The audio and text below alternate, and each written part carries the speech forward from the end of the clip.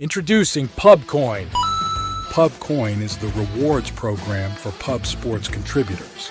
Regular chat contributors share their play of the day, POD, in the YouTube chat, including the phrase POD in their message.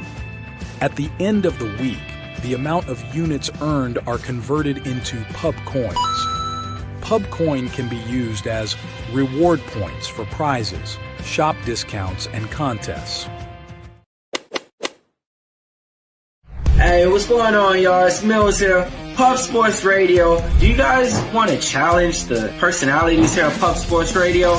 Do you guys think you're better than them at entering in your MMA predictions and picks? Would you want to get paid for it? $100? Here's how you do it, man. You sign up right here at the link below. It's just this easy. PubSportsRadio.com. Enter your email. Pick your weekly picks. That's it. Oh, and you get bonus points if you can predict how they're going to win in what round. Every single week, a new winner's getting crowned. So every Saturday on Pub Sports Radio. So come on and check us out. You can win $100 just for signing up. Only thing you need to do is see if you can beat us here at Pub Sports Radio by entering your UFC predictions and picks weekly. Do it. I dare you. See you guys soon.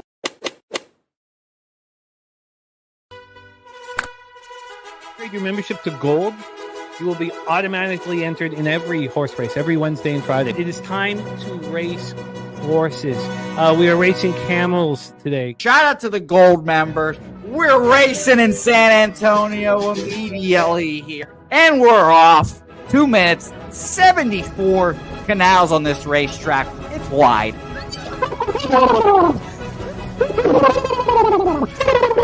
We're racing in San Antonio. Matt Wally moving forwardly. Jeff Slaughter in the mix as well. And as is Randall Sheffield, who's put that beautiful nose out front. But it's actually real grass here, Jimmy. Maybe Kentucky bluegrass. Oldie, no! Here he goes. There he goes. Oldie in the lead now. K. Wolf falls back. The horses love it. Sometimes they stop and eat it on the way to the finish line. That's why your horses start so far in the back. Here. Oh, look at Nussflush Allen bursting out here. J-Dub in the mix. Rude Boy up here as well. Jimmy, take it away. There's Oldie. Oldie is moving to the front. We are past the halfway mark in our 2 mile. And there's Ricky Levy. Oh my goodness, he's in the mix here. Jimmy, take it home. This is our first dog race ever. 19 seconds left in the horse race here. It's Fernando Mendoza trying to find the wire. 14 seconds left. Can Fernando Mendoza take this home? Here comes Kenny Can. Kenny Can wants a piece of the pie. Put his schnoz up front. Ricky Bobby, 9 seconds left. Can Donut Silks make a run? Can Res Mall make a run to be $50? You son of a bitch! Here comes Tori Coker. Kenny Can, Smoke and Mirrors, Director 97 home. That is way to Jason Meyer, the Eldorado Custodian, Billy Friedrich, Joe's one all coming down the finish. Coin!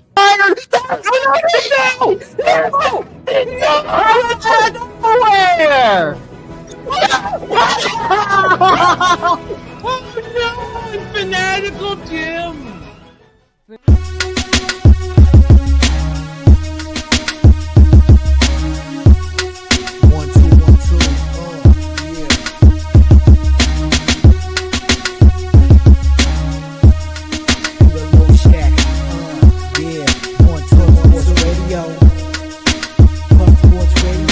From the Clark up Peter Low Shack, legendary sports handicapper, more dapper than a Dom.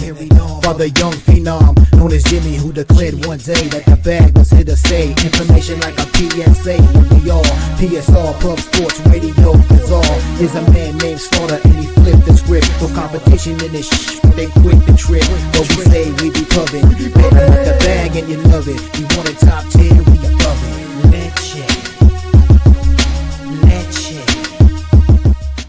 What up, cappers, gamblers, punters, hustlers, low baggers? Happy Wednesday, April 2nd to all of you. Thank you for watching Betting with the Bag right here on Pub Sports Radio. We have a big, juicy card staring at us. A 5-game NHL slate. Then we'll talk the 2 games in the CBC in Las Vegas, although, as a lot of you know, not everybody can bet them. It's not sanctioned in all states. But there are a bunch of people who can bet them, and we will cater, of course, to gamblers everywhere. So we will be talking CBC. We may have Morgan Spooner with us. There is a big storm in northeastern Ohio. Power is out right there, so he may not be rocking with us. Then we roll into MLB, and I had to take Carter to soccer yesterday, and I'd forgotten about it. It was the start of the new program, and so I was kind of in a rush. So I made the 4 MLB bets that I felt like I had to make. I needed to make these 4 bets. I went 2-2 on them. When I came back from soccer, there was the other, I went through the rest of the action, added 4 bets and lost them all. So it's the first slap in the face of the MLB season. We're still in the black in this young season, but it was the first slap in the face and not enjoyable. And, a lot of second guessing. I always find the bets that you have to place, look at the bets where I stop the show and have to make the bet during the show. They hit it they hit it a very nice ROI. So, sometimes you need that slap in the face. Well, I received one. Kong's Clips Nerfy play today. We had a good day in NHL.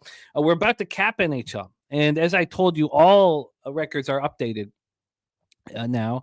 And our NHL guest is having a hell of a hockey season, and it's not being talked about enough. And we'll talk about it as we're joined by Mr. Gogster here shortly. He's having a great year, a great year. His average line is plus 150. Well, that's impressive in and of itself. 188 bets he's dropped. So his ROI on those 188 bets is a plus 7.52%. He's up 14.13 units, and just doing what he does, leading by example.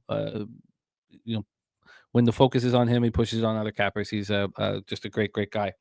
So that needs to be celebrated more. Now, after going up 1.71 units last night in NHL, I'm down 0.17 units on the season.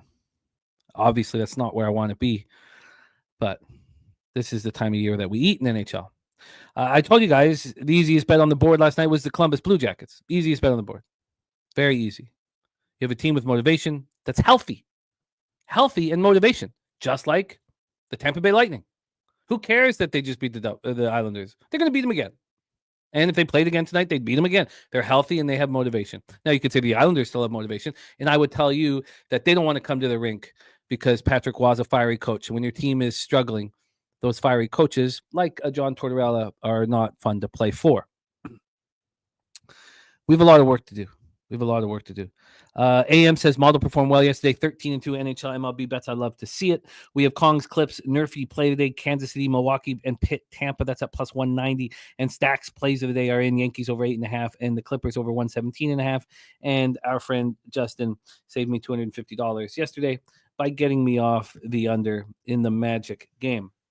Now, he cashed that by a half point. I lost on the 76ers by a half point. I lost on the under in the Hawks game by 1.5 points. That's just what we deal with. That's just part of the game, and you got to be able to handle those. But I am very thankful that I not only listened to Justin, I asked for the information too, and he sent it to me. This is what happens when you work together with a group of friends with a common goal. I said, can you give me the information on why I should get off of the Magic and Spurs under? And it was moving in my direction. And I could have, but I didn't have the conviction. And this is what he sent me. This is what my friend Justin sent me. Home teams off a loss of 30 or more are 21-5 to the over. Well, that makes sense to me. When the rested road home underdog is playing their next game on the road and the total is lower than 225, it's 43-24 to the over. It was important to listen and to get saved that cash. Thank you, Justin McKelvey. Respect play today is in Georgetown first half plus 4.5. Now, we wax poetic about, not selling anything, and also the transparency and honesty with our action and our record keeping. And at times that makes us look good, and at times it's embarrassing. And the run that I went on from February 1st to March 15th was just one of the worst, probably the worst of my entire career. And college basketball destroyed me through those 6 weeks. And, I'm at about 460 bets in college basketball. And I've now lost. The last bet I made was Houston first half. And that was against Purdue. And I've lost 6 straight in college basketball. My record is absolutely atrocious. It's the worst record I've ever had in college basketball in my life. And it'll be up. And Adam. And I don't want to bet any more college basketball. My bankroll is in bad shape because of the loss in college basketball. So, but that will be up there as every record for every capper that you will see on our show. The record will be up there. It is what it is. You just have to face the music. Things aren't always going to go your way. It's how you handle adversity that shows the type of person that you are. Serious business in the house. We got Dougie Wise ready to get to work. Billy Friedrich, Pig Milk play of the day. Chicago White Sox first 5 money line. Says Sox are 3-0-2, first 5 straight up, and have allowed a total of 2 runs in the first 5 innings this season. And what I screwed up with yesterday, which is something, it's so, you don't want to just force zigzag action here, but it just felt like the pitchers who started poorly had a good second start, and the pitchers who were phenomenal in the first start had a worse second start. So what's Sean Burke going to do? Of course, the second most famous Sean Burke. What's he going to do here in this one? We will discuss all of that. Thank you for sharing your action with us, Billy Friedrich, my man. Big Scott in the house, ready to get to work. Texas Rangers money line, Yankees -1, and the Detroit Tigers money line for Big Scott. Let's get this all copied and pasted so we can discuss it. Now we got to get our NHL expert on right away. So I'm going to keep copying and pasting action here. Billy Friedrich on Missy over 19.5 points, rebounds, and assists. We got Freebands play today. We got action coming in. I'm going to be copying and pasting it while we introduce our next guest, because we only have him for 29 minutes. Then we have 5 games, and I've got to bet on each and every single one of these hockey games, which I didn't force. And one unbelievably beat the line move. And I only bet it 3 hours ago. I've already beat it by 50 cents. 50 cents. Sounds like there are a lot of sharps also fading the Washington Capitals. Please welcome from Belleville, Ontario, our friend, Mr. Gogster, to the telecast. Gogster, how are you, my man? Oh, doing good, Jimmy. Ready to cap this card. We got a nice little 5-game card, a couple of AHL bets for you guys too. And it's good to hear that we're cashing tickets this year. Felt like it's been a pretty decent year. Been on a bit of a heater since the All-Star break. So hopefully we can just keep her moving, buddy. Yes, let's do exactly that. We got Black Thor King in the house. Love having Black Thor King rocking with us. Crystal Craig ready to get to work. Kong's Clips ready to eat. Saturated had a 6-letter that I pulled before tip-off because I got scared. Everything got good except Nuggets -2.5. Would have kicked a puppy if I lost that on a double overtime foul. Sad ending to a great game. Yes, I felt bad. The person I felt the worst for was Toby Lane. Toby Lane told us yesterday that the best bet on the board was the Detroit Red Wings. And I was on them first period. I got the push, and he deserved a better fate. Also, the Senators crossover, I don't know what the hell I was talking about. I don't know if the CFL was in my head or whatever. They can't take that third spot. I don't know what the hell I was talking about. So I think I was just scrambling when it became clear, and Toby had mentioned that the Senators had nothing to play for. I was scrambling, and that was a mistake there with the crossover. I mean, you can cross over if you're the 2 wild card spots from the same division, and then of course the wild card that plays in the opposite division stays in that division. So they do cross over, but the way I said it was wrong. So I apologize for that. Everybody ready to rock here? Big Scott gonna make Tigers -1. Okay, so let me change that for you. -1 at +110. 9 Legacy ready to get to work. Slatsy off of 5 in one night. Says, I'm amazed at the cappers capping MLB and NHL. Where do you find the time? There's not enough time. I felt yesterday I was rushed all day, all night. It just didn't matter. I'm waking up at 5 right now to try to alleviate some of the stress. It's not helping. UC Irvine still alive at +900 for Kong's Clips. I love it. I just copied and pasted 9 Legacies action here, and I'm going to keep copying and pasting action, but we've got to get to work. I don't want to rush these NHL breakdowns, especially with Gogster here. And Gogster's record, I imagine Jose will have it for game 2 here because we want it up in Adam. So please, Jose, if you could get Gogster's record so everyone can see just how great he is he's been delivering here for us. Beautiful. Kong's Clip says, great call on Tampa and Columbus. Put them in a money line parlay. There's our guy, Mr. Slaughter, in the house. He said he asked for a 5K bet, and I gave him the Jackets. Nice. There's much more important things going on than just your own action and your own bankroll, and that's part of our community here. And Jeff gives us so much and puts so much into us, so it meant a lot that the Jackets took care of business. When they were up 4-1 and the Predators made it 4-3, I had to get up, I had to go outside, I take a breath. Right when you're about to, you're going to cash something. But Jeff, I wish I gave you more winners and more winners. I don't give you enough winners. Slighty said Lane Hudson doesn't win Rookie of the Year. They need to launch an investigation. Yes, we're going to get to baseball before 12:40. Absolutely. No problem, Big Scott. We'll have 30 minutes to get our action. And I mean that, 30 minutes to get our action in. And there is Jessica Easton in the house. Great to see you. Gorky, Jake Burns, North Ender, Viper. Love seeing everybody here ready to rock. Ross Pitts, Ron Lofton, Crystal Craig with her first action. So I'm going to start copying and pasting all the action. I don't have Isaiah B's. There's a lot of action I don't have. So let's get to work here, my friend. We start at 7 p.m. Eastern. The Minnesota Wild, 41-28-6, 22-11-4 on the road at the New York Rangers, 35-32-7, 17-17-3 at home. We're at Madison Square Garden, the Mecca, MSG in New York. Philip Gustafson versus Igor Shesterkin. I've thought about this game more than any other game on the card. We just lost Ghost. I'm sure he'll be back here shortly. Thought about this game more than any other game on the card. 29-17 and 5, 2.5 goals against average, 917 save percentage, 5 shutouts for Gustafson. Shesterkin 24-26 and 5, 2.84 goals against average, 906 save percentage, 5 shutouts. Minnesota power play at 20.2%, penalty killing at 71.7%. New York Rangers power play at 17.7%, penalty killing at 82%. Let's get into the line history here for this one. The New York Rangers are minus 158. Yeah. And I kept trying to figure out, are they worth being this big of a favorite? Are they worth being this big of a favorite?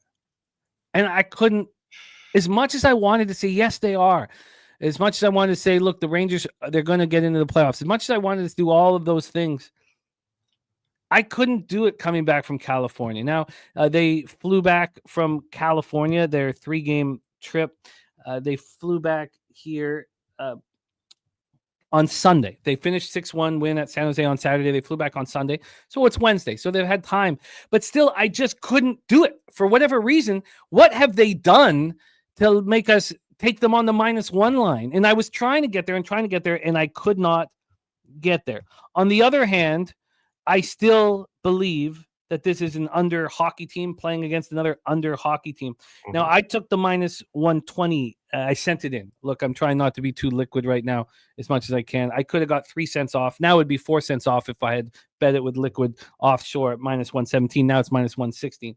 I did take the under 5.5. Yeah. The Wild coming off their second straight loss, 4th in 5 games, 3-2 in a shootout of the Devils on Monday. The other thing that got me off this, and look at this, my goodness. Oh, sorry, my computer is frozen. There we go. Nate Dogg, our guy, Nate Dogg, gifting 10 Pub Sports Radio memberships. What a guy. Nate Dogg blessing our action. What a great supporter he's always been of this channel and of us. Thank you so much, Nate Dogg, for all that you do for us. Aaron A., Old National, GLB Bets, The Reaver, Rochester Johnny, Terry Teo, Mike Gaming, Roblox, Gray, Asbjorn Gissel, and Richard Keene getting them. Thank you so much, Nate Dogg. It means so much to us. And Gorky, thank you as well. Now a member for 19 months. You guys, the support you guys give us means the world to us and inspires us daily. So, and thank you, man. Thank you, Nate Dogg. It means a ton blessing our action like this. But back to the Minnesota Wild. Yeah. They're in a great spot. They are in New York all week. They just lost the 3-2 shootout of the Devils on Monday. Look, they're not a very good hockey team. Well, they're probably they wouldn't make the playoffs without Joel Eriksson and Kirill Kaprizov for the whole season. Yeah. They're also missing Declan Chisholm, who's the day-to-day with lower body injury. But, they spend all week in New York. They play at Long Island on Friday. This is just a chance for the team to get away from all of the negative press that they're getting in Minnesota and focus on winning. For the Rangers, that was a difficult 1-1 California road trip. And they have Gabe Perreault joining the team. Oh, here we go. Yeah, Yannick Perreault's son. He's good. regularly a 23rd overall draft pick in 2023 is, maybe not going to move the needle. And maybe Yannick Pro's son, Gabe, doesn't move the needle. Maybe. No, he's good. He's a Sherbrooke, Quebec native who played for America on the U.S. development team. I don't know that story. I don't know why he decided to do that. I tried to find out. I'd looked into it, but I was like, how much time can I spend looking into this? So I don't know why the Sherbrooke, Quebec native did all that. This year wasn't that good. 48 points in 37 games for Boston College. This is his sophomore season. That's fourth among NCAA skaters in assists, 8 in points per game, tied for 11th in points. It was this freshman season where we were like, good God, who is this guy? 60 points. He had 60 points in 36 games as a freshman, a plus 24 rating. That was second in NCAA hockey in assists and fourth in points. He won gold medals with the Americans in 24 and 25 in the World Juniors. And in USA's national team development program in what year was it? So this must have been 2021, I'm guessing. He had 132 points. That's the most in a single season by any player in the history of this phenomenal program. Yeah, 2022, 2023. Yeah. Was that the year? Yeah, unbelievable. So the Rangers are missing Rempe. They're missing a couple depth pieces. So they're missing a tough guy. And I don't know. Can Perot give this team a boost? Sometimes these kids coming out of college can. This team, I mean, is Cooley set up to be that second line winger, or could Perot come in and take that spot and be on the line with JT Miller all of a sudden? Gogster, take it away here. I'm on the under 5.5 and minus 120. My head's going to be down. I will be listening, but I got a copy and paste action from the cappers in the chat. Take it away, my man. The floor is yours. All right, quickly about Gabe Perot there, Jim. I did not realize he was called up there. This guy's sees the real. Sorry, signed and playing tonight. Yeah, signed and playing. They did that with Leonard too for Washington. They just picked him up because BC got beat out there by Denver in the Frozen Four there. They didn't make it. So this Gabe Perot, though, he's damn good. I watched him when he was on the World Junior team in Ottawa. Fast player, good shot. Like this guy's his stats kind of back up. I'm saying what he's going to be in the league. Kind of reminds me of like a Kent Johnson, Jim. Smaller frame, but the guy can skate. The guy can shoot. Great hands. So I do think that'll help this team, boost this team. I'm seeing he's on the second line with JT Miller and Lafreniere right now. That's what I thought. I didn't look that up, but I thought he would take Cooley's spot. Did Cooley deserve that spot? I don't know. They got him on with Zibanejad and Kreider on the third line. Still, I think a solid third line. Good point though with the Wild. They're sitting. They're waiting for this team, but this team, Jim, I was just looking up some stats, guys. Since the All-Star break, this is the lowest scoring team. Only 48 goals in 23 games. That's down there with San Jose and Boston at 50 and 53. 67 against. Defensively, the under is got to be in play, I think, here. They're coming off 4 overs, too, or at least 4 of the last 5 have gone over. I did a late add, guys, to this game. I think Minnesota team total under 2.5, Jim, minus 122. I got to play that one. I expect the Rangers. This is a big playoff game for them, too. Montreal won that game against Florida last night, so they're up 2 now. They're sitting third in the wild card. They need to get this win. The Rangers, big spot for them. Power play has not been humming at 7%. The under does feel live. I just took the Minnesota team total under 2.5. And then I did add the Rangers, guys, in a money line parlay. A little bit of juice there, minus 160, 162. But both goalies are playing really well. Gustafson's in March, he had a 930 save percentage. Shesterkin had a 914. Home road splits, both goalies have an above 900 save percentage. So should be a lower scoring game. I don't see the Wild getting over 2.5 goals. And if that's the case, that's not the way the Rangers want to win this game. Coming close to the playoffs should lock down a team that's the lowest scoring team in the NHL since the All-Star break. So Rangers get her done. I'd see like a 3-1, 3-2 game kind of thing here for the Rangers, Jim. So then should I move on the Rangers -1? It feels like we're all together in this under. Do we trust the Rangers enough? I don't know if we do here. I don't know if we do. So Gogster, I see you have not tweeted out action yet. So we're making official line moves here during the show. So give me the here. I've copied and pasted everybody's action. Shout out to Razor Sharp Picks in the house.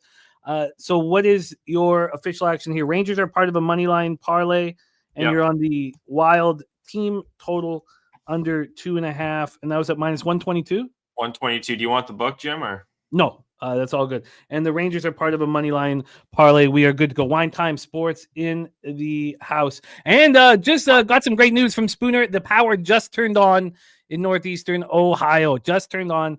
So he's going to be rocking with us. That's a real thing. We had an ice storm. I don't know about you, Jim. We had a bad ice storm a couple of days ago, and people were without power for 2-3 days. So it's good. Glad Spooner's back with the lights right now. For sure. Yeah, no doubt. Yeah, we heard about all that. It didn't hit Toronto, but hit everywhere else here. Wine Time says, first Wednesday show I've missed in a while. I'd rather be on screen with you guys than at work right now. Shout out to our guy Wine Time Sports. Just my 2 cents in the house. TC, we have our episode of the Locker Room Talk podcast up in Adam for this week. What a great show. And what a quality guy our guy TC is. And one of his co-stars, Billy Brisbane, will be capping the NBA card with me here. Okay, let's roll on. I have to decide whether I think the Rangers should be bet on the -1 line. And as much as I don't think the Wild are any good, let me just ask you this. Don't you think it's a great spot for the Wild sitting here in New York for a week? It makes sense that it should be. This is a tough game. The under 2.5 is a play I'm really high on with the Wild. 4 and 3. I think it's a great play. The line is a little bit high for you to feel confident enough. I think in the Rangers at -164, it is a little bit up there. I like your under at 5.5, and you beat the line move. So not really. I could have got 4 cents better. I could have got 3 cents better, and AM got it -114. So I didn't really. I could have bet it at -110 last night. It was available at -110. At that point, that was -110 offshore, -115 at 365. But I was so perplexed on whether I should bet the Rangers that I was just kind of waiting on it. Let's roll on. So we have Gogster in business here. And look at that record up there. +150 average line for Gogster.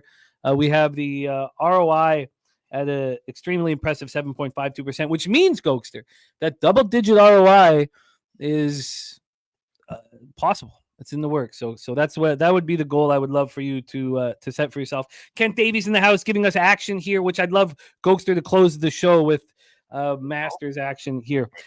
Let's roll on to the next spot on the board. As I said, I have a bet on every single NHL game here. And this is the bet I could not believe it. Because, I have to take, when I send it in, I have to take a picture of it. And this time it was easy because I was getting 6 cents better on Bet365. So I have to take a picture of it, send it in the local.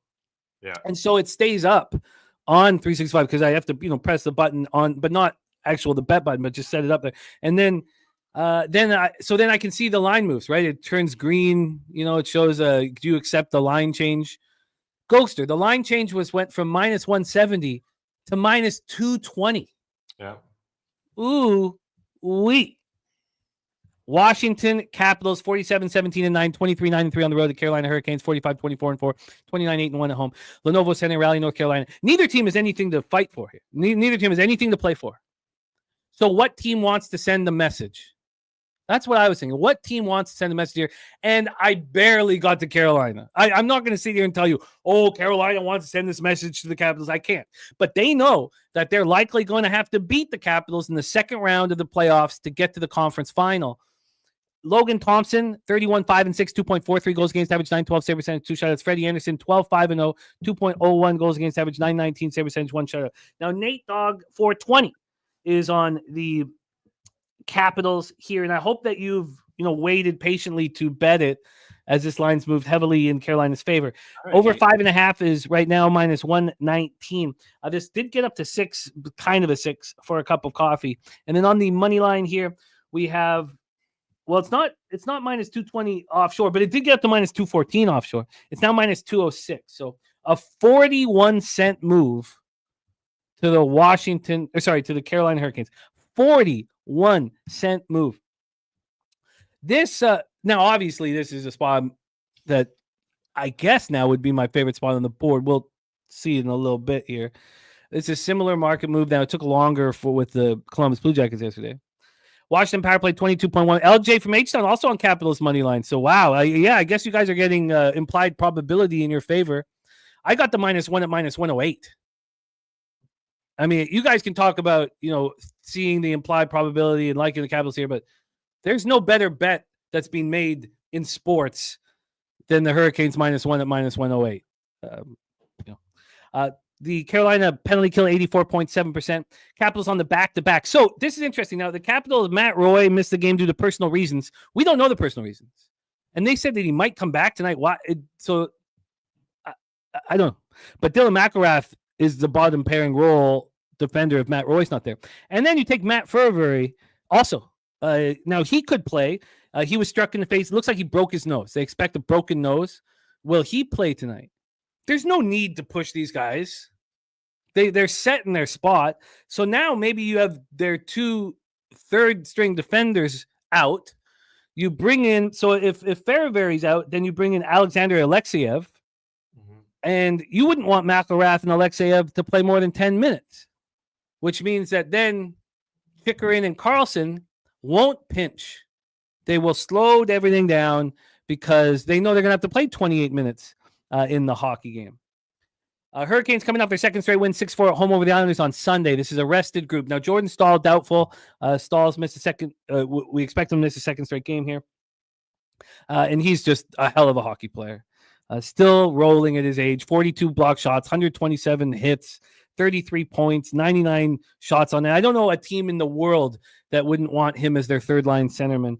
This is the final game of a 4-game homestand. They begin a week-long 4-game road trip in Detroit on Friday. Slatsy giving us a final score of Canes 4-1. I'm on the Canes -1. Take it away for us, Gogster. Floor's yours. Yeah, I'm in agreement with you guys here. Kind of a big game for Carolina. They're up by 11 now. Washington, both these guys, power play guys, 9%, 14%. Not getting a lot of offense there. That's in the month of March. 82% penalty kill, 87% penalty kill. Special teams should be nullified for the most part, I think. Anderson's been solid the month of March, guys. He's 939 save percentage. He does this all the time. He'll lead up going to the playoffs. He'll look really good, and then come playoff time, there's usually something goes wrong with Anderson. But Thompson on the other side, he's best road goalie in the league right now. That's probably a good reason why people are looking at him. 13-1-1, 928. Both those defensemen being out, though, by looks of it, Ferravari and Roy, they haven't really called anyone up from Hershey right now, so they might even they might have, I don't know if they're going to do it, but go five defensemen tonight, depending, just because I'm not seeing anyone being called up for Washington here. The back-to-back just squeaked by Boston.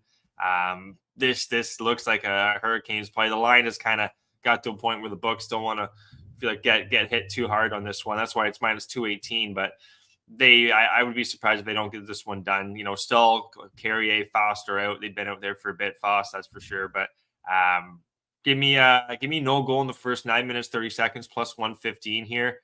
I expect this to be a tighter game. Thompson, he's been decent enough. 6-2-1, 883 save percentage though in the month of March. So not as many pucks have been hitting him. That's kind of why the number is a little bit low there. They're relying on Washington scoring. Don't know what I don't see that happening tonight. They're Carolina. What are they coming off here? Coming off that 6-4 win against the Islanders, 4-1. They're just playing good hockey right now. Give me Carolina on a money line, guys, with the Rangers. I got one more team, 3-team banger for you guys in the NHL money line parlay. Carolina, New York Rangers, and then this game, Jim, I'm going no goal first 9 minutes, 30 seconds, +115. Only way this loses would be, I think, if Carolina gets one early, but I'm gonna trust a lower scoring game early. But Carolina guys should get this one done. Even though Washington, they're offensively, they're going to be fine. I just think Carolina here, they got to have tired legs, the Capitals, leading into this one. Though, Jim, I was looking at back-to-backs. This team hasn't played many back-to-backs at all. I think it was like one or two this whole calendar year in 2025. So the books really haven't gave these guys a tough schedule, the Capitals, and I think they might be in one right now. So give me Carolina on the money line, guys. I like it. I'm astonished. A Capitals team has nothing to play for. Has clearly been showing that over the last week and a half. And you could say, well, either does Carolina. That'd be fair. But they have something to prove after the whole Rantanen debacle. The Capitals team has nothing to play for. The lines moved 45 cents in my direction, and all I could see was, I'm on the Capitals. Astonishing. Slatsy with me. He's on Canes and regulation. Justin McKelvey tailing Hurricane. I'm astonished that this is a situation in front of us and that I'd be on an island of sorts. Let's roll on. 7:30 p.m. Eastern. Florida Panthers 44-26-3, 20-15-1 at Toronto Maple Leafs. 45 25-4, 23-13-1 at home, Scotiabank Arena in Toronto, Ontario. This was hard. This was so hard. I have screwed up I haven't screwed up. Well, I've not handled the Leafs well. Let's start there. I haven't handled them well when they've been traveling. I haven't handled them well, in this type of situation when they get 5 out of 6 possible points and then come back to Canada. I haven't handled it well. And here we have them, they just finished on Sunday. They traveled on Monday. They had Tuesday off. And here they come on Wednesday. Both teams have similar power plays. Toronto's is a little better. Both teams have similar penalty killing, and Florida's is a little better. If it's hard to believe that the best goaltender on the ice is Anthony Stolarz, but if we believe the numbers, that's what the case is. Panthers are on the second half back-to-back after losing 3-2 in overtime last night in Montreal. They put everything into that hockey game. Yeah, they put everything into that hockey game. Now, I told you guys yesterday. I was like, look, and I lost. And that's so frustrating. Should have been on the full game under, was on the first period under, lost that. So I lost money on the game, even though I felt like I capped it right. The last time the Panthers won a regulation, I was telling you guys this yesterday, it was 9 games ago, March 13th here in Toronto. They won 3-2 in a game where the Leafs got pushed around. The Leafs were out hit 40-24. Tkachuk and Kulikov are hurt, will be out for the rest of the regular season. Aaron Ekblad out with the PED suspension. And Nico Sturm got hurt yesterday. We're not entirely sure what the situation is for him or what his status is, but he got hurt. And if he doesn't play, then Thomas Nosek will be, and he's been a healthy scratch for 9 straight games. And the Leafs are a really healthy group. Hakanpää, Max Pacioretty are out for the rest of the regular season. Who cares? They wouldn't be in the lineup come playoff time anyways. Let's go into the line history. So I decided that Toronto has something to prove. We've already heard from Paul Maurice. Maurice says, we don't care. We don't care. We just want to be healthy. I get it. And look, they're seeing that Seth Jones might not be that good. And this Panther team without Matthew Tkachuk, who's top 5 player in the National Hockey League, and Aaron Ekblad out, they're not quite the elite team that we think they are. And now Maurice says they don't care. The Leafs care. The Atlantic crown's up for grabs. The team that wins the Atlantic doesn't have to play. 2 of these 3 teams are playing each other in the first round. There's been a 10-cent move to the Toronto Maple Leafs. Look, I don't want Vig. This is my sport that I beat every year, and I don't want Vig. So I took him on the -1 line for a score. I took the Leafs on the -1 line for a score. This total's at 5.5. It's -110 to the over. There's been very little movement on the total. And on the -1 line, I got it just before this tiny move towards them. So I got +144, -119, and +216. Gogster, take it away. You make a good point on Toronto there. More I'm looking at it and then talking about what the coach said there. They're just trying to get healthy. They're tied with with Tampa Bay here. I believe Florida is. Leafs have 1 game in hand on these teams too. So I think Toronto definitely want the 1 seed if they can here. Get the home playoffs. That's what's hindered them in the past, is kind of being on the road for those game 7. So they should have Toronto. The line too is enticing at -130 maybe now. I saw it at -125. Goaltending wise, though, Stolarz, he is solid at home, .925 save percentage. He does have an .898 in the last couple days there in the month of March. And then Bobrovsky, Jim, .928 in the month of March, .904 on the road. Should be another low scoring game. I hate to say it, but looking at some stats here, 11 of the last 16 under. Panthers have gone 11 of the last 16 under the total, and they've lost their last 10 puck lines. So this team, like you're saying, they haven't got a regulation win. They're not winning games comfortably by any means, losing all these puck lines.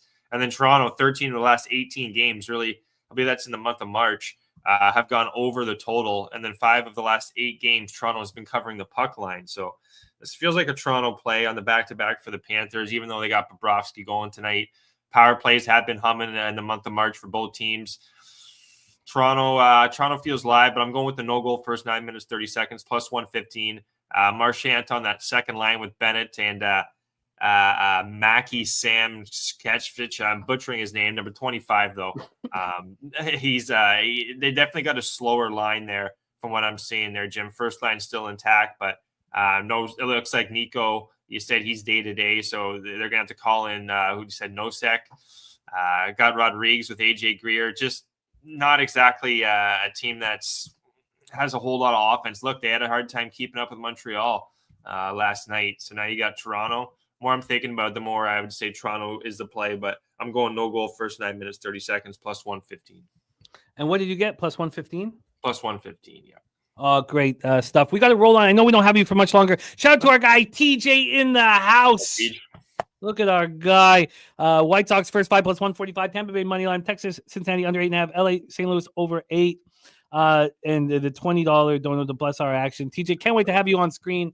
Had a lot of cappers asking about when you will be rocking with us in MLB, and I've got some plans too. So let's. I've got some ideas to get cappers on, despite their working schedule. So let's talk. And thank you, TJ, my man. Okay, let's roll on here to the next ball on the board.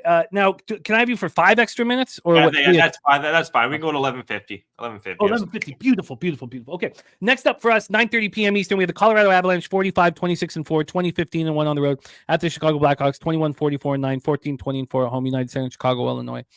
You know what happens in gambling, and you guys see it all the time. And I remember in high school at the horse track and with my friends, and it was the same type of situation. You can cap something right, but not make the proper bet. You know, not you can cap it properly, but not bet it properly. Yep. And it's something that we deal with all the time. Look, I told you guys the Blackhawks were going to be an over team, and I just didn't handle right. I guess I was betting them to be an over team on the road when they were just an over team at home. I didn't, and I kind of let go of it. And then they've gone on this monster run of overs. Now you talk about the better team dictates the pace. And obviously, the Avalanche are the better hockey team here. And the Avalanche are playing very low-scoring games. Mackenzie Blackwood, 27-18 and 6, 2.45 goals against average, 916 save percentage, 4 shutouts.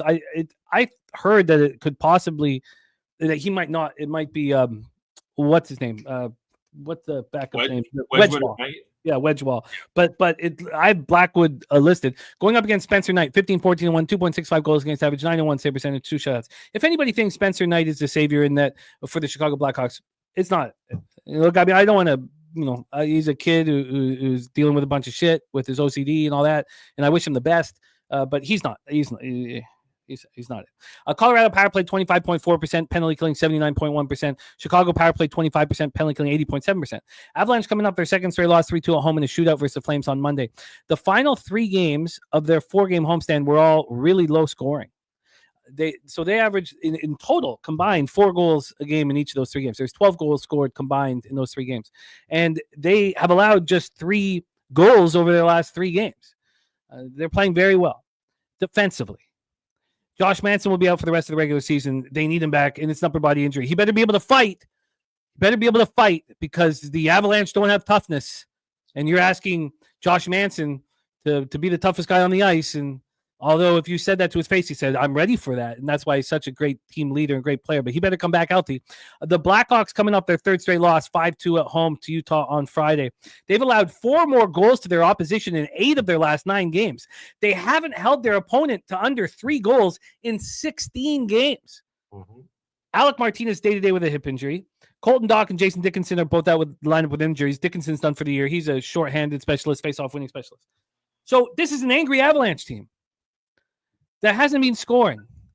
Going into Chicago off of 2 straight losses, and they're a powder keg type situation. Now, should I take the puck line at minus 140? I don't know. I couldn't get there, but I bet the over 6.5 at plus 100. I could have got the over 6.5 at plus 105 offshore had I bet it last night, but I thought it was going to go to 6. I really was like, oh my God, this is going to go to 6. That's not the case. There was a move over to 6, over 6.5. There was a full 10-cent move to the over 6.5 at 8:20 in the morning. It's come back 5 cents. Overall, it's moved 2 cents to the over. I'm on the over 6.5. I don't bet a lot of overs. I am here on this one. Take it away, Gogster, Avalanche, Blackhawks. Yeah, Wedgwood, I have him going here tonight. He's coming off that loss against Calgary there, 3-2. That was his first loss in the month of March. He's coming off 5 wins there. Only allowed 3 or more goals once. That was against a good Dallas team. So the more I'm looking at it, it might be tougher for Chicago to score here. But I did a little deeper dive, too, on that Chicago allowing 3 goals or more. They've only held teams under 3 goals, Jim, 6 times since in 2025. So that's what at least 80 to 90% of the time the teams are scoring over 3 goals. And then you got a Colorado team that's pissed off, 3rd wild card spot right now, 6 up on Minnesota, 8 back on Dallas. They want to win these games. This should be a Colorado smash spot, to be honest. Back-to-back got Columbus tomorrow. So that's where you're kind of unsure about the goaltending, but Wedgwood has been solid there in net. Power plays 40% in the month of March for Colorado. I was trying to find a goal, a player prop here for this game because I do think Colorado is going to score. Nate McKinnon to get 2 points. I think it's plus 110. I don't mind that. Didn't bet it though, guys. But I do think if we think Colorado is going to put up some goals, which I do, the player props are probably in play here for Colorado in that top power play line. But I end up going both teams to score in the second period, plus 122. Chicago has been holding teams. Actually, in the first period, they've been several unders. But then as the game goes on, those second periods have just been exploding. I think 4 of the last 5, I believe it was, even 5 of the last 5, there's been both teams scoring in those Chicago games. So that's where I'm going to go here. Both teams to score the second period, plus 122. And then I got to add Colorado, even though it's honestly, I should probably took regulation, but I took the money line, added that with the Rangers in Carolina. You got plus 189, guys, 3-team banger. If you want to juice that up a little more, I call out a regulation. I'd be very surprised if this goes to overtime tonight. So yeah, Colorado Jim money line parlay with Rangers and Carolina, and then both teams to score here in the second period, plus 122. And what was the parlay? Plus 189 for you guys. And for anybody, concerned about time with baseball, we're gonna have lots of time before that 12:40 first pitch. Lots of time. We'll be capping MLB in like 20 minutes. So lots of time here. Gogster adding the second period, both teams score plus 122. My guy BT in the house. What's up, B? Great guy. Did you get to hang out with BT in San Antonio? I want to say I did. Some nights were blurry. I probably met BT. If it was Friday or Sunday, I might not have remembered it. But he was money in the bank, quality, always exceeding expectations here.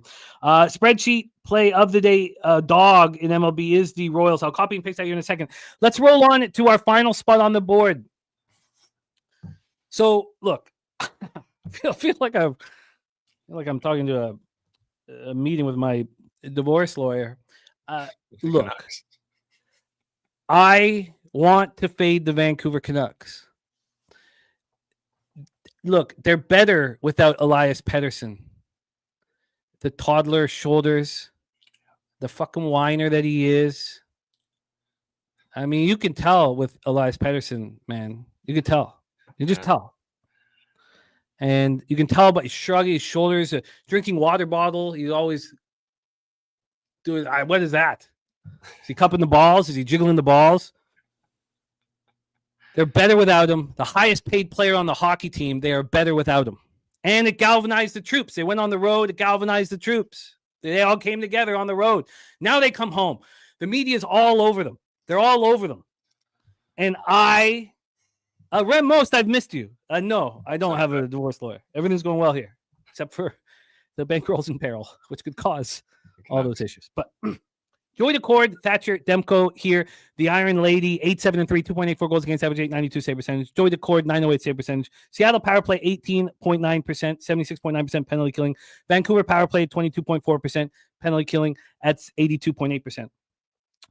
The Kraken coming off their second straight loss to the Stars at home on Monday. Now I can't use the angle. Oh, look who the Canucks have been playing compared to who the Kraken have been playing. Kraken have been playing who I think is the favorite to win the Stanley Cup, the Dallas Stars, the last 2 games, and they lost 3-1 and 5-1, or 5-1 first and 3-1 second, because that was a tough road trip that the Canucks went on, and they showed heart. And Filipino's done for the year. Rutherford will be fired, and Alvin will be fired for these decisions that they're making. At some point in the next year, they'll be fired, and Hedl will be one of the issues. Hedl's got. Filipino does not play 200 more games in the National Hockey League. Filipino may not play 100 more games in the National Hockey League, and they can pick him for JT Miller. We don't know about Niels Höglander. We don't think he's coming back. But Pius Suter has filled in the first-line center without Pettersson, and he's been better than Pettersson. Pius Suter is better than Elias Pettersson. Now, how messed up is that? This is a completely healthy Seattle Kraken group that's lost 5 of 6 games. This is game 1 of a 5-game trip. And yes, AHL lines are coming in from Mr. Gogster in a second. I am on the Seattle Kraken. This total is at 5.5. It's minus 120 to the under. I honestly feel it's easier to play on the road if you're a Vancouver Canuck than to play at home with all the heat in the media all over them. The line is moving away from me. I got plus 133. It's a plus 141 right now. And I believe it's actually a plus 144. I think they'll announce that moment I think it's moved in the last couple minutes. Take it away for us here, Gogster, Kraken, Canucks. Last game here, I had a tough time with this one, Jim. The healthy Kraken team, I wanted to try and take everything's telling you kind of to take the Canucks right now, just from how they've been playing. But like Seattle's eliminated, but they're healthy. You brought up the fact that they're playing better opponents, Dallas, Edmonton, who they beat 6-1, played Edmonton again, Calgary in between. But stat I have here for this game: 9 of the last 11 games, the opponent team total over 2.5 is hit for against the Kraken. So you'd think, all right, it takes Vancouver over 2.5 here, but I just don't know. I think I agree with you where the road they kind of could be a little bit better, but I have your poor road trip. They were 2-4. 9 of the last 11 have gone over the total. 2 for the Canucks, scoring 3+ goals in 11 of the last 15 games. So everything makes sense. You'd think Canucks should score 3 goals here. Line's like -150. I was going to take that with the Vancouver money line, guys, but I stayed off this game. Demko should be going in net. Decord, he's been okay. 911 save percentage in March, 906 on the road. Demko actually has an 881, but he's a goalie where he can steal a game, right, with Demko. So going to be a no play here in this game. I would lean towards, honestly, at this line, the Kraken, but it's going to be a no play here for me. I'm on the Kraken. The line movement with the Canucks game has been pretty. It's forecast the situation pretty well. Line's moving towards the knuckleheads. I'm on the Kraken here. I probably should have waited. So, Gogster, review your action and AHL, and if you can touch on the Masters, that would be great. Absolutely. All right, guys. So for the card here, we got the Minnesota team total under 2.5, -122. I got the no goal first 9 minutes, 30 seconds, Capitals, Hurricanes. I got a money line parlay. We got Carolina, the Rangers, and Colorado, +189 all on the money line. Panthers, Leafs, another no goal first 9 minutes, 30 seconds, +115. And then the AHL, Chicago Wolves on the money line, -120 against Grand Rapids. They've called up some guys. Chicago's still playing for the playoffs. So give me Chicago money line, -120. And then Rochester in regulation, -105. They just sent back Isaac Rosen, I believe his name is, the top goal scorer for this Rochester team. They're already humming. They got Levy too, and Levi in net for Rochester. I think they're playing Springfield, who just are not a good defensive team. So Rochester regulation -105, Chicago Wolves -120 on the money line. Then the Masters is coming up, but I do have Valero right now, guys. It's on my Twitter handle, X handle, Gogster99. You'll see the pick sheet there. But I'll give you guys a couple first-round leader bets that I do have. Denny McCarthy, this guy went 10-9 under on the back nine last year at the Valero. So I'm taking Denny first-round leader. I believe it's 35-1. And then one more, Ben Griffin. A lot of people have been tipping this guy, Ben Griffin, first-round leader. I believe it's 55-1. But you guys can check the rest of those picks out on my handle, Gogster99 there. Is Corey Connors, because I know he's won this. Corey's won twice here. Yeah, Corey's won twice here. Is he in the lineup? I don't have that right here. I don't believe. Oh no, he is 17-1. So he's a heavy favorite. He's up there with Fleetwood and Cantlay. Course does fit him. Top 20 on Corey Connors feels live here this week, Jim. Yeah, that's a -120 right now at 365. Great stuff, Gogster. I know you got to run. Thank you so much for your time, and wish we had more time here. And it was my fault for waxing a little bit too long off the hop. Keep up the great work, Gogster. 10% ROI would be spectacular. 150 average, +150 average line. Keep up the great work, my friend. And please support our guy Gogster on X. I'm going to pop his X handle in the chat. All of his action will be there, NHL and AHL as well. Gogster, great work on popping in the chat. Any last words for the Capper Sport in the show? I'll just enjoy the rest of the show here, guys. MLB should be fun coming up here, and basketball, all that good stuff, guys. Thank you for tuning in. We'll see you Wednesday. Be good. There he is, Mr. Gogster in the house. Let's get that Gogster's handle out here as well. Okay, we're going to roll into college basketball very quickly. I wasn't sure about Morgan being on or not, so it's just my horrific record that's going to be on. And it's, well, there's nothing I can say. It was very costly, is all I can say. And that will be popping up here. Let's cap these two games in CBC and then Spooner's going to be hanging with us here for the beginning of our Major League Baseball breakdown. So thank you, Michael Johnson, my man. Thank you guys all here for supporting us and to get paid. Please welcome from Northeastern Ohio, our guy Morgan Spooner to the show. Spooner, how are you, my man? I'm doing great, Jimmy. I love the Expos jersey. That's a great thing to see. Growing up in Vermont, that was our AAA team for a long time. They're the Lake Monsters nowadays, but it's cool to see that Expos jersey. Oh, thank you. Yes, they were the team I cheered for growing up, and the Mariners. I wasn't a Blue Jays fan when they won the World Series. I mean, I was happy for them and stuff like that, but I was an Expos fan, and so when the strike hit, it was a dark day. It was a sad time. I knew that the franchise was going to crumble. I knew that everything. It was just, you could see the writing was on the wall, and it was heartbreaking for all of the Expos fans around the world. Let's get to work here, my man. And I've lost 6 straight. You can throw my NCAA record up there. I know it's not pretty for the show, but that's just fine. Yeah, I don't have it up here. I haven't sent it in. I wasn't sure if you were going to be on, but we'll have it up for tomorrow. But as ugly as it is, it just is what it is. And it threw me into a pretty dark place in February and March, and then there's nothing I can do but face it and deal with it. And I have not been betting college basketball because of it. Look, our bankrolls are our livelihood, and when you destroy it, to the tune of $7,000, what can you say? There's not much to say. But let's get to work here, Spooner, my man, and cap the CBC. Now, first off, let's talk about the CBC because we're about to cap 2 games that you cannot bet. Why don't you touch on the issues here for gamblers across North America? So this isn't like a regulated sports betting event. They have to sign certain regulations and get paperwork documented in place before things start. So that makes this event a little shady. I don't know. You can get on it on just about any offshores. I looked on ESPN Bet this morning and see they have lines there. Maybe in some states you're allowed to bet them. I imagine that's actually the case. I think some states are just more strict with their regulations about the events. But I didn't move on either of these games. I got to admit, I was a little tempted on this Butler team, but not tempted enough to go sign up for a whole new account. Big Scott, the first pitch is in 54 minutes, and we'll be there in 10 minutes. So there's no concern from anybody who wants to talk baseball. We are going to be talking baseball here in seconds. Let's get to work and set this one up for Morgan Spooner. We have the CBC in Las Vegas. Just 2 games. Won't take long at all. Butler, Boise State is who we're starting with. Questions, of course, around motivation. Who has motivation in this spot? Both teams have started this tournament with a win. Butler took out Utah 86-84, and Boise State destroyed George Washington 89-59.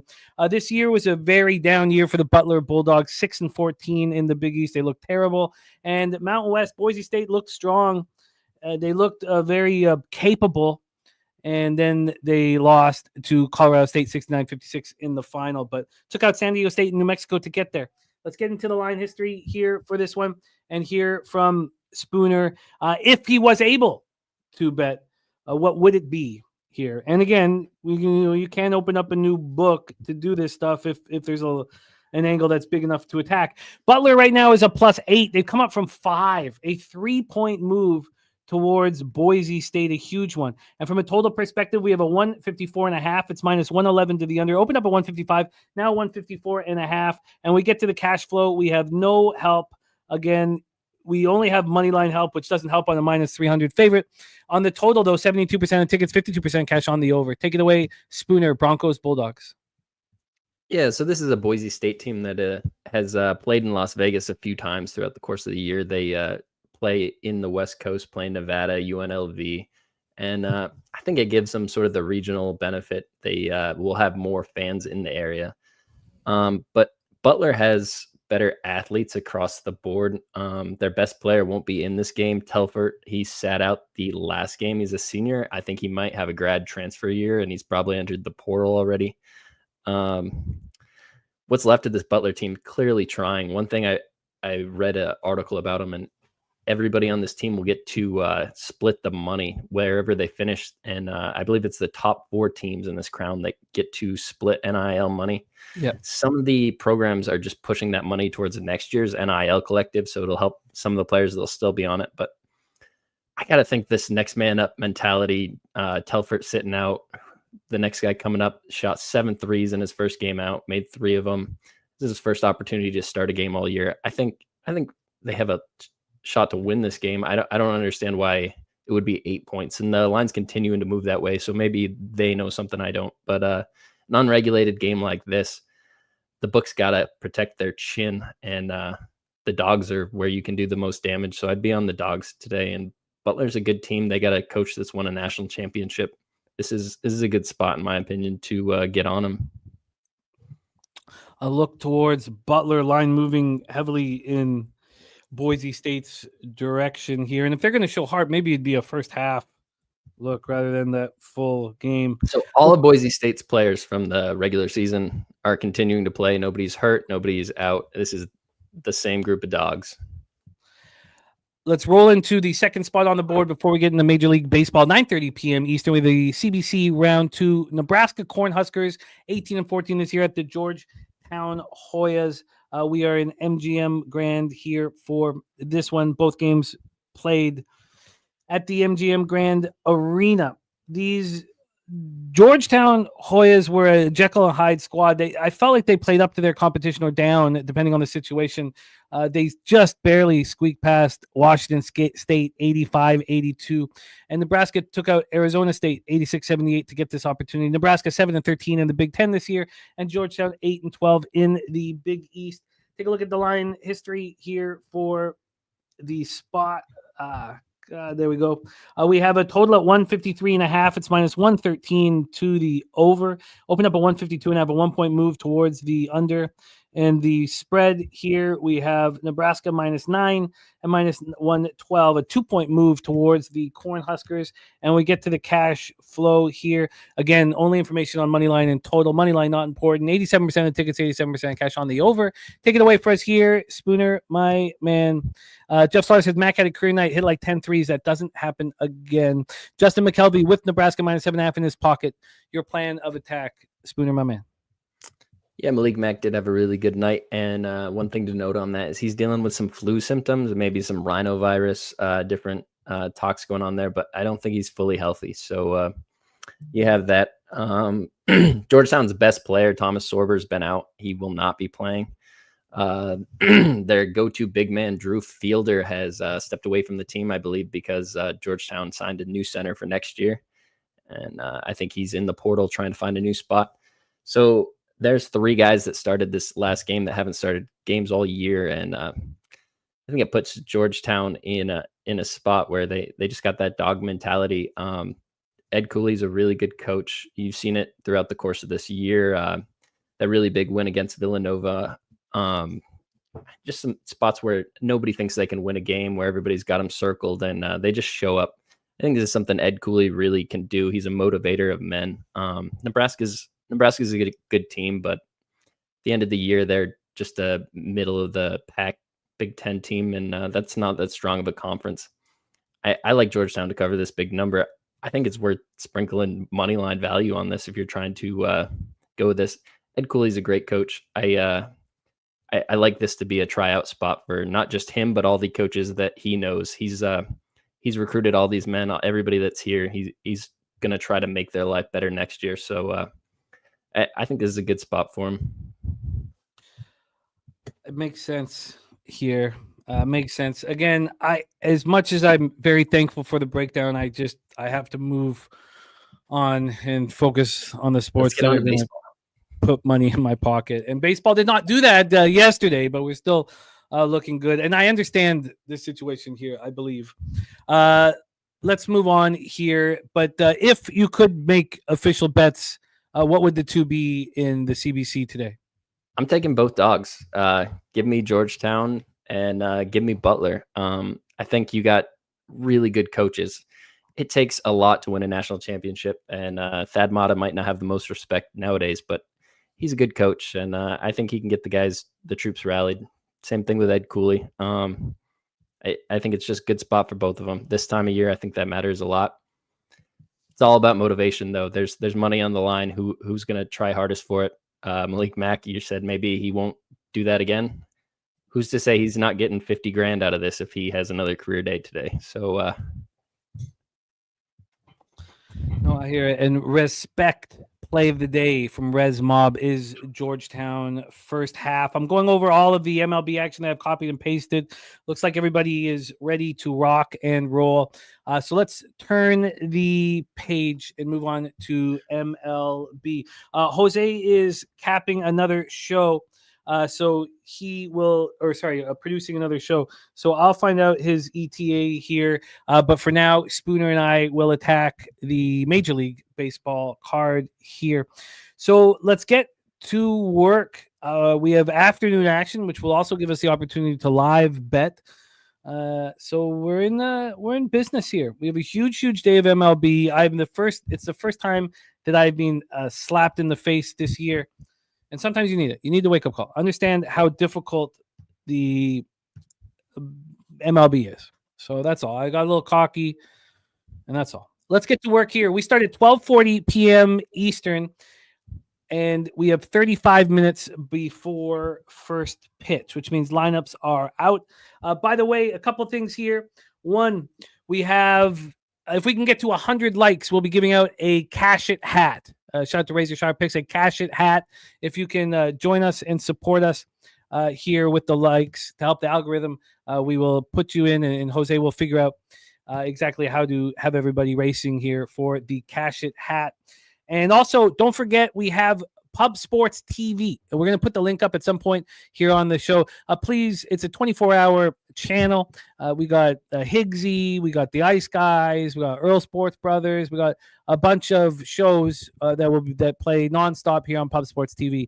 So if you can, we'll get the link up. Please subscribe to our 24-hour sports show.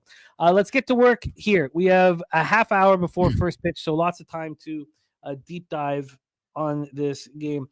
Great American Ballpark in Cincinnati, Ohio. Let's get the weather up here as well and make sure that we have all of the tools necessary to take care of business.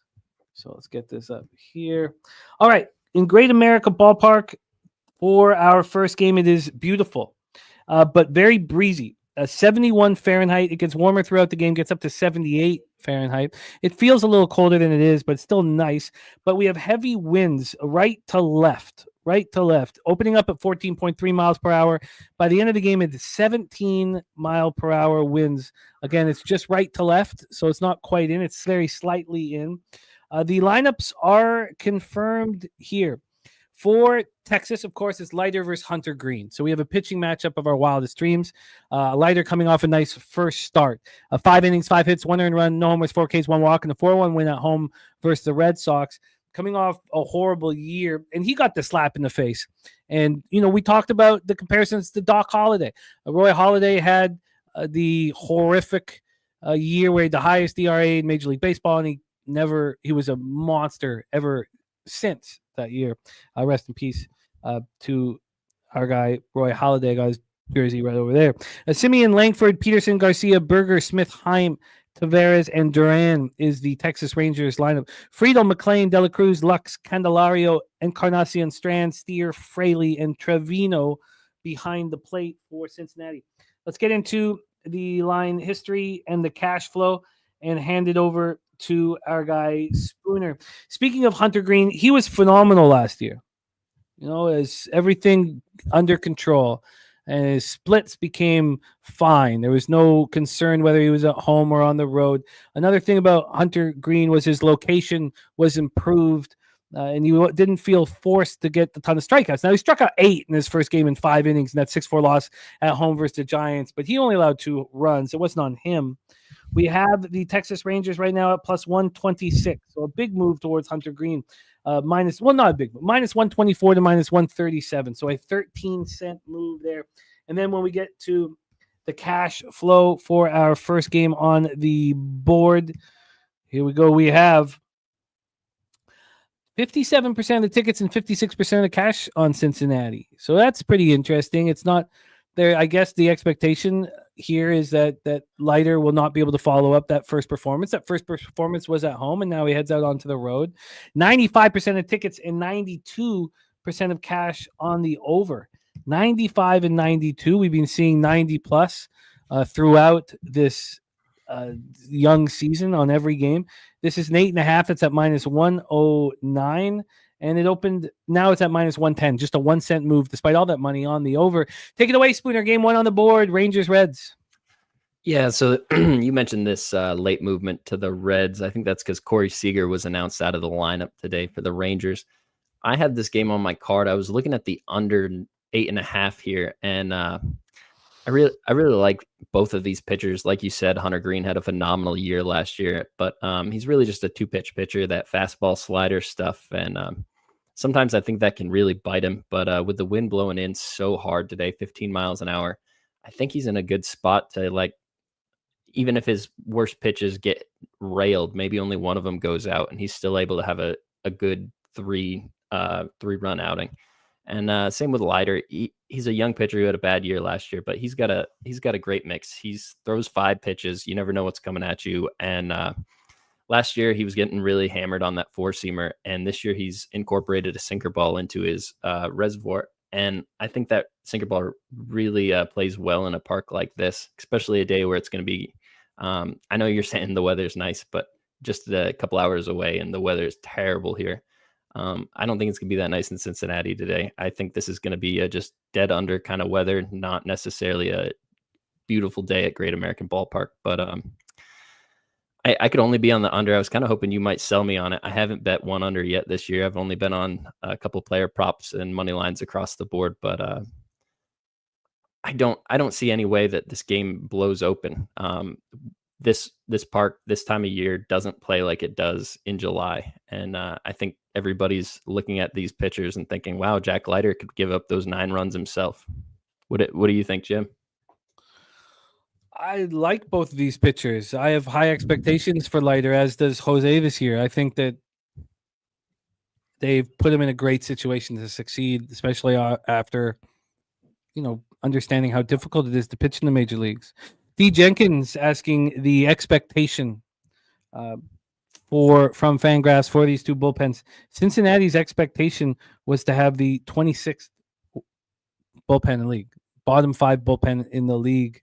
Nobody likes Cincinnati's bullpen. And then on the other hand, Texas's bullpen's pretty good. It's ranked 12th is the expectation. This is the last week. Starting next week, we'll use the bullpen statistics. Again, it's just so early that I don't want to trust the sample size of action here.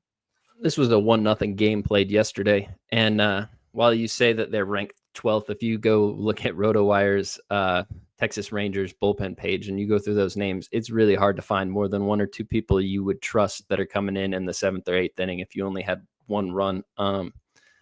So I think these bullpens are probably closer together than what that 12 and 27 sort of indicates. I think that's just one of those early season, you kind of guess and check kind of things. I think these bullpens are a lot closer than that. I don't know if I can fully sell you on the under. I can tell you that I'm not betting the over. I don't know if I can do it. This would be a first 5 under for me in another world last year. I could understand the first 3 under. I lost my first 3 under, the first one I've lost on the year yesterday. But, I think it's telling that this line is not moving off of the pick'em spot. You've also heard from Troy Torrance says, if there's a under 9 or 9 or less total at Great American Ballpark, it goes under. Let's see what I would get on the first 3. Yeah, it's a real reasonable price. Under 2.5 minus 120. I mean, it's a very reasonable price. AM says this is such an over. His model telling us it's an over. The market isn't, but Troy Torrance is moving on the first 5 under 4.5. Again, we'll be able to move on this live. Jerry Davis says I backed off the over with Seager sitting, and maybe that's the reason why this line hasn't moved towards the over. It's just because Seager's not in the lineup. It's so hard to make a model adjust to a ballpark. You can play park factors that you find on popular websites, but like you look at a park like this in Cincinnati and you think home run, home run, home run, and then you look at a game like yesterday where it's 1-0 and you realize that it doesn't really play like that right now. And same with Coors, it doesn't necessarily play like that right now. You got to watch those, and maybe this is a good spot to take the under. I see a lot of people in there because all those models that are really good at predicting stuff with more data in the middle of the season probably are spitting out overs because it's Cincinnati small park, and you got a couple of offenses that have the ability to put runs together. We have Snips Bouquet back in business here with us. Welcome to the show, Jose, my friend. I know you've been backstage watching it and producing another show at the time. Great to have you. Your thoughts on Rangers Reds? It's nice to see you. You can hear me, I assume, well, and everything. Sound great. All right, beautiful. Yeah, so I haven't had. I obviously wrote down my thoughts on these games. I haven't had full time to go over it all. That's kind of what this segment is for. So shout out to everyone in the chat. I don't have. That's a lie. I have one bet on the card so far. Everyone knows what that bet is, I'm sure, at this point of capping 2-3 years together at this point. But this game, it was nice, Jimmy. The first round of my guys on my list all did pretty well. You know, even if they didn't go out there, get the win and shove outright, they still pitched pretty well. And Jack Leiter amongst those guys, I'm sure you already talked about his start last time. 5 innings, 1 earned run, great start. I definitely leaned towards the Texas Rangers here, and I wanted to take them. Like I said, I haven't just had full time to go over it yet, so I'll quickly just touch the money situation again, just for my sake. 57% of the bets and 56% of the money on the Reds, pretty split. Line has gone from -120 to almost -140, which makes it kind of brutal to try to take the Rangers here. So I guess I'm staying off this game. I leaned over. If that line is going to keep rising, it seems like Jack Leiter is going to get hit. It makes me feel like, and I trust the Rangers offense. So I lean over, but I didn't have any, I don't want to call it luck, but I wasn't just good yesterday with the totals that we bet. So still just trying to stay off totals for now, I guess. I'm not sure, but I'm off. Huh. I have interest in this first 302.5. Wine Time Sports says Reds. And yes, we'll be able to live bet all these games here as we work on the card together. Going through another rundown, the Nerfy play today starts on the next game. Big Scott's on the Texas Rangers money line. So is 9 Legacy on the Texas Rangers money line. And as I roll through here, that is it here for this game. So I'm going to make this decision in the next 10 minutes, whether I'll be on the first 302.5. Again, though, I'm close to scrapping first threes as well. The full game. So there was a move after the show to the over in the Marlins Mets game, and so I stayed off of that. The first 302.5. The first 302.5 would have lost, but still, there's only 6 runs scored in that game. The full game under hit. I feel like just focusing on full games will be the cleanest season. What about for the money line as well? Sorry, my man. Money line sides. Are you feeling the same way about first 5 sides? Well, I mean, obviously, I don't want to use yesterday as one day as an example, but I was on the Diamondbacks first 5. You guys all cashed on them full game, and I was first 5. I don't want to take too much into it. The only thing I don't want to do is first 5 unders. That's what crushed me last year, and that's what I just want to bet. I want to bet so badly. I don't know what the fuck's wrong with me. I agree with you. Let's roll on. What, that you don't know what's wrong with me, or that we shouldn't bet first 5 unders? A little of both, I guess. Okay. Let's roll. 1:10 p.m. Eastern. The Pittsburgh Pirates 1-5 to start the season. All these 6 games have come on the road at the Tampa Bay Rays, who are 4-1 here at George M. Steinbrenner Field in Tampa, Florida. I know that they're going to make less money here, but not having to cap the Trop and Oakland Coliseum, it's good. These are shitholes.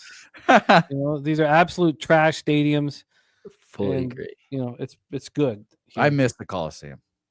Yeah, but that huge outfield, or sorry, that huge foul area. I mean, it's just such a Great. mess. It's It's such a so mess. good. It's now AM says under 7 here. So that's another thing. I lost the first 3 under 2 in Detroit, Seattle, but AM cashed this full game under there. So pretty difficult and pretty angry here. TJ says my most confident bet of the day was the Cincy under for me, but second most was Tampa Bay money line. Not happy I didn't get the best line. So TJ and I have how did I blow past TJ's action? I guess TJ, I'm right there with you. I think that was in his dono, his action. And shout out to you for the dono. By the way, Morgan, it's nice to see you as well. I'm glad that you're on the screen capping with us. And by the way, I always see your wall and I get jealous. I wish I had a Fenway Park version of that. So shout out to you, Morgan. Nice to see you. I copied Legit and pasted. I must have copied and pasted the same thing twice. God, and he was with the $20 dono. I don't have. Oh, there it is. Here it is. Sorry, thank you. White Sox first 5 at plus 145. Tampa Bay money line and the full game under 8.5 in Texas, Cincinnati, LA, St. Louis over 8. So it's just above NHL. Okay, there we go. All right, let's roll into this Pirates spot here. Let's start with the weather. In Tampa, it's gorgeous. 88 Fahrenheit, feels like 90. 9.8 miles per hour in, slightly right to left, but in, and it stays at 9.8 miles per hour throughout. Let's get into the line history here. Skeens versus Pepio. Skeens looked good in his first start. It was dominant for the first 4, but wasn't dominant for the whole game.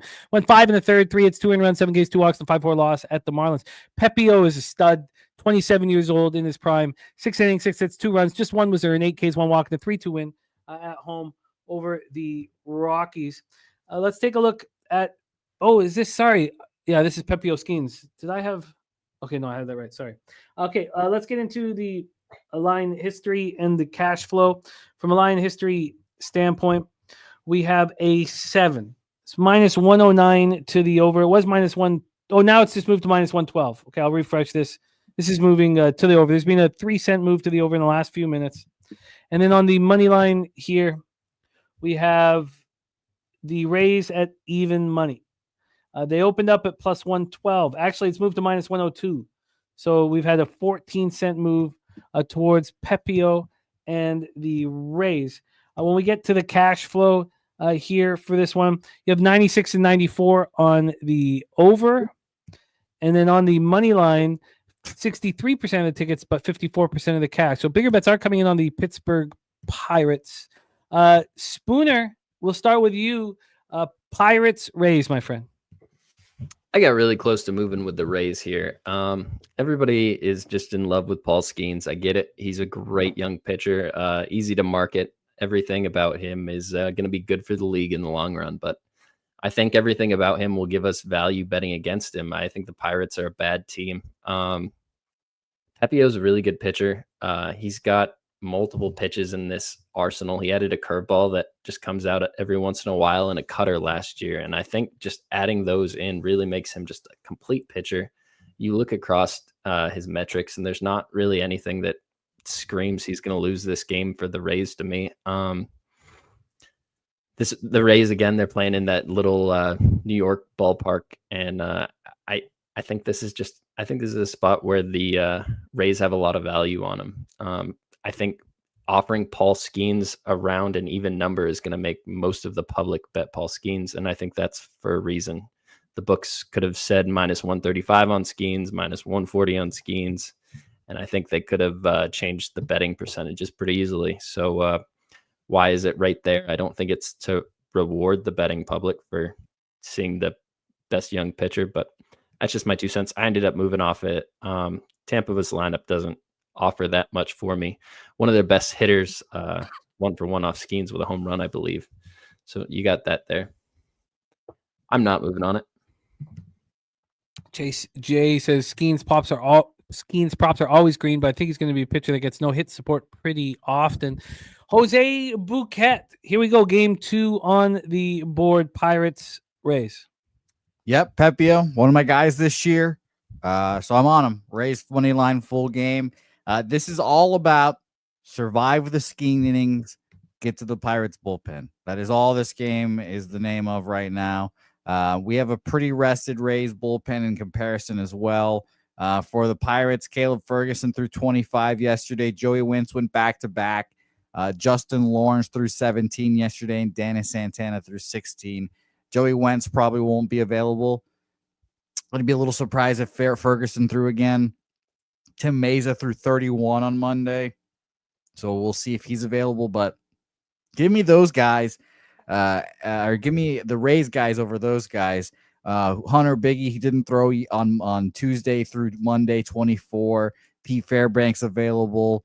Edwin Uchta, I don't know how to say his name, available. Clevenger will be available. So, yeah, this will be a game of Pepio and Skeens matching each other early around the 5th inning. Hopefully the Rays can pull ahead, and then the Rays bullpen shuts it down while the Pirates bullpen is incredibly shaky. So, give me Rays money line -101. Rays money line -101 for Jose Bouquet. That makes sense to me. Another thing here. Oh God, I gotta restart this again. Another thing here. Shout out to TJ, by the way. I agree with what he's commenting. He says Tampa Bay brass know that Pitt needs to stretch Skeens here to have a chance. Watch for Tampa Bay batters to be very patient and try to run the pitch count up. Oh, it's perfectly put.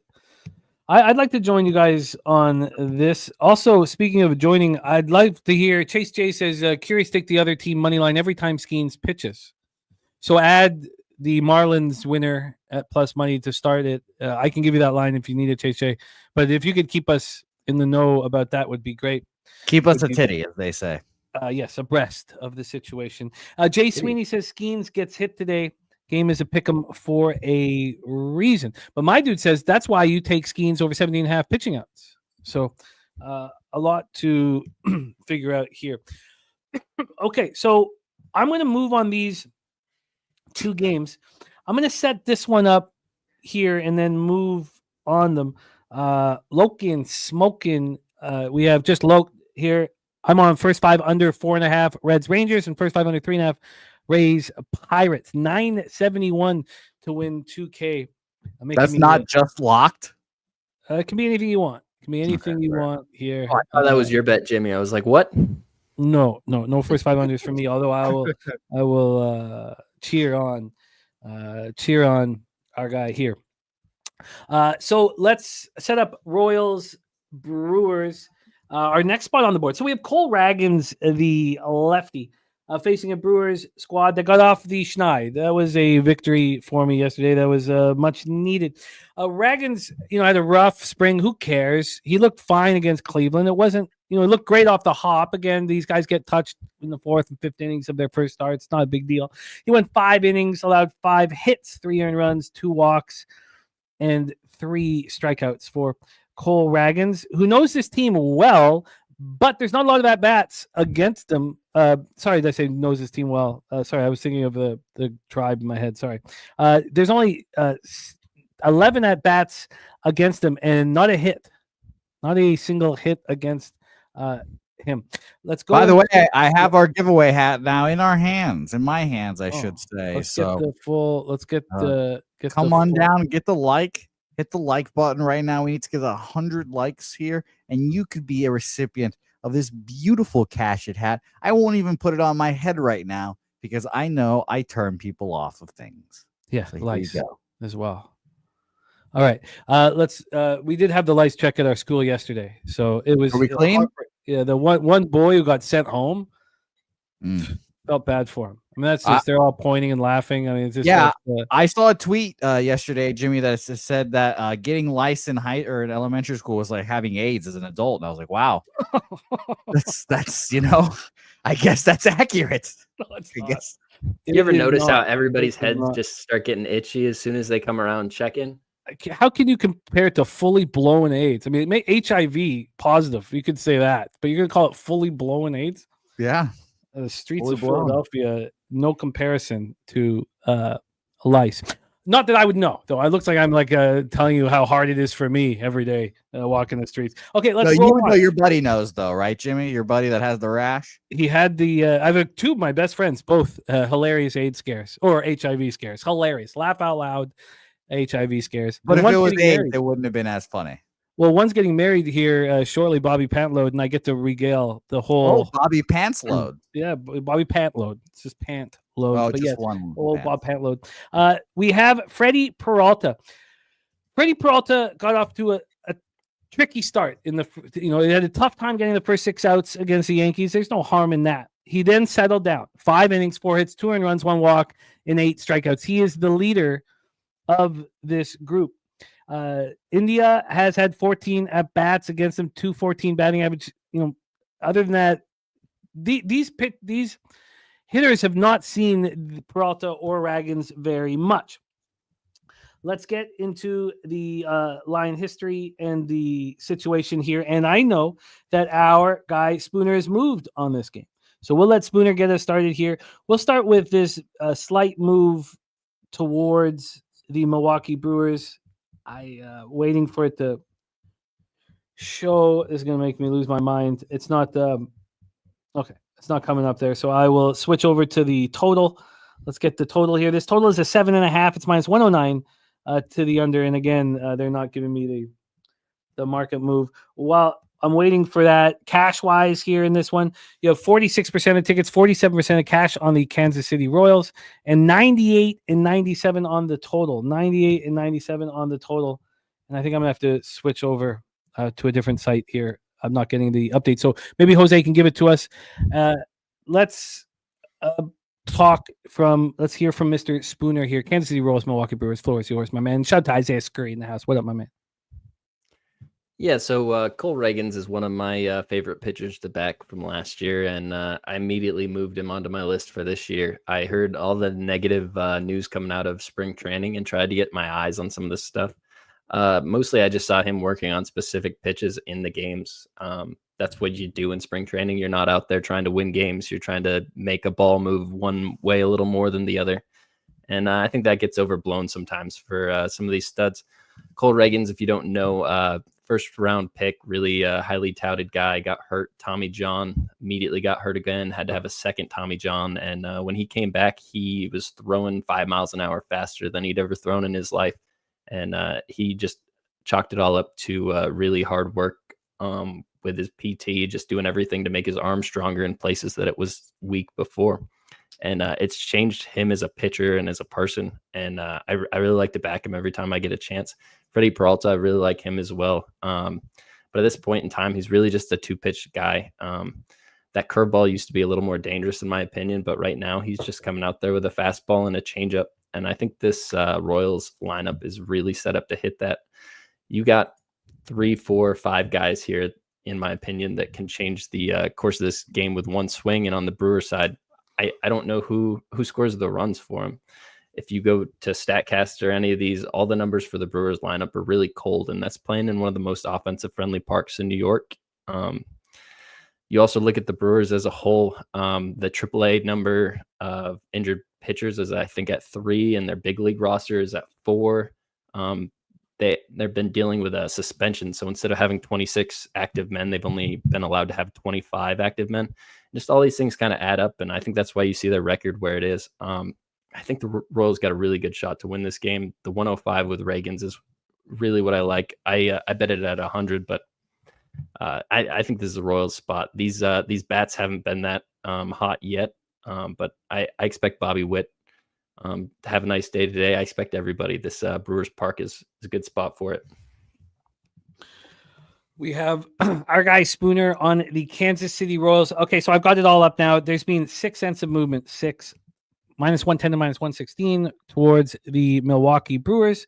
And then on the total, we have a 7.5 at minus 109. And it's taking a second to give me the movement here. So I will let Jose hammer this one. Jose, take it away. Yeah, I think I'm going to stay off of this game. I found this one to be pretty difficult. I like both pitchers and Ragans and Freddie here. I'll mention that market movement right now opened up at minus 114, to minus 115 now. So really not much there. And our friends at other sites, I see 115 up to minus 125 even. So I'm interested in the Royals. Honestly, I was interested, but I couldn't get there to either way. Tickets and money are pretty split. money line wise too. So it was going to be no action for me there. And total, it's obvious that we get all, and again, we'll have a bigger conversation one day about 99% of the money in bets on every total over in this baseball season so far. But I'd lean under. You know, it was an 8.5. It was an 8, juice to the under. So you tell me again it's a 7.5, I'd probably believe you. Now it's a 7.5 minus 110 each way, minus 115 at some places towards the under. So I lean under. Two good pitchers. Again, this would be one that's like a first 5 under, but we're not allowed to bet those anymore. So no action here for me. Yeah, I don't know if I'm going to get to the window here on this one. Again, we have about 25 minutes. Jose, I've got to move here on the Rangers Reds spot. I got 6 minutes and I have not bet it, so I'm placing the bet now.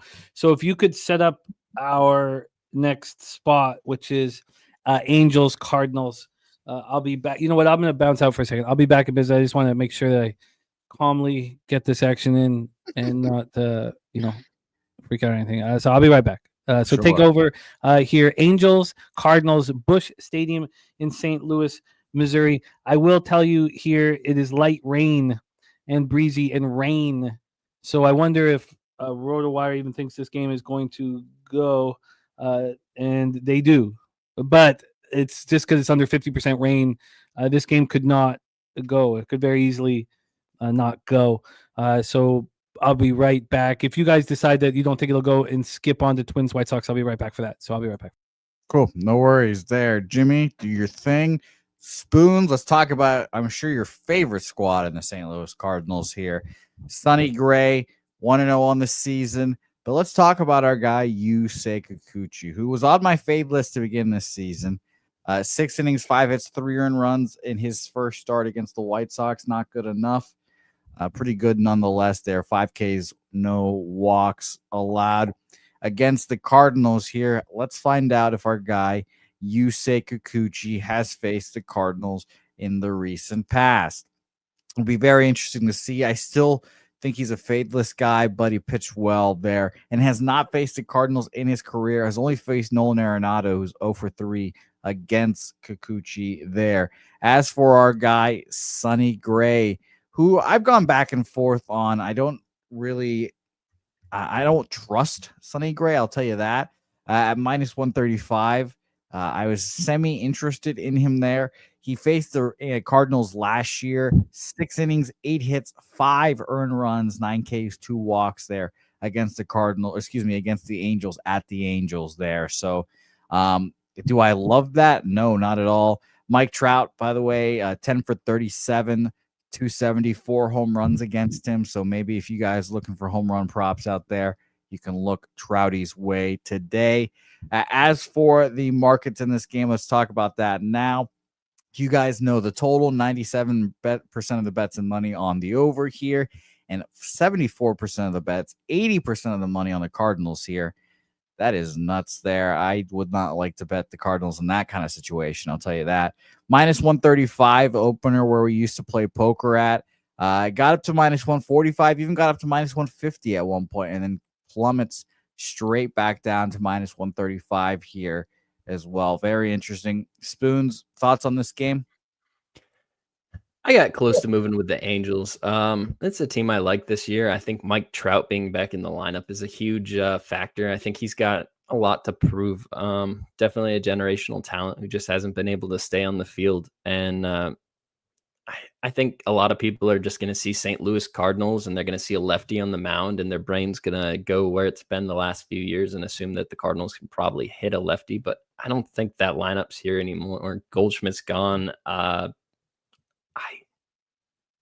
think this is a good spot. Like I said, so Sonny Gray, older pitcher, has a huge pitch mix, 6 pitches that he throws regularly. I think that's just a spot where maybe if he doesn't have 1 or 2 of those going, if his fastball doesn't go, then all of his other pitches turn into meatballs. And I just think this is an Angel spot.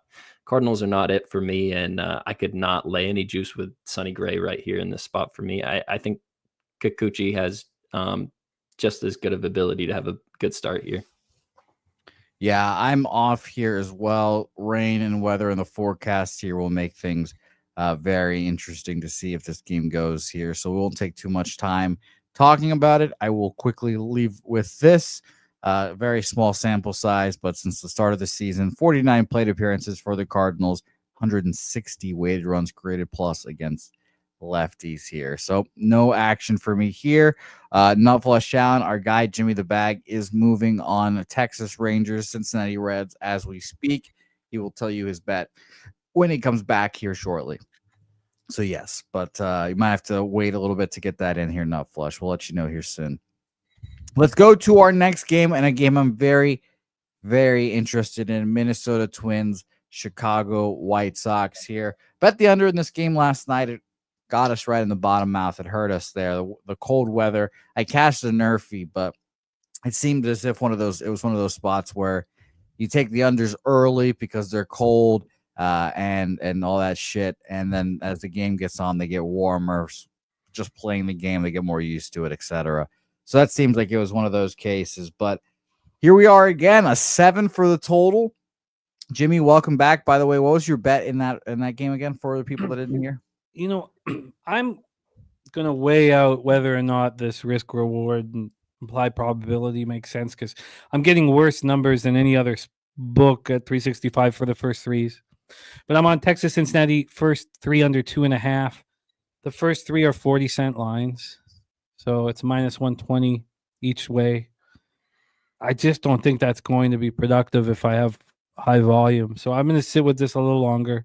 And then I'm on the Rays. I sent it in. I'm trying not to be liquid as much as possible because of the struggles over the last couple of months. But minus 105. I could have got minus 102 if I had bet it offshore. But minus 105 is what I got. So I'm on the board here in the first 2 spots.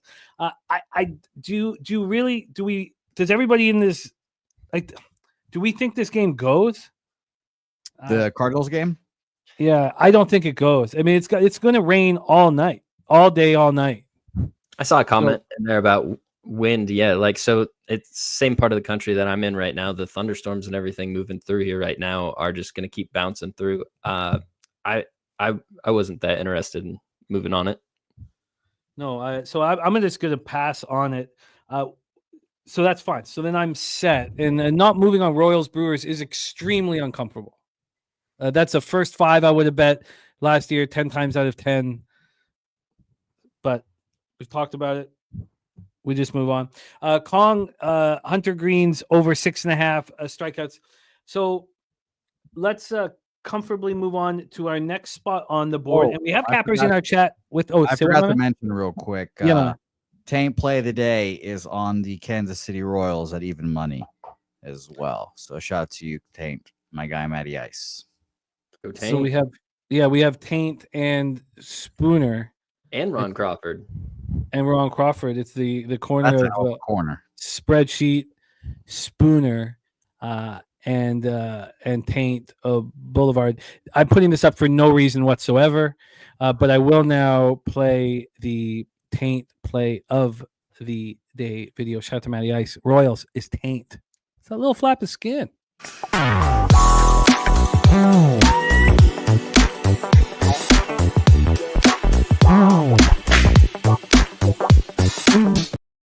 All right, so we move on to the White Sox spot, and we have the pig milk play of the day on the White Sox first 5 money line. White Sox 3-0-2, and this is straight from our guy Billy Friedrich. 3-0-2 first 5 straight up, and have allowed a total of 2 runs in the first 5 innings this year. Pimp play of the day 78.69 plus 19.57 units. What's that couch for? It's like where you put your loose change. Yes, I also thought I saw Big Scott's comment here. I thought he said at first, I've heard enough of Taint. I was about to say this. There's just simply never enough of Taint. We can never not talk about it enough, Big Scott. And I'm glad that that's not what actually you said. He said, I've heard enough. Tailing Taint. Shout out to you, Big Scott. Yeah, Big Scott's great, man. He fucking cares. He's got full of drive and passion and cares about the Taint. No, he cares about action. He gets into it, and I respect it and love it. I like having him a lot.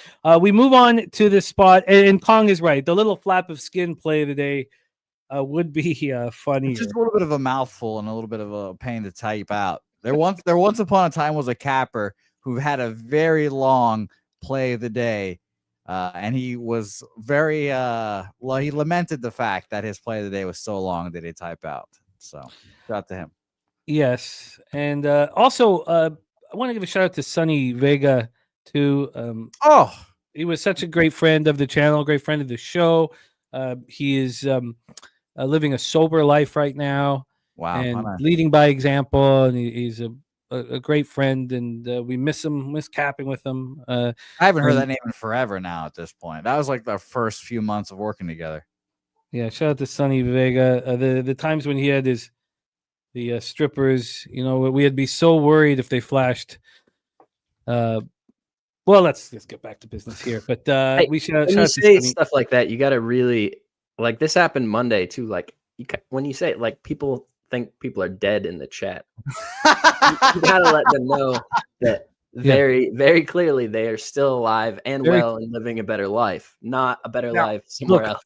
Look, I don't know if it's a better life. I'm not here to say that. I'm not here to tell how you should live your life. It's a sober life. We love Sonny very much, and shout out to our friend Sonny Vega. Who was it the other day that we killed off? We killed off Sonny. Prayers for Sharpie. I hope he's doing well.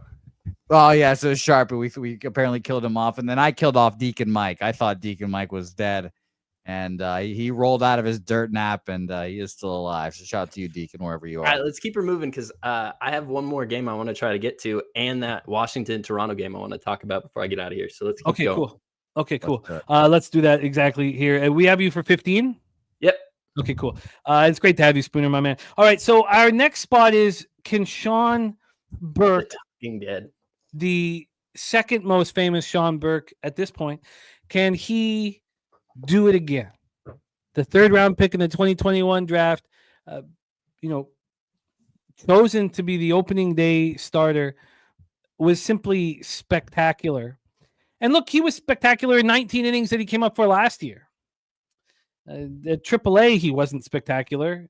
It's his stuff that everyone talks about and how quality it is. So can Sean Burke do it again? Now, I find this very, very similar to what we are going to see in this game on right now from Jack Leiter. Do we expect these guys to be able to do it again? And that is a concern. Now, I'm saying that Jack Leiter is going to do it again. I'm nervous about it. But that is the question mark in this game. And this is clearly Billy Friedrich believes he will be able to do it. Pablo Lopez, on the other hand, it was not fun watching him pitch. I'll tell you that much. He allowed 8 hits, sort of the ticky-tack variety. He only allowed 2 earned runs, but it was extremely uncomfortable. Extremely uncomfortable. Now, we expect Pablo Lopez to get better as the season goes on. These White Sox have seen quite a lot of them, and they have decent numbers against them. They're not great numbers, but decent. I guess no homers, so no power. But again, tiki-talk. And we have game will be postponed in Chicago. Let's go over to the plan of weather. Yeah, light rain and breezy. Light rain and possible. Yeah, and huge mile per hours in 16.1, 17.9, 18.8. This is the game that RotoWire says will be canceled. So I don't think we should spend on it because of that. So we'll just quickly touch on the line history. And thank you for saying that, because I forgot that this was the one that they had as canceled. Let's go through the line history here. We have the White Sox at plus 165. They opened up at plus 157. So we've had, 6 cents of movement towards the Minnesota Twins.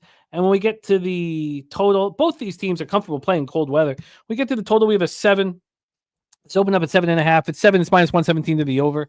Again, I don't know if this game goes. When we get to the cash flow for it here, we have 97 and 94 on the over, and on the money line, 68 and 72 on the Minnesota Twins. Spooner, do you want to touch on this game at all? I really like the White Sox here. I think there's a ton of value with them. I think this is a huge number for Pablo Lopez. He's not shown you anything that says he should be a minus 170 since he's been in Miami. And I think this White Sox team might have a little bit in them. If you remember last year, the first fives were pretty valuable. I don't know if you just want to circle it there, but I didn't move on the White Sox after I looked at the weather, but I had them circled and I spent a lot of time looking at them. Yeah, again, and I think the AM is probably right. Will be delayed, but will play. I think he's right. It's so windy. I wonder if that kind of pushes them into saying, let's just play this tomorrow, because it's very light rain. They could play this game. And I don't want to. And if they do play, God, how does this game, not go under the number? I know we just dealt with this last night, and it is now rate field Rochester, Johnny. They've cut the guaranteed from the name. Jose, take it away. Twinkies, White Sox. You think you're going to get fucking guaranteed rates in this economy, Johnny Rochester? Fuck no. It's just rates. Yeah, White Sox first 5+1/2. Sean Burke, amongst one of my guys this year. I love unheralded pitchers that we can try to find an edge on and bet on every time they come out here. So Sean Burke is that guy this year, at least one of the guys this year. So, yeah, give me the White Sox here. First 5+1/2 at -105. I bet it. That makes sense. And I mean, you have to think that dealing with your second start, at least it's both starts are at home. Consecutive home starts, what we talk about, but with this game being pushed, you have no concern that this game's pushed or anything like that. You have no concern if he sits there for 4 hours. No. I'd like to think I would be more concerned about Pablo than Sean Burke. Sean Burke just coming up from the minor leagues. I'm sure deal with this bullshit all the time. Well, my first 5+1/2 went horribly yesterday, but that doesn't mean that will happen again today. Let's move on to the next spot on our board. Toronto Blue Jays off to a good start this year, 4-2, going up against the Nationals, 1-4, 0-2 on the road. And we get our first look at Easton Lucas, the lefty. It's lefty versus lefty. Mackenzie Gore, who both Vladdy and Schneider have gone yard against Mackenzie Gore. That was late last season, if you guys remember. We have Gore's first start was a thing of absolute beauty. I mean, he looked absolutely phenomenal. 1 hit, 6 innings, 13 strikeouts, no walks. I mean, look, I don't want to get too caught up in the zigzag, but I also don't want to sit here and expect what we just saw to happen again. And that has often hurt me, Major League Baseball, because I watch the games. Again, it's the type of situation where you think that the cappers who don't watch the games have an advantage. Let's talk about Easton Lucas, 28-year-old Easton Lucas from Thousand Oaks, California, 14th round pick in the 2019 draft out of Pepperdine. Rich kid. Let's take a look at the numbers for him. He only played a handful of innings in the majors last year. He only, he was all over the place. He was in the A's system, in the Tigers system, and in the Jays system. I can touch on him if you'd like. I'd love to hear it. Yeah, if you've got, take it away. So he's a guy that pitched a bunch for the Texas AAA team last year. Not Texas, the Tigers AAA team last year up in Toledo. But he wasn't a starter. He's a reliever. He's a guy that comes in. He keeps the ball in play. You're not going to see a lot of balls go over the fence with this guy. I think in the short numbers in the major leagues, you're not seeing him starting, and they stretched him out in spring training. Read some stuff about it. I really don't trust him at all. I think this is a guy that's going to just get singled to death here. I think the dome kind of atmosphere really doesn't play well for him. I think the Nationals are a team sitting at 1-4 coming into this game, are aligned as the favorite for a reason. Mackenzie Gore's a good pitcher. The Nationals gave up a lot to get this guy, and that's because he's got everything. All the intangibles are there. He's just got to put it together. And I think this is a nice place to start for him. I'm really close to moving on the Nationals. I haven't put it on my ticket yet, but I was kind of hoping to talk it through with you guys, see what you thought, see what you might expect out of Easton Lucas. I personally don't think he'll go over 4 innings. I see they stretched him out and tried to get more than that out of him in spring and stuff, but This is a guy that spent his whole career. He's 28, 29 years old as a middle reliever, never expecting to throw more than a couple innings. And with that, he didn't have dominant stuff. He didn't have an overpowering fastball, curveball. He just was an average guy trying to keep stuff in play. And that's my opinion on him. I don't think that plays well against the Nationals. I think the Nationals are like a really good AAA team that would hit a decent AAA pitcher. And I think this is a good spot for them to get their second win. And we have all righties in the lineup. Our lineup is confirmed. The only lefty, Jimenez, leading our team in homers. The switch hitters are Santander and Heineman.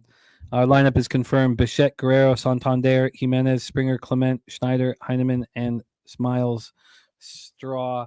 Jose, talk about expectations for both Easton Lucas and Mackenzie Gore here. Yeah, I wanted to fade Gore. Again, this is a classic. You fade the guy after he puts up like 70 points or whatever, a shitload of strikeouts for Mackenzie Gore. Do I want to fade him? Yeah, of course. I guess the only way I could do it would be a Blue Jays team total over. I don't trust the Stick or Easton here. I want to call him Stick for whatever reason. Shout out to Easton and Stick. I was just looking at his splits right now versus righties and lefties here. But it's only major league splits, so it's only like 12 innings of work, like 18 innings of work. So it's really not much we can draw from here. So I stay off. Again, I was an initial look towards team total over for the Blue Jays, but with the pitching change, I was expecting Gosman. So I just ended up staying off. Just nothing here for me. I don't understand why the Blue Jays think filling your lineup with righties is the way to attack Mackenzie Gore. He has reverse splits. Last year, his lefties hit him quite a bit harder than righties. He had a much tougher time against lefties. I don't. And now you're going to give him righty after righty after righty after righty after righty. You're going to put him right in his comfort zone, I imagine. Joe Yergeby says need plus money on this game some way.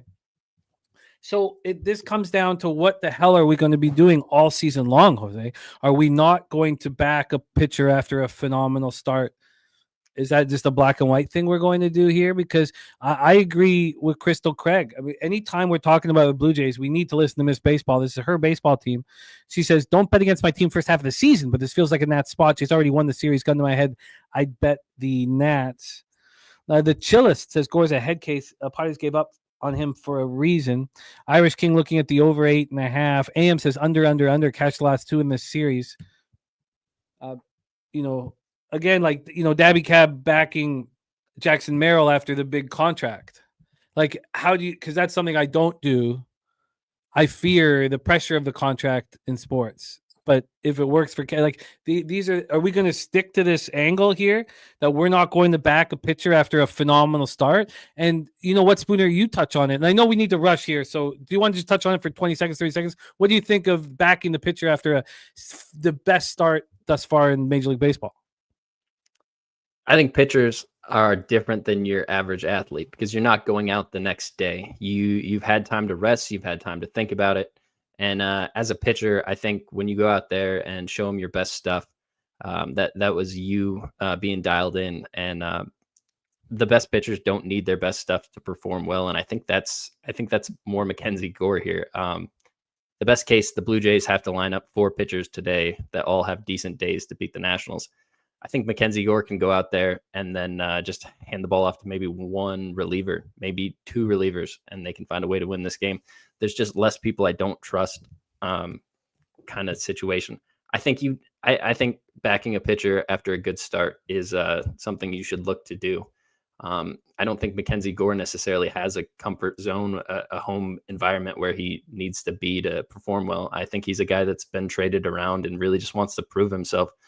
I think a spot versus a lineup that Santander and Guerrero I'm scared of. After that, there's a lot of holes that you can find. And you line up all these righties in a row, you can just get in a groove as a pitcher. I don't have to worry about my pitches to my lefties that I need to move more this one direction. I can just worry about these 3 pitches and just really zone in with it. I'm going to move on the Nationals here. And let me ask you then, secondly, you're going to move on the Nationals. They've gone from -123 to -103. It's a 20-cent move. They've gone from favorite to underdog here in this one. That's crazy. There's 39% of tickets, 29% of cash. The public 61-71 on the Toronto Blue Jays. How do you digest that information? I'm just gonna sit here and say that I bet you the public has never seen Easton Lucas pitch. I bet you the public is sitting there saying, I don't trust the Nationals. They see that terrible record. I don't mind going on the opposite side of that. I think sometimes these late line movements are just try to get market-based cappers to try to hop in. And it's kind of like that bluff in poker where you only have one play left. You already know what's going to happen and you need the money to move a little bit more one way. Yes, and speaking of that, I'm still fucking pissed off about my all-in on Nasty Nate at the poker tournament. I've been going over it for 3 weeks. Here, I was. We don't have time to talk about it, but 3 weeks. I've been going over this fucking hand. He's a good poker player, but fuck. Spooner, are we making this official here on the Nationals? Yep. What's the best line you can get? I'm looking down at my books right now. It looks like I got a little bit of time to move. Yes. Just put me down for the best line you see. The best line we have officially here is the -103.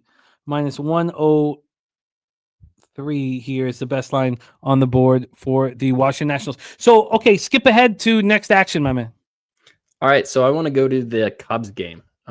We got the Chicago Cubs playing in Wrigley West is what I want to call it right now because I don't know what the field is. And there's a lot of Cubs fans there, and they absolutely love to hit there. Jeffrey Springs is a lefty. He's a pretty good pitcher. He's been with the Rays organization. One thing you see when the Rays give up on a pitcher, it's probably because his best years are behind him or his most valuable years to them are behind him.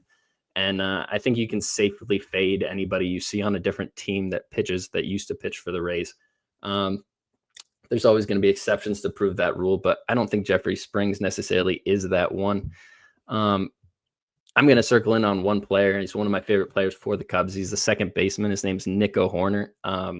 He's hitting the ball well here to start the season, and he's a guy that hits lefties better than righties. He has done it his whole career since he came up, completely skipped AAA when they needed him in 2018. This kid came up and smashed lefties, and he's only got 2 at-bats versus lefties on the season. And I think he's really looking forward to hitting against a lefty here in this really hitter-friendly field.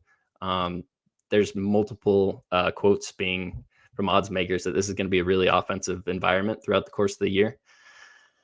Nico's swinging one of those special torpedo bats everybody's all excited about. This is a guy that's got some of the best bat-to-ball contact in the major leagues. I think this is just a really good spot for him. At any point in the lineup, he's probably going to be hitting about 6 today. So every time he comes up, there's going to be either somebody who comes in and can hit a single, knock him in. And he's a guy that steals bases really fast, intelligent, Stanford graduate. I think this is a spot where Nico really has a good game. He loves hitting versus lefties, and I think he's licking his chops for this one. So I took the hits, runs, and RBI prop for Nico. I got it at BetMGM this morning at -120. I think it'll be floating around that all day. His over bases prop will be there too. I don't hate that, but if I can get the -120 on the hits, runs, and RBIs, I always do it because one swing of the bat in the middle of the lineup, it's all it takes. And he's not necessarily a guy that has a ton of power, so you're not going to get that home run double swing out of him. I like it. What are you getting on? Oh, I've got your Hoerner action. It's -120. -120, and that's over 1.5 bases? Over 1.5 hits, runs, and RBIs. Okay. RBI. Let's come on. Nasty Nate had fucking top pair with a king kicker. I mean, it very, very easily could have knocked somebody off of that hand. 8 big blinds. I flop open-ended straight draw. The opportunity, the chance of knocking somebody out because you had to call all your chips. I mean, you hit your fucking 9. Preparation is so important. If you know you have the hand on when you see him, you got to get everybody else out of there. If you leave them stick around, they can river you. we got lots of hands left. Nasty Nate, lots of hands left, but it was a good call. It was a good win. You had top pair with a king kicker. I mean, you hit the board. Could have, Yeah, So, I would have appreciated you beating him. yeah. You weren't going anywhere with the fucking 9, but you hit top pair. But That cost me a lot of money on Monday night, Jimmy. I just want to let you know that. well, let's get back here to our guy Morgan Spooner. Spooner, my man, can you review your action here? We have Royals money line, Horner over 1.5 hits, runs, and RBIs at -120. You've added the Nationals -103. Is there anything else you're adding? I'm not going to add anything else yet. I'll tweet it out if I do. I was looking at Seattle here. I know they're a tough team to trust. They've looked terrible so far, and Skubal's a great pitcher. I think there's a ton of value on Castillo at home. I think they're really baiting you with that Tigers line. I'd like to find a way to move on Seattle. I haven't done it yet. And I feel the same thing with the Red Sox. I think there's a ton of value on the Red Sox right here on the road. It's not a team I like. I much prefer the Orioles, but I think I might find a way to try to move on the Sox or the Mariners. I grew up in the Northeast. Boston fans are the worst fans. The only team to ever shut the lights off in the playoffs because they were losing is Boston. Let's not forget this. You don't have enough time to get into that. I think there's a lot of money to be made on today's board, but I'm going to stick with those first 3 for now, see where we get. I expect to move on either the Red Sox or the Mariners. Good luck today, everybody. Have a good one. And Jose. Spooner, if you do move on either of those 2 spots, if you put it out on Twitter, it will be official for your record keeping. Sounds good. I'm 8-7-1 on my MLB card so far this season, up just a few dollars, but it's a long season. It's not going to be won or lost here. It's going to be won or lost in the grind. So we got to just keep our nose to the grindstone, keep prepared. I love it. There he is, our guy, Morgan Spooner. Please support him on X. I'm going to pop his X handle here in the chat in a second, but I do want to hear from Jose in this spot. It's a pretty fascinating spot here, Cubs, A's. Let's go over the weather. We've already seen the offense that's coming from this field, but it's not perfect weather today. 57 Fahrenheit, feels like 52, 6.3 miles per hour left to right, slightly, and then it goes fully left to right. We have here a pitcher in Jameson Tyon, who we went over his splits before his first start. He was phenomenal at Wrigley and terrible everywhere else. So I don't know why we would expect that to change. This is not a young pitcher. I think that's just the way it works. He just feels at home. So at this point, then, do we only look towards the Springs, who we cashed on with Jeffrey Springs in his first start? 6 innings, 3 hits, 1 walk, 9 Ks. He looked awesome at Seattle, and now he is home.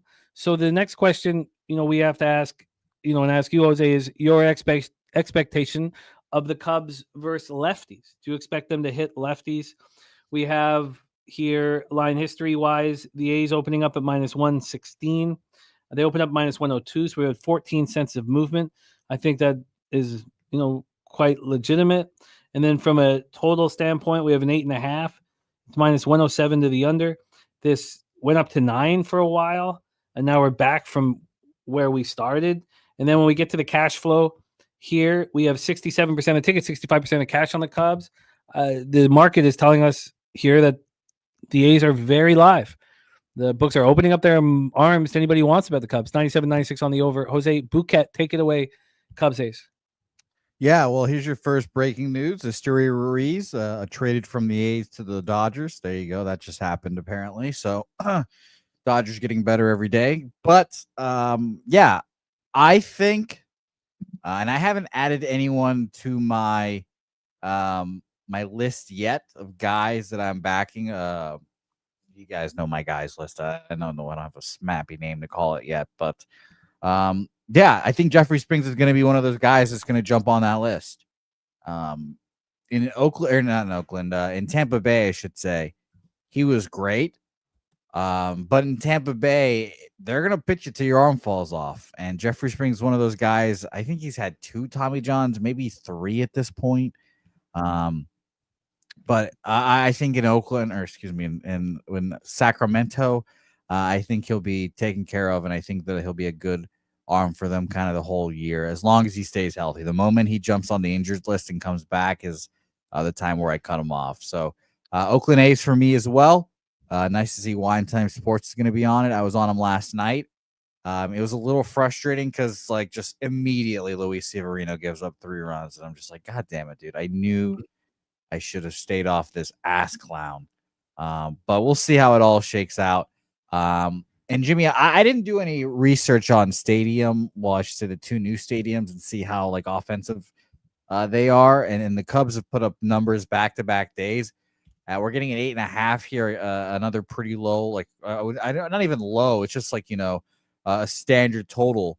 Are we going to see 10.5s here in Sacramento? Like I didn't expect them to be, this offensive, like friendly, I guess, so far to start. But either way, I'll be on the A's. Full game money line here. But what do you think about the stadium? Do you have any thoughts on that? Yeah, I mean, I need to study what's going to happen once it gets warmer.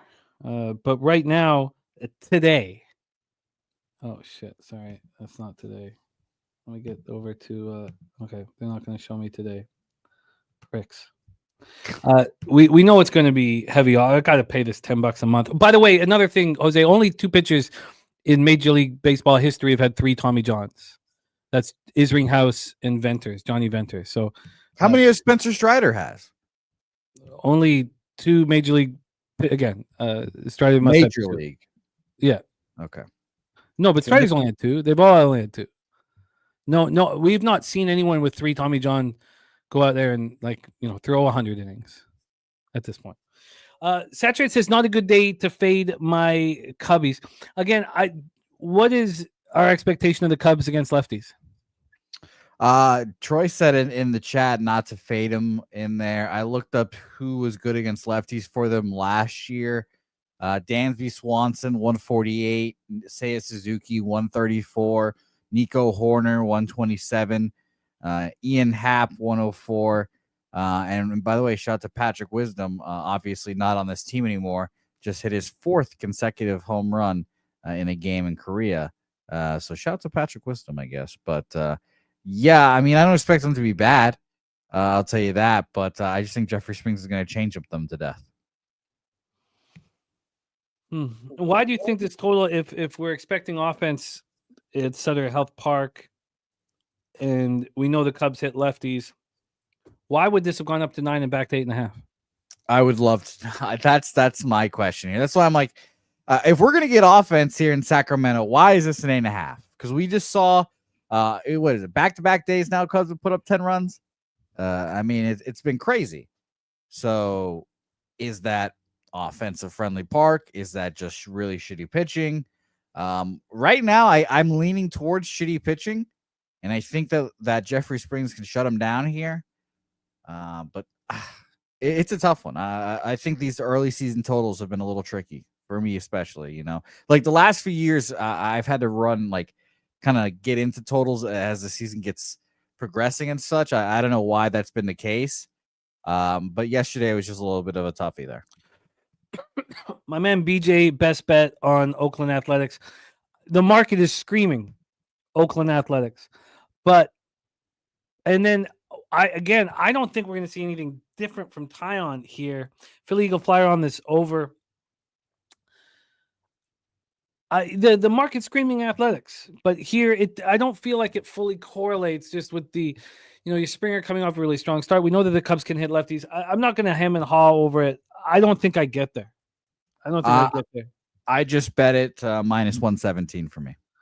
Okay, Oakland A's minus 117 for Jose. So we are off and running. We have a runner on, Marcus Simeon, whom we miss dearly up here. That is top of the 3rd here. We have a runner on, 5 outs. I need 5 outs to get the day off to a winning start. Troy Torrance says, Springer, good showing versus the bum-ass Mariners. Yeah, but I can completely understand why BJ is sitting there going, this is, the books are opening up their arms. So, all right, let's roll on. 4:10 p.m. Eastern is our next spot here. on the board. San Francisco Giants 4-1 at the Houston Astros 2-3 at home. We're in Houston, Texas. There was mistakes made. I couldn't by the end of the show get on Wisniewski, but I was wrong about Logan Webb. Logan Webb pitched really well. He has that ability after a bad start to fire away, and he did exactly that.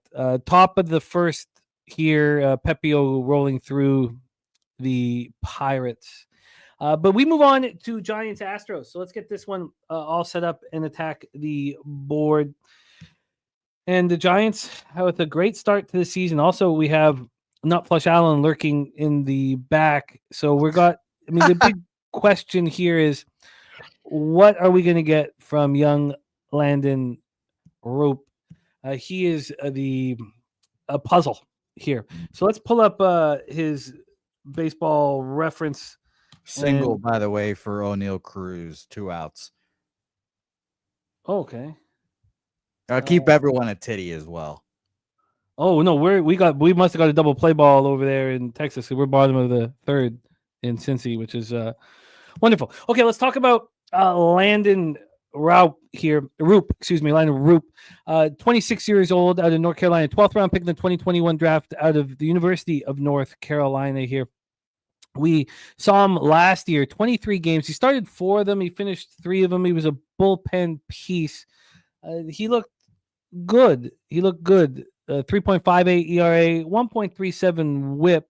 He only allowed 2 home runs in 50 and a third. The issue with him was his strikeout to walk ratio was really bad.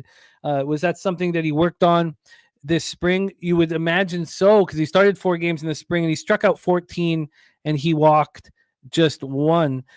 We've heard a lot about Roop, in the spring, how good he looked. Last year, he pitched in AAA Sacramento. We know this is a very offensive park. Now, he only made 6 starts and was in 8 games, but he was very strong there. He's strong everywhere he goes. This kid can pitch. In 2023 in AA. They've kept his innings down. There was talk about him closing games this year, but here he is starting. So that's Landon Roop. And then we have Framber Valdez, the great Framber Valdez.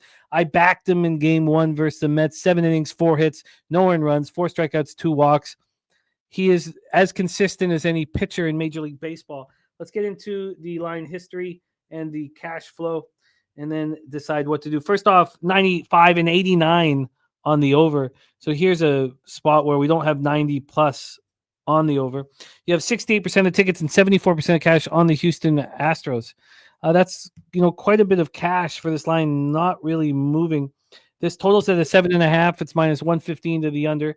This opened up at 8, went down 7.5, came back up to 8, and now it's 7.5 and juiced to the 7.5.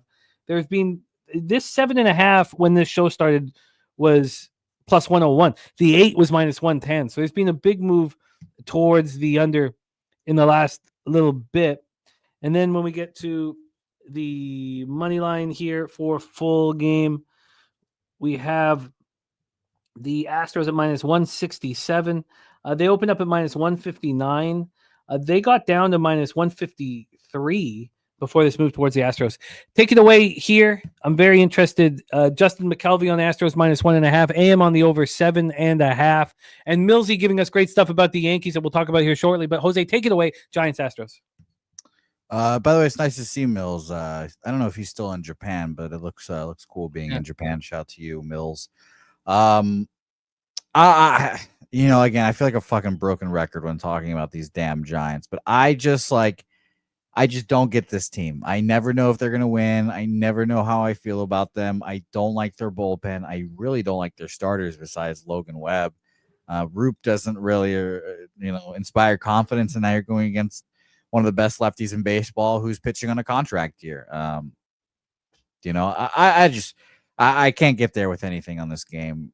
Astros minus 1.5. I get it, but you guys know at this point I don't bet the run lines and such. So I could easily see this being an Astros, run line victory. But at the same time, you could tell me that the Giants are getting better at hitting lefties, and that was a a thing we talked about with No Flush Allen the last 2 years. Giants against lefties throughout a lot of times. But I just couldn't get there either side. I just really struggle to bet Giants games for whatever reason. I think Roop is quality. And you could tell Kripke, I agree with Kripke. And if you think Roop is quality, minus 166 is a little aggressive for an Astros team that is definitely not the same Astros team of the last year. So you could tell me this could be minus 150, minus 140. Like, sure, I believe you. I think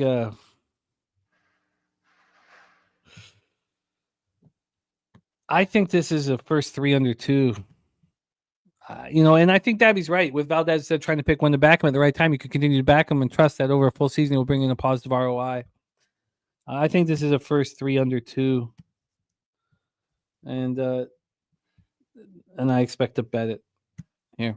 We are also very close here. Very, very close. Brewers have taken a 1-0 lead. So they've already touched Cole Ragans. Pepio got out of the inning. And we are 1 out away. Oh, here. Churio solo home run. Okay. I like that first 3 under 2. It's about an even money proposition here. All right, let's roll on. Next up on the board for us, we head over to San Diego Petco Park, where the Padres are running hot, and probably should be back to, full stadiums, taking a good Cleveland team to task. We have Cease here on the hill, and I don't know what Cease is going to give us this year. He didn't look very good against Atlanta. 4 1/3, 3 earned runs, 2 walks, and 7 strikeouts. I think he's a bit of a question mark this year. And I like Ben Lively. I didn't have any problem with that first start of the year. Now, he allowed 3 earned runs over 5 innings. He wasn't expected to pitch. Remember, that line moved to plus 150. I moved on the Guardians, and it was a very juicy, hopeful payday.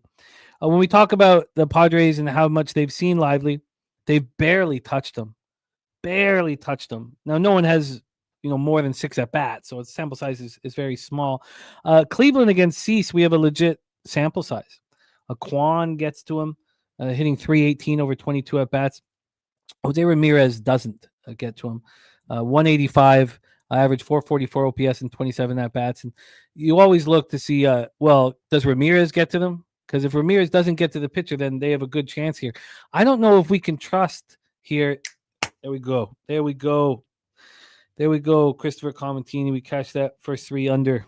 Nice Congratulations. Job. Irish King. Yeah, it's important after a losing day to get off to a winning start. Very, very, very, very. It feels like first 3s are just like the new first 5s now. We talk about the 5th inning being a horror show. You get that first time through the order. It just feels like that's just the move right now. If you have first 3s, bet those instead of first 5. Well, again, we'll track everything, so we'll see. But I've only had 1 loss this year now, 4-1. So here we go. Guardians, Padres. Padres are minus 180. I do not know what to do with Cease. They opened up at minus 169. Mike Trout home run, by the way. Fucking 5 home runs on Sonny Gray now. 4 of them in his career. He just added the 5th. Jesus Christ. Excuse me. Sometimes it's that easy just to find the fucking home run props. It's just so annoying. But the total is a 7.5. It's minus 111 to the over. A 1 cent move towards the under. That's it. Just 1 cent move towards the under. And when we get to the cash flow here for this spot, we have, let me get this up here. We have 9% of the tickets, 5% of the cash on the Guardians. On the total, we have 98 on the over. Take it away, Jose. Our next spot on the board, Cleveland, San Diego. I didn't give the weather report, and my apologies here. 59 Fahrenheit, 15.2 miles per hour, right to left, slightly in. Take it away. Yeah, I've got no action on this game either. A little bit too juice for my guy, Dylan Cease.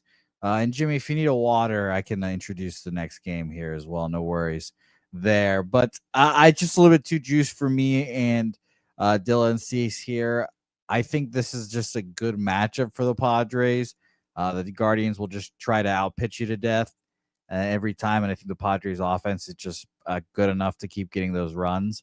But yeah, I just couldn't get there at the end of the day. So I stayed off here. Nice to see, by the way, Kelly in the chat here as well. I hope you had a good birthday. I don't remember what the birthday picks ended up doing for you, Kelly, but I hope they went okay. Wine Time and I got the got the money there. Honestly, at this number, at plus 164, don't we want the Guardians against any team in Major League Baseball? By the way, Matty Ice is on the Guardians here as well. I forgot to say, sorry. Good plus money price for him. I think we want this against any team in Major League Baseball. AM says over 7.5 minus 105 easy. I can understand that. I don't want to get caught up with what happened in Ben Lively's last start. I think there's a lot of volatility in this baseball game. I do not know what Cease is going to give us from game to game, and I can definitely understand Capper on the over because you can ticky-tack your way to 8 runs. Okay, I'm going to spend some more time on this, but I can understand both here at this point. Both. Let's roll on. Next up for us, we head over to Tigers Mariners. This is a perfect game for us to break down here. We got Tariq Skubal on the mound. He looked so good before Teoscar went yard on him. His at-bats against Ohtani were magic. You have to think that he could just destroy this Mariners lineup after facing the Dodgers in his first go-around. I don't know why anyone would think any different. And then we have Castillo. We know what Castillo does. We know his splits are much better at home. But that first start against the Athletics was nothing to write home about. 5 innings, 2 earned runs, 4 Ks. Now, I cashed the first 3 under in that one. And that was a game where the market was screaming A's. It was. How do we not move here, on the Tigers? And we know that the Mariners aren't hitting, and they're not hitting lefties, especially. We have Skubal at minus 126, opening up minus 117. All that tells me is that Castillo is going to pitch well. And then when we get to the total here for this one, we have a 6.5. It's minus 112 to the under. It opened up minus 103 to the under. And then when we get to the cash flow here, is this another one where we're going to get 90% on the over? It's hard to imagine that that's possible. And we have it. 98% of tickets, 93% cash on the over. And then on the side here, on the money line, we have 76% of tickets, 87% cash on the Tigers, the line moving in their direction. Take it away for us here, Jose. Tigers, Mariners, T-Mobile Park in Seattle, Washington. Yeah, based off how the markets have rolled out the first 2 Castillo spots, it does seem like the markets are indicating that he is not that guy this year. That first start, like we mentioned, the market was screaming at us to take the A's. Luckily, I did, cashed that, and now with everyone betting the Tigers, the market's acquiescing and saying, here, we have to move it to minus 125, minus 130 at places here as well. So I understand completely why you guys are all over Skubal here. I mean, I need to look at what my first 5 number is, because I personally that would be the only way I could take him here. And I just don't love the Tigers bullpen, even though it's been pretty solid. Minus 145. Again, this baseball season, I've been trying, or I'm going to try to not worry about the juice so much on plays that I like here. Like minus 145, I would be okay with taking. Tigers bullpen, by the way, Brant Herter, Tyler Holton, and Brennan Hannafy didn't throw yesterday. Bo Risky, 22, Tommy Canley, 16, and Will Vest threw 9, through 6 and 9 on Monday and Tuesday. I expect him to probably be available today. And Kenta Maeda not thrown in a while. I don't know if he's hurt or what, but I just don't love the bullpen. I trust AJ Hinch's deployment of it. So, I lean Tigers, especially at a cheap price here, but no action for me. I don't know how you can stay off him. I don't know how you can. I think that this is a first 3 under 1.5 at plus money. It is 1-0 Rangers, says Benjamin Mills. And I agree with Jermaine. I think he absolutely nails it here. He says, if you think, not backing my man Casey Mize pissed me off so much yesterday. But he says here, if you think Casey Mize look good, wait till you see Skoo off this bounce back. I mean, the Mariners, and again, this park. Like, it's just, I feel like every year I just watch the same Mariners team again and again and again. Great starting pitchers, a good bullpen. The offense will suck, and it's going to suck at home. It's just tough. That fan, I think by the way, that fan's on Skeen's first 5 -0.5 plus 106. There's a guy on third there already for the Pirates. So good luck. And it's 1-1 now in Royals Brewers.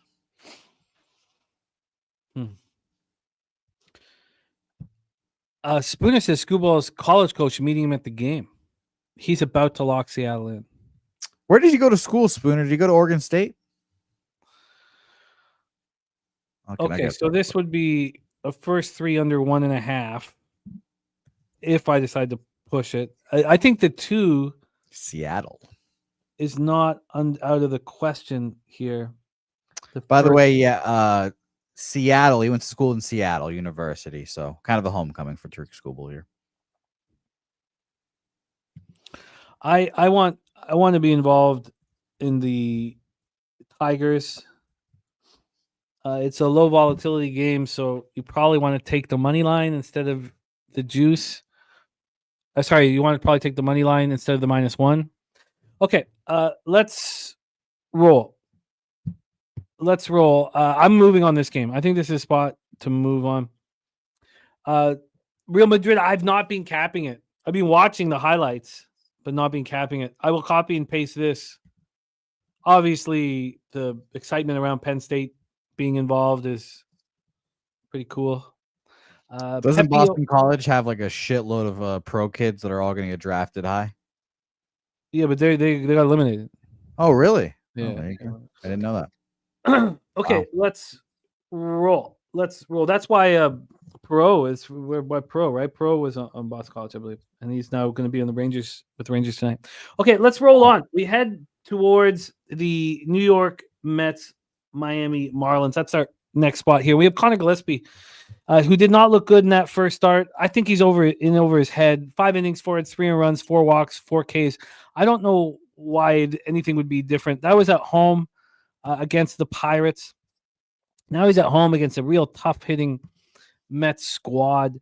You are much higher on Clay Holmes than I am. I don't think watching him pitch, Houston's a tough place to pitch. We know what lineup what they're like.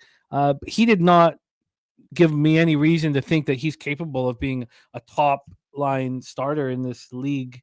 Let's get into the line history and the cash flow and then hand it over to Snips.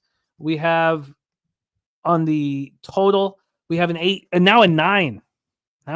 Interesting. This just went up to 9. It went up to 9 right after the show started. It's still plus money on the over 9.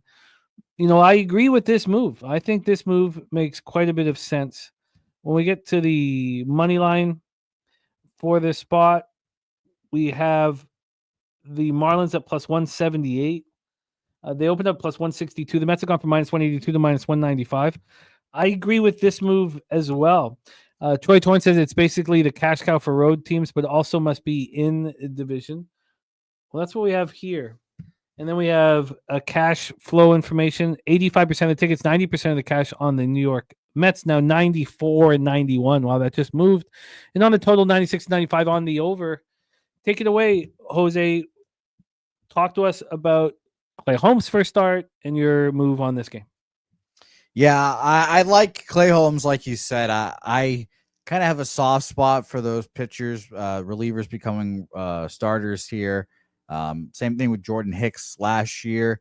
By the way, Jordan Hicks should have been a guy that I backed this year. I mean, I liked him last year in his first year of being the starting pitcher. So why wouldn't I like him in his second year after learning all that stuff? I should like him.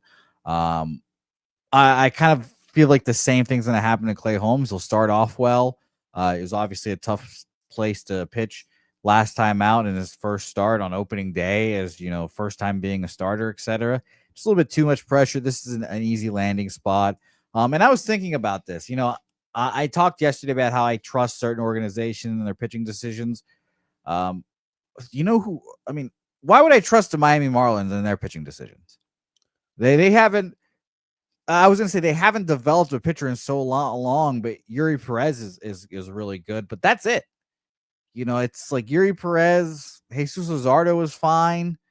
I just don't trust these guys to develop pitching, and I don't trust their pitching development to put their pitchers in the right spots to succeed. So Colin Gillespie went from being one of the guys I was considering backing this year to just not a guy I want to back and not a guy I'm going to trust here. So it is 1-0 Pirates. Hate to deliver the bad news. Motherfucker, dude. He 2 outs too. He got the guy out at third, and Adam Fraser base hit there. So I'm off this game. I'll continue sweating out this game, but no action here for me. Just too expensive for Clay Holmes. I think that it's too expensive. Obviously, for the -1. I shouldn't say obviously, but it feels like it's too expensive here for the -1. I don't see. I don't see why we're not on. Oh God, the run line is too expensive too. I get it. I understand completely. Shot to Troy in the sort of reverse cash cow spot.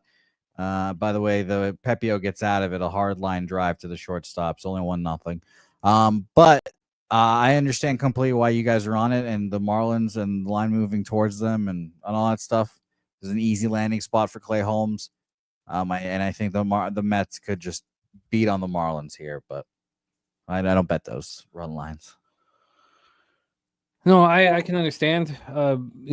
Following what works. I think that I might need to bet this right now as well. Let me just see. -2? No, the over. Yeah, I'm going to bet the over. I'm getting 6 cents better here at 365 than offshore right now. I can get the 8.5 at -120. And I'm going to move on it right now, which is perfect timing because you can set up Red Sox Orioles. I think this is a bet that has to be made right this minute, and I'm going to do exactly that. I'm going to say 7-3 final in that game.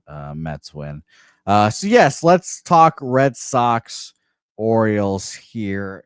I'm sure many people are wondering, asking, I was extremely high on this Red Sox team coming into the season. I still remain extremely high, but it's not like they've been playing well. 1-4 start, 4-game losing streak. Only game they won was when Garrett Crochet was on the mound on opening day. The offense has been horrible, and Rafael Devers has been the worst hitter in baseball so far. I obviously expect all this to change. Yes, Jimmy? Oh, I can hear the pain in your voice. I'm okay. We're all right. Everything's fine. It's only 5 games here. I'm going to bet the Red Sox here. Everyone could probably guess that coming here. Much needed off day.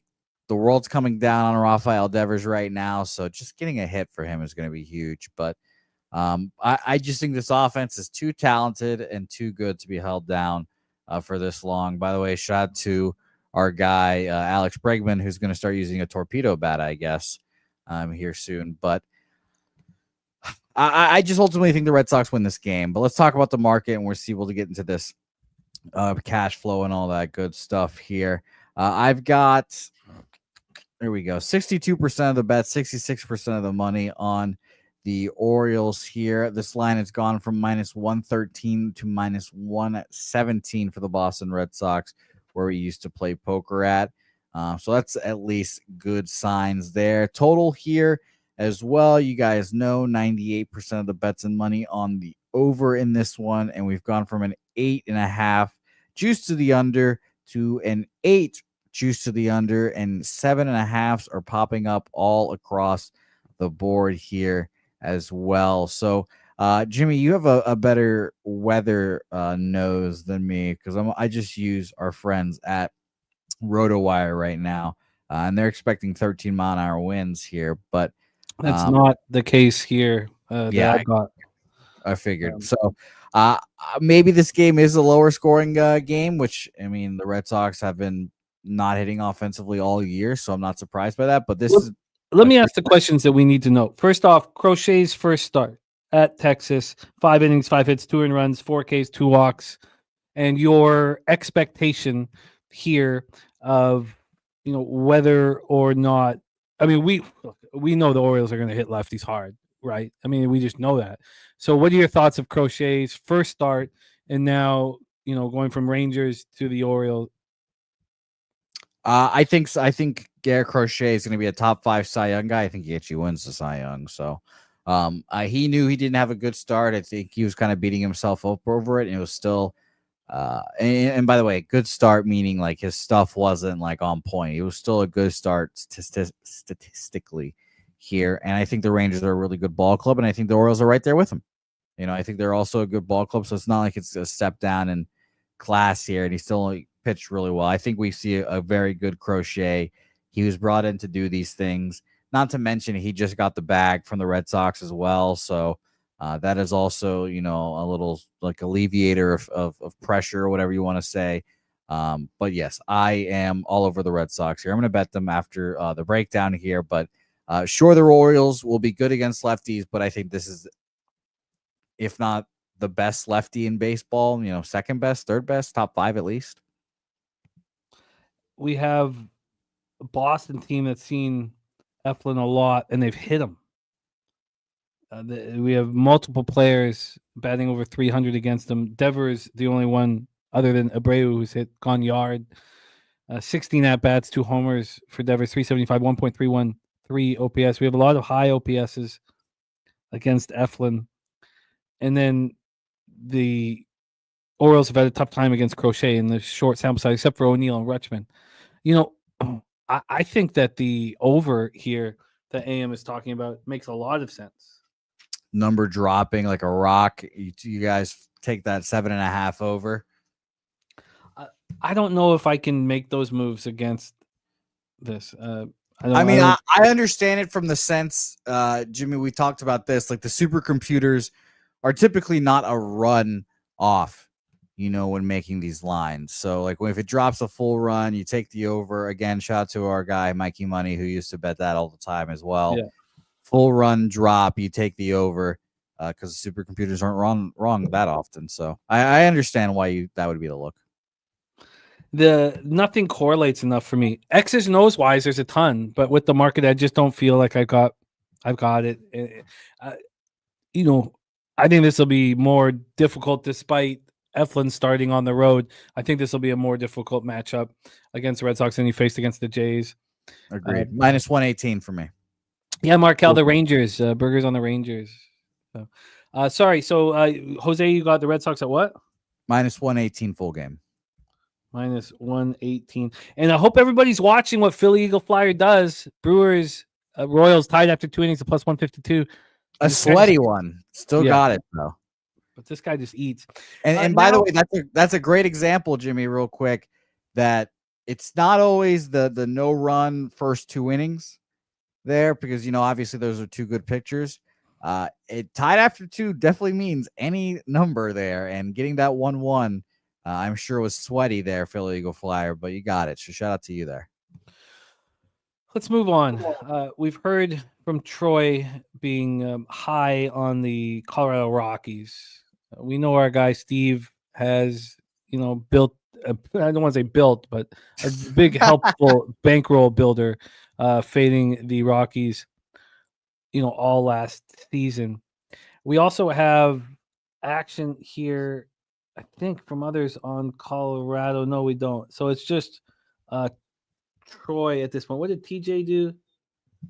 No, nothing here for TJ either. So let's talk about this Rockies lineup first off. Doyle, we don't have the confirmed lineup, obviously. We have Freeland going up against Zach Wheeler. It's a nice pitching performance. We know that Freeland splits are better in the thin air for whatever reason. The Denver-born Kyle Freeland, Doyle, Tovar, McMahon, Bryant, Toglia, Goodman, Martini, Farmer, and Jordan Beck in left field. Do you think that this team will be able to provide runs for gamblers? The Rockies? Yeah. Yeah, I'm on them. I mean, come on. Minus 300. We all knew what I'm on here. Well, let's set this one up and get this one rolling. We are through 2 in Tampa, 1-0. We're through 4 in Cincinnati, 1-0 there. A lot of low-scoring games, just like yesterday. Oh, God. God bless the Boston Red Sox for being well run right now. Thank you, Lord. They just re-signed Christian Campbell. Thank the fucking Lord. That's the excuse for what's going on with Devers, is they didn't expect Christian Campbell to be so needed every day at second base. Is that true? They came into spring. They came into spring knowing that Christian Campbell was going to make the opening roster. They did absolutely everything to make him the opening day second baseman. So I think that was built into their plans. Now, the issue here is you have a lineup that can get to Freeland and has Castellanos 3 homers against him, 1.262 OPS. Harper not the same, 23 bats, does have 1 long ball. Trey Turner 2 long balls against him, so you have 6 home runs, not a ton of at bats. And this being NL versus AL, we have very little Rockies at bats against Wheeler, and those who've had at bats have not succeeded. We have the minus 300 fade here in effect. Let's get into the line history for this one. We have Zach Wheeler right now minus 339. The Phillies minus 339, opening up minus 310, 29-cent move. This is not a cash cow situation. That might surprise some people, because I know Troy was talking about being high on the Rockies. This total is a 7. It's minus 113 to the over. It's come down from 7.5, so expectation that Freeland pitches well. We go over to the excuse me. We go over to the weather. At 52 Fahrenheit, feels like 44. 9.8 miles per hour to left field pole. It stays between 9.8 and 8 miles per hour. Take a look at the cash flow then for this spot. 98.96 on the over, and on the money line we have 98.96 on the Philadelphia Phillies. Is this simply a minus 300 fade, blind bet, or do you believe in the spot? Take it away. I believe in the spot because, Jimmy, I said yesterday, I think it was, just made the observation. Mitchell Parker, former my guy, probably will come back on my guy list. Lefty, dominates the Phillies the other day. Mackenzie Gore, lefty, dominated the Phillies the other day. Kyle Freeland. Let's do it one more time. I'm expecting a 3-0 ball game in this game. Low scoring. Rockies win. Their bullpen somehow finds a way to get the job done for me here. By the way, if you guys are wondering who patrols the Rockies bullpen nowadays, we've got guys like, and by the way, they're all fresh. No one pitched on Tuesday. Jake Bird, Tyler Kinley, Scott Alexander, Luis Peralta, Victor Vodnik, Angel Chivilli, Jimmy Herget of Angels fame, and Seth Halverson. So none of those names are household names. None of those names will make you feel good when they come into the game, but at least they are fresh. And that is what I care about the most right now. Fresh arms, didn't throw yesterday, not going to be sore. So give me the Rockies here full game. First thing I bet this morning was bet these Rockies plus 270. Sure, Zach Wheeler is scary. Sure, fading a team, fading the Phillies at the Phillies is scary. But I feel a whole lot better about the minus 300 fade early than late. And look at those numbers from Troy. That's unbelievable. Home favorites minus 300 or bigger in a total less than 8. In conference, 5-5 on the money line. Out if in conference, but out of division, 2-4 on the money line. Wow. Come on the train. Come on the train, everyone. This is like my first gambling fucking mantra. I don't know. This is my first gambling thing that we've been talking about for 2 years, 3 years now on the minus 300 fade. I'm just glad Troy can put the numbers behind it now.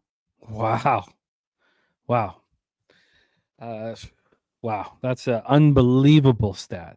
And I'll join you, Troy, first 5 here as well. With such a low total, you could tell me first 5 plus a half is probably the smarter bet. Yeah, why wouldn't you take the half? Why wouldn't you get paid on the tie? I'm looking at the numbers right now.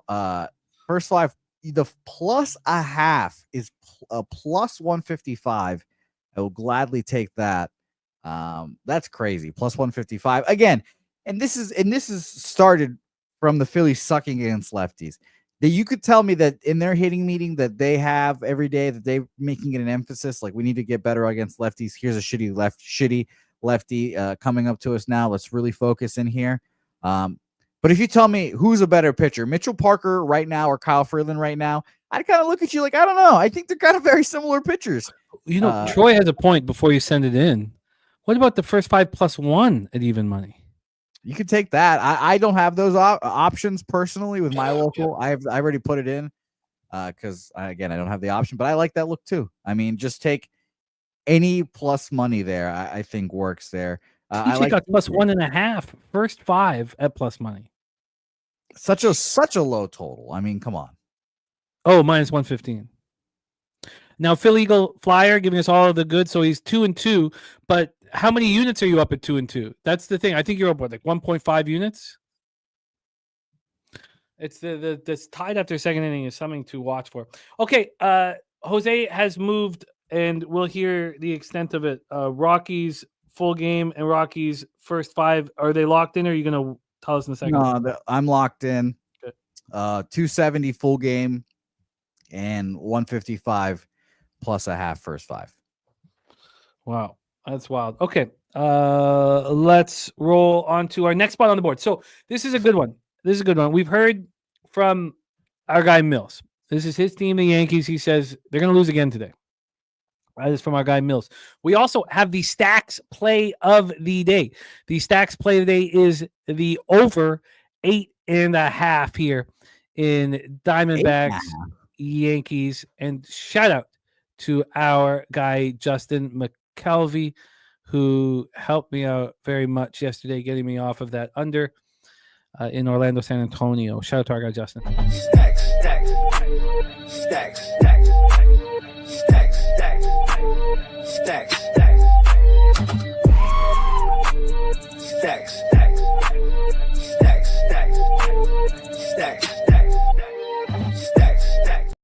We have Did Justin get a shitty line? Why did he get? Why is it 8.5? I don't know. Justin, let us know, because I have an 8 opener juice to the over and now 7.5. Justin, I'm hoping that was just a mistype there from you. Well, I know that he moved on this. He moves on it. Early or yesterday. Yeah. TJ says, be careful fading Rodon, guys. Like I said last week, he's healthy and dealing nasty stuff. We also have Big Scott. We have Big Scott on the Yankees -1 at plus 105. So let's set this game up and see if there is a move to make. And here we go. Just a couple games up. We have NBA coming up right after this. We have Billy Brisbane backstage ready to rock and roll with us, getting Bills Brizzy. We have Carlos Rodon, who looked very good in that first start. 5 1/3, 4 hits, 1 run, 2 walks, and 7 strikeouts at home. Now we have consecutive home starts, which we think is really going to help. Another thing that's really, really going to help is when you have a plan with the pitcher and you stick to it, which we just did with Leiter. It's very important. You have a preseason plan and then you execute it. We've been doing that with Jack Leiter. I could have made more money off it, but still feels good. And Rodon feels like he's a bet on pitch right now. And then on the other hand, you have Zach Gallen. Zach Gallen, who did not look good at home versus the Cubbies. 4 innings, 4 hits, 4 runs, 4 walks, and 4 strikeouts. First time a pitcher's ever put that stat line up on opening day. There's your Is that true? Yes. First time ever. That's wild. Now, he's got great numbers against a lot of these guys. He's shut down this lineup. I mean, the Yankees, they don't get to him. Judge 0 for 4. Bellinger is 1 for 20. I mean, this is probably Volpe a 1 for 5, Wells 0 for 3. This is just a team that he should be able to bounce back from. And then Arizona has decent odds against Carlos Rodon. So let's get into the line history and the cash flow and the weather and set this all up here. But I think this is a great bounce back opportunity for Zach Allen. We have 44 Fahrenheit, feels like 33. It's freezing cold. 12.5 miles per hour right to left and in, but not fully in, but slightly in. We get to the line history here. We have a 7.5, a minus 114 to the over. This opened up at 8.5. It opened up at 8.5, and it got back up to 8.5 again this morning at around 8:40 in the morning. But we're dealing with a 7.5 right now. Now we have cappers bullish on the over. And when we get to the money line here, which may be the way to handle this, we have the Diamondbacks at plus 128. They opened up at plus 116. I don't feel like really anything correlates here enough for me to make moves on. Take a quick look at the cash flow and then go from there. With the cash flow, we have the Yankees right now at 85% of tickets and 85% of the cash. And then on the total, as you can imagine, we have 96 and 97 on the over. Take it away, Jose. Floor is yours. Yeah, this game stinks. This is the fishy line of the day. Minus 130 for the Yankees here, I thought was shocking. And this is the part about gambling that I really got to get better about. I have to accept the fact that the New York Yankees are a team that should be backed at some points in the season. And I think this is one of those points. And I agree with you. I agree with TJ. A not injured Carlos Rodon feeling good, throwing nasty shit right now. He is a back pitcher. Now, the inevitable IL stint will come, and that's when that will change. But I think that this is a Yankees and Carlos Rodon spot here, indeed. I had this line open up at, let me double check right here. No, I can't find it. Minus 125 up to minus 130. Other places have it almost to minus 150, minus 140 almost here as well. And boy, I mean, I wish there was more Diamondbacks bets. 85% of the bets and money, like you said, on the Yankees here. But this just kind of feels like cash cow adjacent. It just feels like one of those spots where the book is kind of showing their hand. Everyone is backing the Yankees here. The price keeps going up because they kind of know that the Yankees are the spot here. This is a fishy line. Zach Gallen, one of my guys to back this year because he is about to become a free agent, and he's got all of the incentive in the world to pitch well here. But this line stinks. I just think that Carlos Rodon and the Yankees beat the Diamondbacks here today. So I think I'm going to add a juiced Yankees money line on my card here today. I mean, I kind of feel fortunate even getting out of the game yesterday with that dub. Jimmy, I'll ask you this question before I turn it over to you. What's the most interesting or what's a weird place where you've had to celebrate a bet?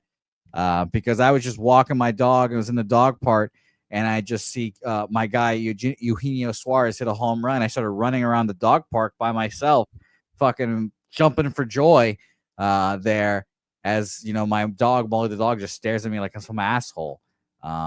But I think the Yankees should be back here today. I think I'm going to jump on them.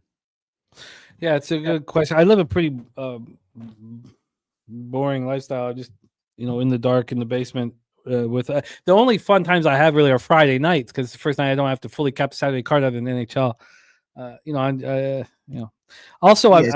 The more swings that you have, also you lose any kind of passion and compassion. Because the swings are so horrible.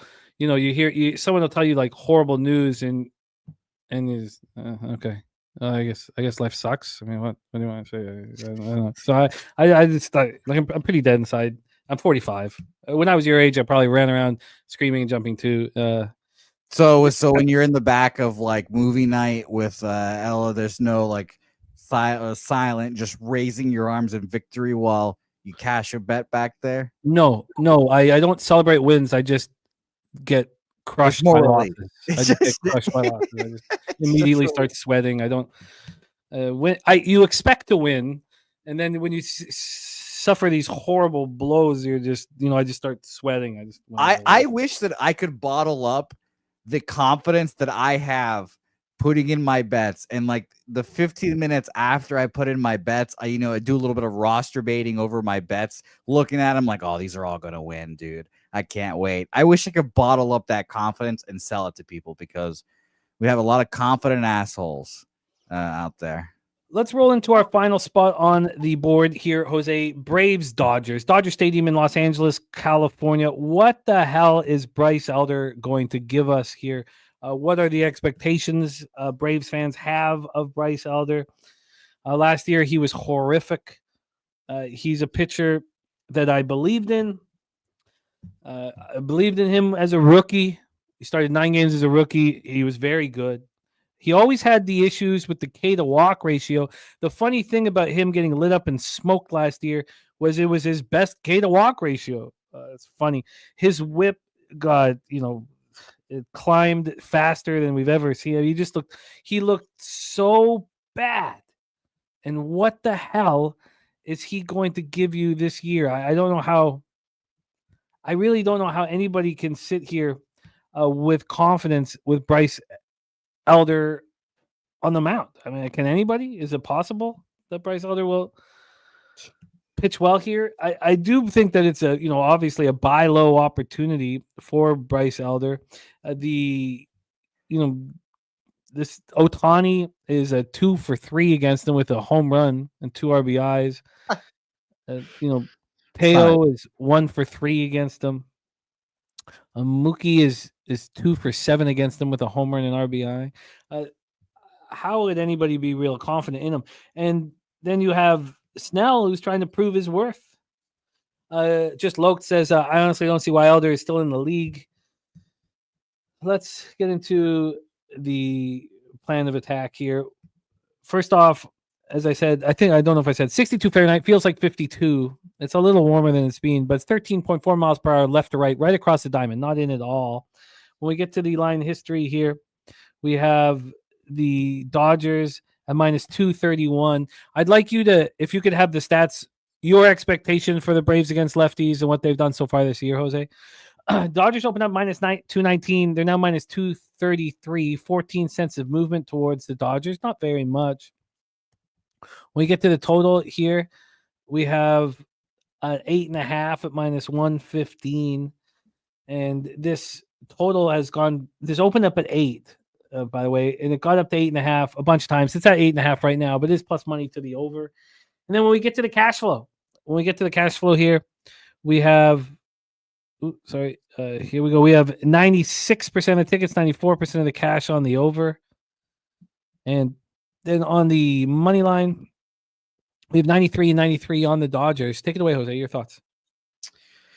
Yeah, I mean, I was beating myself up yesterday that I didn't bet an under in that game with Sale, who, I'm trying to fade this year, sure, but still pitching pretty good. And then Dustin May had a great start. Again, one of my guys this year. I really believe in Dustin May. Just please stay healthy for once, my man.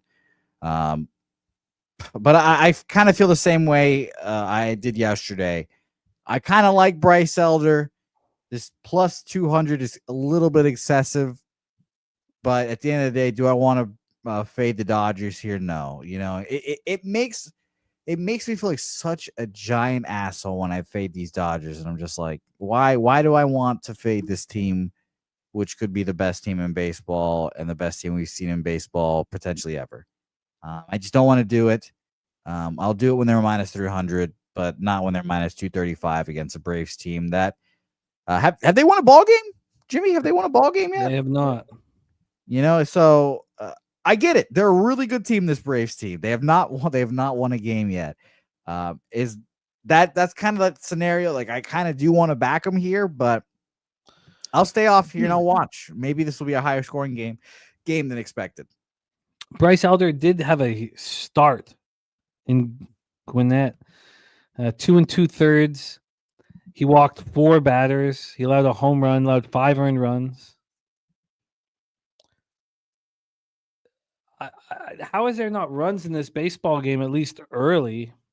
And by the way, Jimmy, you mentioned you wanted to hear some numbers. Braves against lefties here. We could, just by last year's numbers, everyone knows that the Braves against lefties were pretty good. But Ozuna, 153 weighted runs created plus. I expect him obviously to take a little bit of a step back here from that amazing season last year. Ozzy Albies 136. Adam Duvall, is Adam Duvall even on the Braves anymore? I don't think he is. 128, 119 from 128 was Matt Olson. 119 from Austin Riley's. Michael Harris 115. Orlando Arcia 65. Good Lord. So far this season. And it's a super, super small sample size, sure. But they are second worst, 42 plate appearances. Somehow they put up a -6 weighted runs created plus against lefties. Their plate appearances is 19th so far amongst all the teams here. So it's not a huge sample size, sure, but they have not hit a lefty for shit this year, the Braves. But it just doesn't make sense that they wouldn't be able to hit them. It's just a sample size that we must, right? We must think. I want to move on the first 3 over 2.5. That's what I would like to move on. The first 3 over 2.5 in the start against the Tigers. And I don't want to put too much into it, but I'm in agreement that Snell, I forget who said it in the chat, and I've got too many things up right now, but I'm in agreement that Snell, looks better as the season goes on. Would you prefer a first 3 over or a first 5 over? I think I want to attack, Zach Elder. I think I want to attack. I would prefer first 5, just because I would want that second time through the order. Well, I imagine you're going to get the second time through the order through the batters that you want. I mean, I'm only talking about, Ohtani. I'm only talking about Elder here. I'm only talking about Elder. I think that's who, because if one batter gets on Ohtani, is there any chance Ohtani sits here tonight? They give him the day off. I don't think so because correct me if I'm wrong. We don't expect Freddie Freeman to go here again. Yeah, Freeman's not going. So yeah, I don't think he gets a day off until Freeman comes back. That'd be the worst case scenario. Let's just quickly ensure that. Oh yeah, because they have the day off tomorrow. They have the day off. There you go. Yeah. Okay. Huh. No, AM on the full game over 8.5. I get that. Just Loke says I would say first 5 over because you're basically relying on the Dodgers to score all the runs because the Braves are cold as ice. No, I think that they can get to. I think the motivation of not having won a game is very heavy. I think this will be my first 3 over 2.5. But you're right. I should focus on the first 5. I think you guys are right because. It's even okay. Let's just say, do the Braves have tomorrow off too? Let's find that out. Sorry, let me just quickly grab this here. Sorry, I shouldn't be. I'll figure this out on my own. I'm going to be on an early over in this one. The question is whether it's a first 3 or a first 5, and I'll make that call here. The Braves have the day off tomorrow as well. This is all hands on deck. Okay. I'll make that decision here in a little bit. We have NBA to get to. We have our man Brizzy in the wing. So let's review all action. Coming off a real bad day. My first bad day of the year. That'll happen. I have cashed the first 3 under 2.5 in Texas, Cincinnati.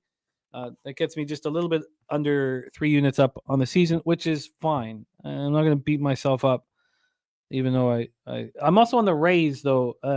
And that could be taken away from me. That could easily cash that first 3 under 2.5 in that Pirates Rays game. Same with the Royals Brewers, could easily cash that. But all of these games are going under early, cold weather, and the public hammering over. So what do you expect? So I'm on the Rays. I'm okay with that. The question is, do I move on the White Sox first 5 plus a half? It's too late. This game starts in 3 minutes. Now, is the game being pushed because of weather? I'd love to know that I as don't well. see it starting anywhere. Can we get an update on what's going on at Ray Field in Chicago, Illinois? Then I don't have a ton of action here. I'm interested in the first 3 under 2 in San Francisco, Houston. As you guys know, I already moved on to over 8.5. Let me just, I think I got minus 120 over 8.5 minus 120. So the only other spot, the game's delayed. Okay, thank you, Spooner. So I'm going to be on the Tigers. I'm going to decide -1 on money line. I'm going to be on the first 3 under 1.5 in Tigers Seattle. I think I'm going to sit with that a little longer. I think that the over that I moved on in the Mets Marlins is a nice one. I got 8.5 minus 120. I'm going to leave the Mets side alone. Then I have either the first 5 over 2.5 or first 3 over 2.5 or first 5 over 4.5 in Atlanta, LA. I'll decide that. Jose, can you please review your action?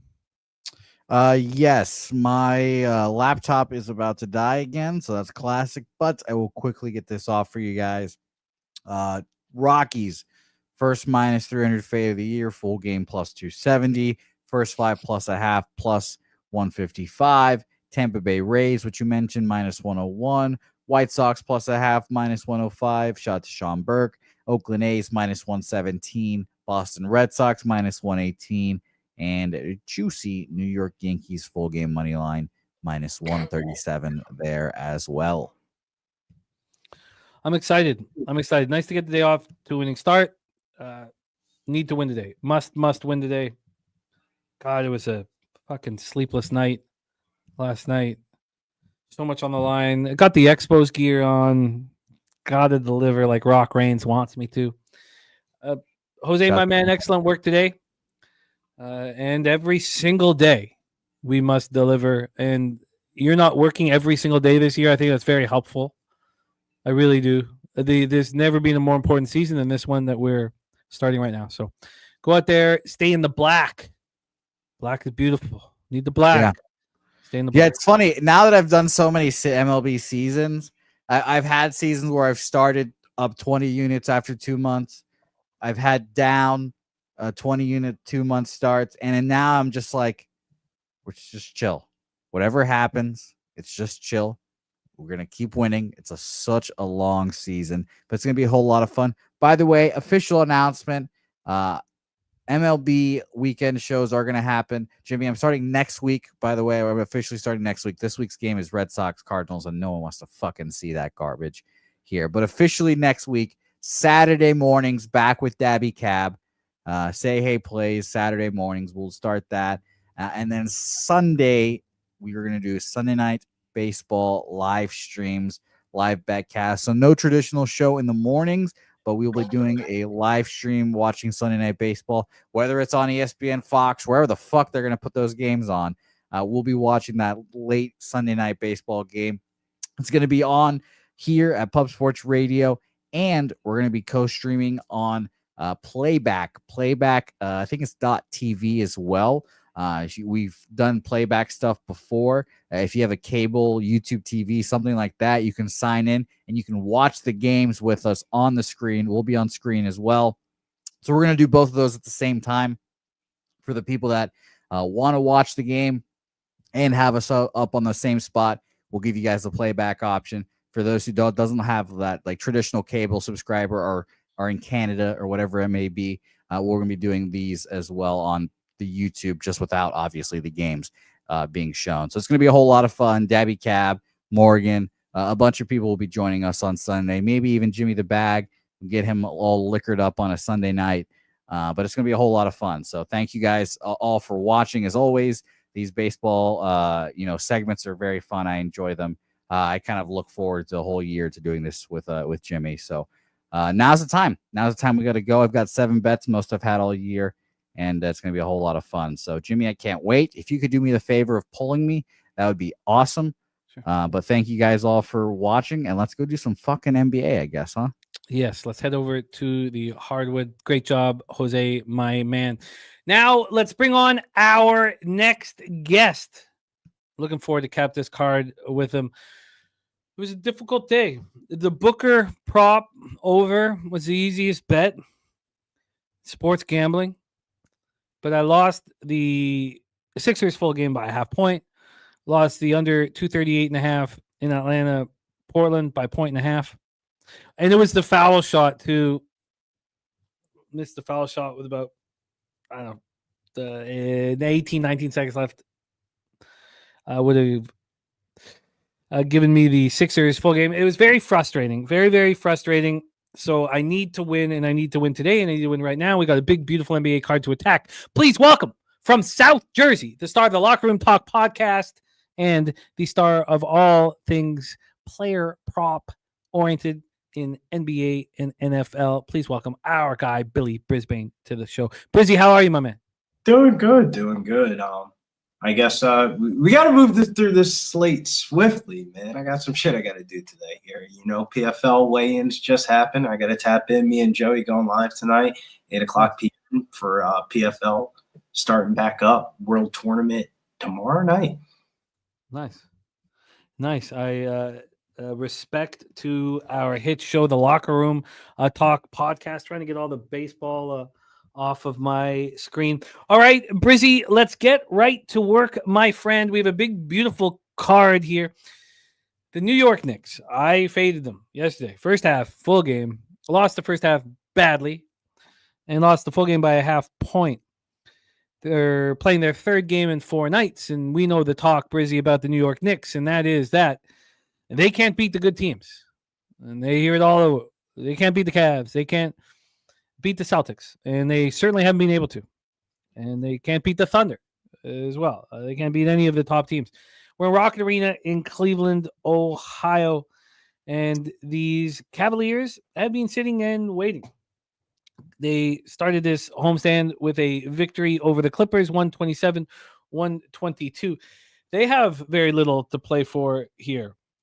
And, you know, again, the 14 teams that get a chance at Cooper Flag is absolutely ridiculous. Now, we can get into this another time, but this is such a poor decision to give a team that could make a, try to sneak into the play-in, or instead stay out and stay in the bottom 14 and get a 1% or a 0.5% chance of changing the franchise around with Cooper Flag. It's awful. There should only be good players in the draft, though. I will say there's some other really good franchise-changing players. That's definitely one of the better class. This has nothing to do with the talent in the draft. This is just that the 14th, 13th, 12th, they should not have a chance to play poorly down the stretch and get into the lottery. I think they should. I mean, that's how the Spurs got Wemby. We're not complaining about that shit. Yeah, we are. We're complaining about it loud and fucking clear. This is absolutely ridiculous that a team with 10 games left will not try because they have a chance at the franchise-defining player. We got the number 2 pick last year, and they played in the play-in tournament thing. I think it's absolute trash, and it hurts the product. It hurts the product badly. But again, I like that the bottom 3 teams all get 14%. There's certain things I like, but having 14 teams in the lottery is trash. But then we can talk about this with other games here, because there's teams certainly not trying to ensure that they have a 1% or 2% chance at Cooper Flag. Something I don't agree with. Let's get into say one minute. Good. You would too, though. Cooper Flag is that good. Yeah, but it's just it's trash. Silver's fucking idiot. Let's get into the line history and the cash flow here. But let's talk about these teams. Both 4-1 over their past 5. Knicks playing at the slowest pace in the league over that stanza. Now, we talked about pace. We talked about last 5 games pace. That's something we do here on the show. And that gave us a gift on the Raptors over against the Bulls. Bulls playing at the fastest pace in the NBA. Raptors second fast pace, and just over the last 5 games. The advanced models aren't only focusing on the last 5 games. It gave us a huge advantage, but I let the market push me off of it because it went down to the under, moved 2 or 3 points to the under, and that was as frustrating as I've been. I wanted to smash shit. I mean, they scored 40 points in the first 6 minutes of that fucking game. Both teams 4-1, and we have a Knicks team playing at the slowest pace in the NBA. Shooting the ball beautifully, 50.8 from the field and 38.3 from 3. Cleveland 4-1 playing at the 7th fastest pace, 101 possessions a game, 48.7 from the field and 33.7 from 3. Let's pull up the line history here and the cash flow, and then let's watch our guy Brizzy work. We have the Knicks plus 10.5, a huge number. Opened up at 10.5, and it moved to 11. I don't have RotoWire up for the what happened at shoot around. I know that the Knicks won't take part in the shoot around. So, because they're second half back to back. But we'll let Brizzy tell us who he expects in and out of the lineup, and I'll pull that up for the next breakdowns. We have 48% of tickets and 41% of cash on the Knicks. This is a enormous line. 94 and 92 on the over. Brizzy, take it away. Knicks, Cavs. Yeah, the Cavs secured the number 1 seed a couple of weeks ago, but I feel like they kind of let up on the gas of recent, failing to cover 7 of the last 9. But with this game being on national TV, especially being on ESPN versus another Eastern top opponent, I feel like the Cavs are going to come in locked in. I mean, the Knicks are coming off a blowout win last night versus the Sixers, but they still haven't been that good on back-to-backs this season. They've gone 2-10 ATS with no rest, 4-12 ATS with a rest disadvantage spot. And that we haven't even gotten into how they had to band-aid the point guard position, missing Jalen Brunson, Deuce McBride, and Cam Payne. I mean, fuck, dude, you're starting DeLon Wright and Tyler Kolek. Tyler Kolek was even one of the best point guards in the country last year in college. But that's a lot of offense that they're missing, and their top 3 point guards in the depth chart. I mean, against the top teams in the league, you kind of know what you're going to see from the Knicks, 6-13, Cavs 14-6. I think Cleveland's going to run away with this one pretty late. I would probably say Cleveland has a money line parlay piece. Cleveland team total over 120.5. And top player prop in this game would be Mikal Bridges over 1.5 3-pointers or 20-plus points. Since the Jalen Brunson injury, he's averaging 21.5 points per game, 3.5 rebounds, and 5.1 assists per game, shooting 37% from the three-point line. Yeah, it feels like this is a big, big number for a reason. Giving you double digits to bring in the Knicks cash. Doesn't it? Good God, doesn't it? Just 52 and 59. LJ on the Cavs first quarter. I mean, I would want all 4 quarters for the Knicks. I think that the Cavs should be better at this giant number. Now we have Cat not playing last night, set to play today, listed as probable. Do you think that the Knicks need to change this storyline about them underachieving? Is that something important to them? I mean, change the storyline, but it's probably going to be like the last week of the season. These teams have one more meeting, and that's going to be the second to last game of the season for the Knicks on a Friday. I think that's the game that the Knicks probably beat the Cavs on NBA TV.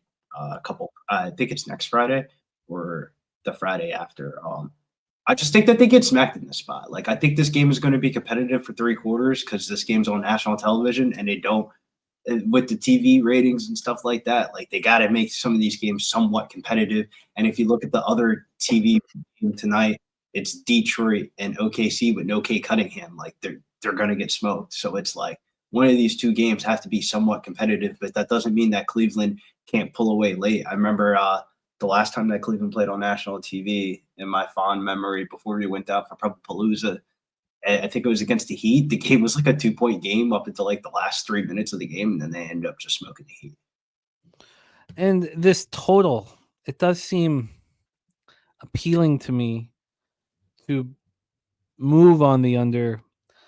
It's 230 at some books. I'm getting a 230.5. I'm also just getting a 10 here at 365. But what are your thoughts on the under and also the Knicks team total under 110.5? If I took a total in this game, it would probably be Cleveland team total over 120.5.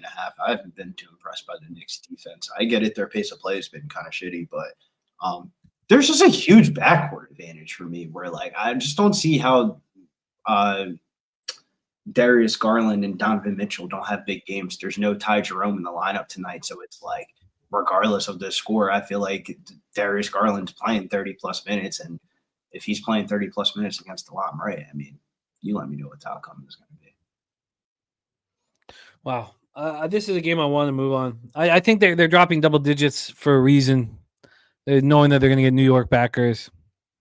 And then I don't want to mess it up by adding the Knicks team total under because the Cavaliers are going to dictate the pace. I should cut this, honestly, because if the Cavaliers dictate the pace, then it'll speed the Knicks up a little bit. Probably. Yeah, game off my card. Out of the big favorites on the card today, that was the 6-1 that I liked the most. All right. I like it. I'm going to be moving on it. Let's roll on. 7 p.m. Eastern is our next spot on the board. We have the Charlotte Hornets, 19-56, 7-30 on the road at the Indiana Pacers, 44-31, 25-10 at home. Gainbridge Fieldhouse in Indianapolis, Indiana, where the NIT was yesterday and again tomorrow.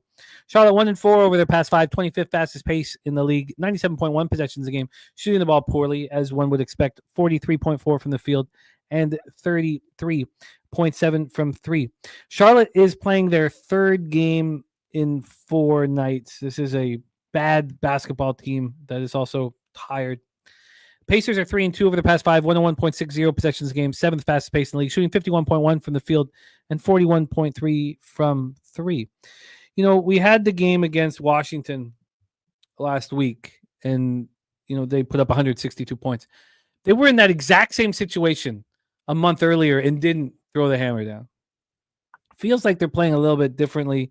They haven't looked good in their 2 games since then. They lost by 20 at OKC, and then they lost, or they just barely squeaked past Sacramento in a game where they didn't play well. The Charlotte Hornets are coming off a victory, a rare victory. They took out Utah 110-106, so they did have a day off. So this isn't the worst case scenario for the third game in 4 nights. And they head back home for 3 games after this 3-game homestand. When we get to the injury report here, Bridges is a game time decision. Same with Taj Gibson and Nick Smith. Bridges is really the only one we need to worry about. Gibson is sick. I don't think that matters. He's playing about 8 minutes a game right now. Bridges is the issue, and Bridges is also sick. So yeah, Bridges sick, Taj Gibson sick, Nick Smith downgraded from probable to questionable with the ankle injury, so not going to see the kid in the lineup. On the other side, Miles Turner is a game time decision. He's sick. I don't think Miles Turner's going to play. Yeah, it's a lot of sickness going around here. And then Benedict Mathurin calf is listed as questionable. Why would he play? I don't think either of them two are going to play, especially after what they did in the last game, coming back from being down 15 against Sacramento without them two in the lineup. I think they're going to be cool without them two playing. That would make sense. Saturday says Hallie assists is necessary. We have a total of 222. This has come down from 225. So we have a 3-point move towards the under.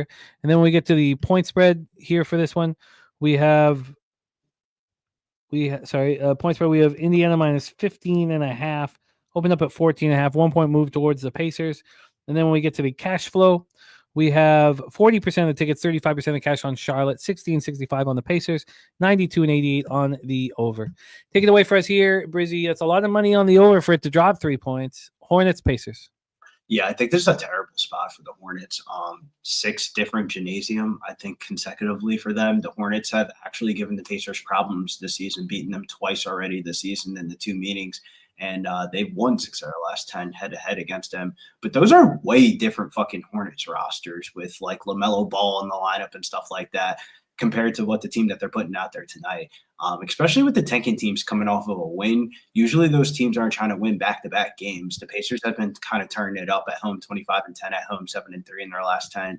Turner wasn't even in the lineup in the last one. They were able to come back and win that game. I think the Pacers are going to win this one wire to wire. Granted, the Pacers are usually not a team that you really want to lay this amount of points with, but I think the Pacers are going to blow them out here in this spot tonight. If you're looking at a player prop tonight, I would kind of stay off the Halliburton one of, like, I don't think Halliburton's going to play like a seed and stuff like that. If you're going to attack a player prop in this one, I would go towards a guy like TJ McConnell over 7.5 points, minus 115. He's gone over his points prop 6 out of the last 10 games and 5 out of his last 6 games. And a potential blowout spot here. I would probably attack the bench players in this one. I think this is wire to wire blowout city written all over it, especially with the Hornets beating them twice already this season. The Pacers have not beaten the Hornets this season. This screams like a blowout. This is a God. I've messed the Pacers up in this situation, but I think This is going to take more time. I wonder if this is a first quarter Pacers smash and grab immediate. I like it's hard because like with the first quarters, I'd rather, instead of betting the first quarter in the NBA, I'd rather parlay the double result or just use the double result of like, I think by the time that we get done the first 2 quarters of this game, there's going to be a significant margin of points in comparison of like, I don't see how the Hornets crack 100 points in this game of like, initially you kind of want to bet the over and then you start really looking at the numbers and shit and you're like, I don't think the Hornets are cracking 100 points to this one. Like, if you ask me final score of this game, I think it's probably going to be like 123 to like 102. Okay. I'm going to take some more time here on this one. Let's roll on. Next spot for us on the board, 7 p.m. Eastern, the Sacramento Kings, 36-39, 17-20 on the road. The Washington Wizards, 16-59, 7-30, home at Capital One Arena in Washington, D.C. Both teams 1-4 over their past 5. This was a tricky 6-game road trip for the Kings. It's stupid to hold out any hope for the lottery ticket on the Blazers to get into the play-in. But look, the Blazers won last night and the Mavs fell off. But these are the 2 games that we expect the Kings to win. They play at Washington tonight and they play at Charlotte on Friday, and then they play a back-to-back at Cleveland, Detroit. We expect them to lose both of those games, but it probably won't matter at that point. Then we have the Washington Wizards. What a mess. What a fucking travesty. So this is game 3 of the 6-game road trip for the Kings. Wizards on the first of a home back-to-back. They host the Magic tomorrow night. Wizards have slowed their pace down a little bit. 6th fastest in the NBA, 102.2 possessions a game. Sacramento 12th fastest, 98.6. And the Wizards shooting the way you would expect them to shoot, 43.8 from the field and 33 from 3 poorly. Sacramento shooting 47.4 from the field and 39.2% from 3.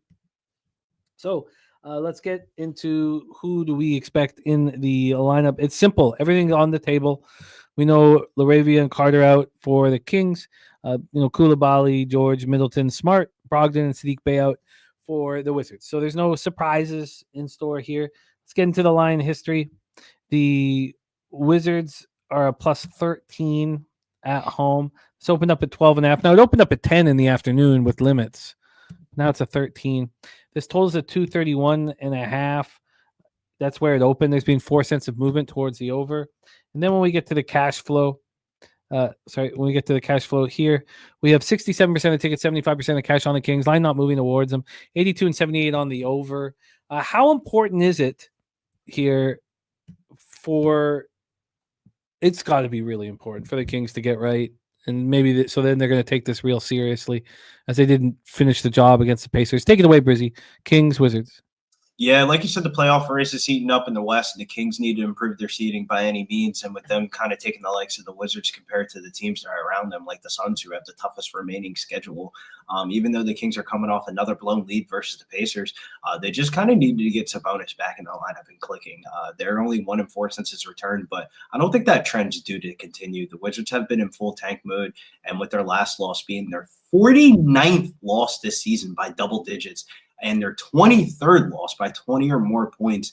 I just don't see. I mean, they gave up 120 to Miami. That's probably one of the lowest scoring teams in the NBA outright alone. Their defense has been bad all season, 28th in defensive rating, 4th in pace.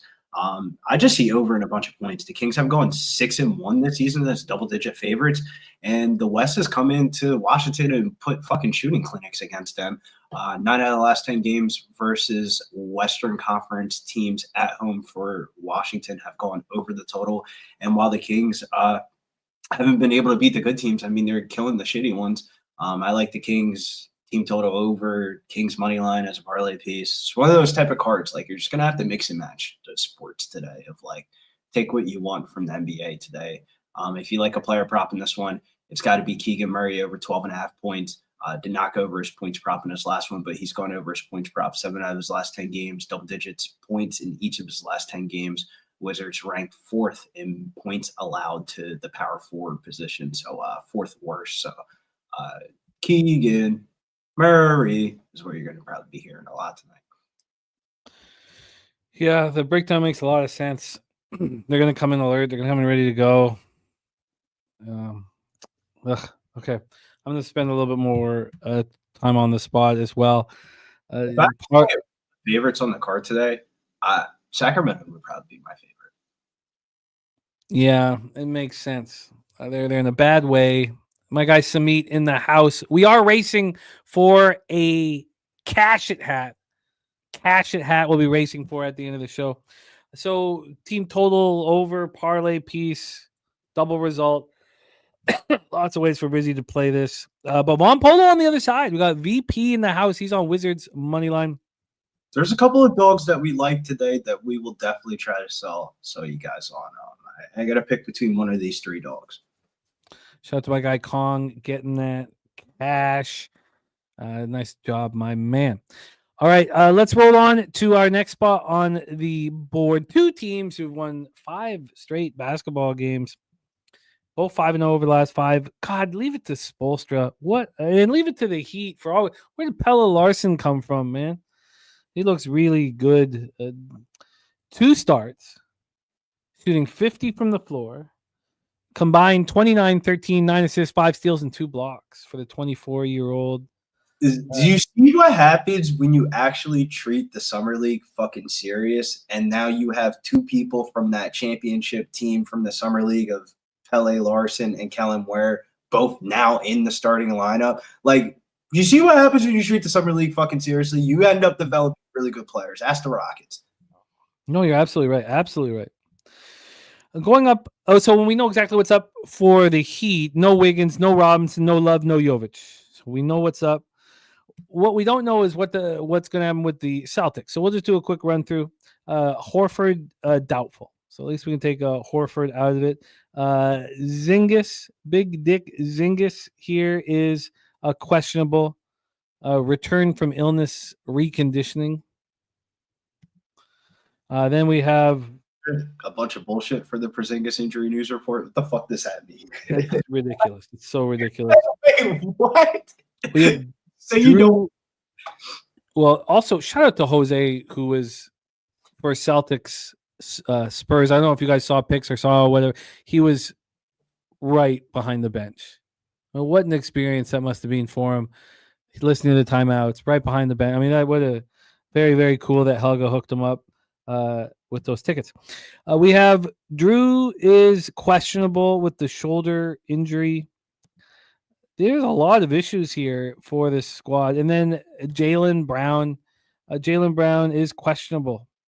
So as much as we know exactly what's going on with the Heat, we have no idea exactly what will happen here for the Celtics. We have the Heat who won 5 straight and the Celtics both playing at a very similar pace, 96.5 possessions a game. The thing is that the Heat are shooting the ball incredibly well. I would tell you that this 46.9% from 3 over the last 5 games is the highest number I've ever written down until you get to the Oklahoma City Thunder, who are shooting 47.5 from 3 over the last 5 games, which is nuts. Absolutely nuts. These teams are just – the Heat are also on a back-to-back with travel. They host Memphis tomorrow night, so it's not an easy situation for them. Let's get into the line history for this one. We have Miami – Boston total at 211.5. This opened up at 213. We've dropped a 1.5 down to 211.5. And then when we get to the point spread here, we have the Heat plus 10.5 at minus 105. They open up at 11.5 point move towards the Miami Heat. And when we get to the cash flow here, we have 34% of tickets, 39% of cash on Miami, 91.87 on the over. Sweaty Butcher on the Heat, team total under 100.5. You're right, Nasty Nate. You're right. Those tickets looked phenomenal. Like, I mean, I've never had the opportunity to sit right behind the bench like that.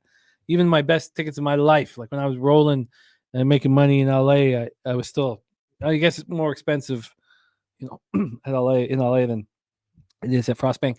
Take it away for us here, my man, Brizzy, Heat, Celtics. Yeah, the Celtics have owned the head-to-head history between these two teams going 6-0 straight up in ATS in their last 6 games.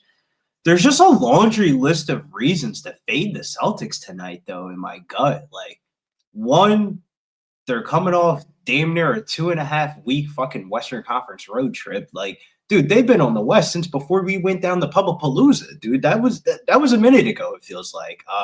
Number two, they're 19-35-1 ATS coming off of a win this season. I mean, they're on a crazy win streak.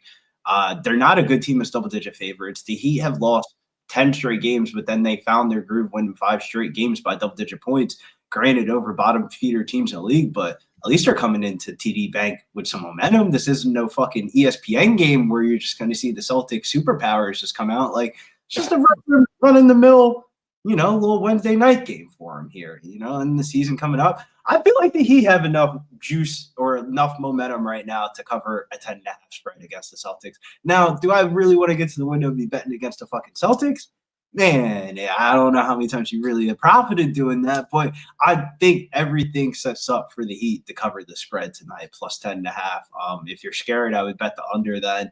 I kind of think the Heat go over that team total over 100.5 of like, I think the Heat are live to win this game. Not win this game, but I mean, bro, 10.5 points with the Celtics. How many times have we went down this trip last year with them laying double-digit points? I think the Heat compete in this one tonight. I was completely with you, and then reading Von Polo says Celtics smash and grab. Will require a little bit more time. I also need to hear. I'd like to hear from Sweaty Butcher why he thinks the Heat will be completely shut down offensively. And I mean, say what you want about Pella and Khalil, but they're giving it their all out there. Now, should Alec Burks be your starting two? No. They don't even know any better. You're just playing with effort, level, and energy. They don't even know that it's like not all the NBA players play this hard, guys. Like nobody's telling them that. They're just going out there and playing, man. I am with you here, but LJ says Boston owns Miami, but he's going to take Heat first quarter plus 3.5. Okay, well, this will take a little bit more study for me, but the Heat plus 10.5 is certainly appealing at this point. The 3 underdogs that I do like today on today's card. Let's roll on. Our next spot on the board, we head to LJ's Toyota Center in Houston, Texas, where LJ's a VIP with credentials. She has 16-60, 7-30 on the road. Rockets 49-27, 27-11 at home. Utah's a disgrace to the NBA. 41.6 from the field and 31.4 from 3. They're doing whatever they can to get a chance at Cooper Flag. It's just, it's fucking disgrace. Trading away fucking first-round draft picks like 70 years from now. Like, the fuck are you guys doing? It just sucks. It's bad for the sport. There's, the NBA is not at its highest high right now, and I feel like the only way you can make a point is getting rid of the Utah team and making an expansion team. Like, if you want to be that bad of a team, well, fuck it. We'll make an expansion. Yeah, I mean, that's Satcher was talking about, relegation. Relegate them down to the G League, Saturday says Filipowski and Kessler props still cash. Houston 3-2 over the past 5. 11th fastest pace, 98.9 possessions a game, shooting the ball well, 46.9 from the field and 35.8 from 3. We also know exactly what they've been doing defensively, playing very good defensively. They just finished off a 3-game trip, came home yesterday. Hard to imagine them not going out, on Monday night. Now, it is a Monday night in LA, but hard to imagine them not going out in LA. Coming off the 104-98 loss, that snapped their 3-game winning streak. The Jazz coming off the loss at Charlotte, 110-106. They're not scoring much right now, averaging about 100 points per game over their last 5. Let's see who we expect to play for the Utah Jazz. Marketing out, Collins out, and Springer game time decision, so pretty simple. And Houston is a healthy lineup. Van Fleet, Green, Amen Thompson, Dylan Brooks, and Sengun is your starting 5. And Sweaty Butcher, by the way, on that Heat spot says Heat are also 1-8-1 against the spread as a road dog last 10. Stepping in front of the Celtics team right now is tough, especially with the Heat. Celtics punish them. Heat will barely break 99. They've been held under 101 points in 6 of the last 10 games as a road dog. I 100% agree with you, but to play devil's advocate, one of Cleveland, Boston, Denver, or Dallas are definitely losing today. One of those 4 have to lose for the market to break for the sports books. Well, it's got to be the Hawks bouncing back, but we'll get into that shortly. We have Houston minus 16.5. They open up at 17.5. So we have a 1-point move towards the Utah Jazz. And then when we get to the total here for this one, we have a 228. It's minus 107 to the over. Open up 225.5. So a 2.5-point move towards a 2.5 point move towards the over. And then when we get to the cash flow for this one, we have 44% of tickets, 51% of cash on the Utah Jazz, 91 and 90 on the over. Billy Brisbane, we have our guy LJ from H-Town says Rockets first quarter smash. What are your thoughts here? Yeah, in the battle of Cooper Flag tank mode, the Jazz are putting themselves as the number one contenders. I mean, they've gone 3-7 in their last 10 games, despite being double-digit underdogs in 6 of those games. The Rockets went on a nice little 3-game double-digit win streak, and then prior to the last month, their last loss on Monday night in LA, I mean, they've been all right. 15-11 and 1 ATS after a loss. I think it's a good spot for them to run up the score tonight. They've gone 7-2-1 towards the over in their last 10 games, scoring 120 plus points in 3 out of the last 4. The Jazz defense has been awful this season. Even if the Rockets backups are in, I think they're going to run it up. I'm a big fan of Cam Whitmore and company. I like Houston team total over 122.5 minus 115. I like the over on this game. One player prop to look at. I feel like the Jazz player props have been cashing. Like all these player props are popping up in the prop IQ model thing. But the one I like the most is Isaiah Collier over 19.5 points, rebounds, and assists at minus 110. He's gone over his PRA prop 4 out of his last 5, 8 of his last 10, averaging 22 points, rebounds, and assists per game. Went over 2 times versus Houston this season. Other ones that are popping, Kenyon Martin's son over 5 and that's not his name, but you know what I mean. KJ Martin, I think his name is Kenyon Martin's son.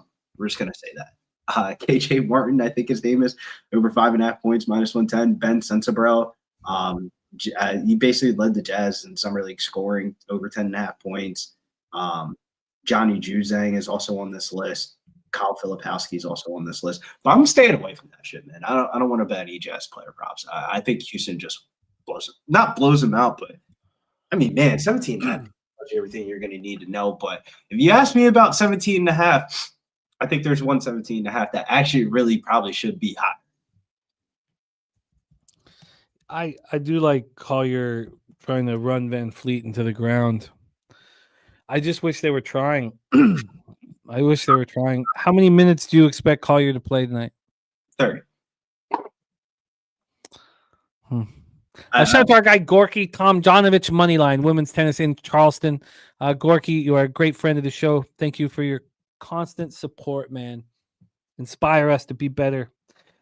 Kessler says Saturday says Kessler rebounds is inevitable. Robert Franklin on green over 31.5 PRA. I like this Collier spot. Props of like even when the Jazz get blown out, their starters are playing 30 minutes a game because their first 5 starters aren't playing. So it's like, regardless of what the final score is, Isaiah Collier is going to play the same exact amount of minutes. What has happened with the Collier prop? Has it moved up? Has it gone up? Has it done anything? Let me pull up the history for Collier here. PRA opened up 19.5 and it stayed at 19.5. I mean, the trends are really good though. 8 out of his last 10 games he's gone over, averaging 22 points, rebounds, and assists. It's gone over 4 out of his last 5 games. Went over versus Houston twice. Could be one of those ones though. Might want to pick one of the 3 categories, where like it could just be points or something like that. I remember I was bitching about AJ Johnson the first night of Pubapalooza because I got hooked on the PRA prop when I should have just took the points. Yeah. All right. Food for thought. I will study that after the show, but very helpful information from our guy Brizzy. Let's roll on. Atlanta Hawks next up, 36-39, 17-20 on the road. Dallas Mavericks 37-39, 20-17 at home with American Airlines Center in Dallas, Texas. Hawks are on the second half of back-to-back. This is their 3rd game in 4 nights, but it was a blatant no-show. Losing by margin, double digits to a Portland team with no Simons and no Scoot. I mean, sure, Denny Avdia went off, and the PRA on Denny Avdia is a gift. I'm sure Saturated has been cashing nonstop on. Hawks have lost 3 of 4. They're not playing good basketball. And then Dallas coming off a home loss to Brooklyn. I mean, you have 2 angry teams coming off embarrassing showings, which makes it tricky. Let's get into the situation. We have Lively, a game time decision right now, right ankle stress fracture. upgraded to questionable on Monday, but then he was ruled out. So when will Lively, be back in business is question one. Will it be this evening? Then we have AD. Let's go with the Brow. Brow is listed as probable, so the Brow will be in the lineup. And then we have, Caleb is listed as probable. So Caleb Martin going to go.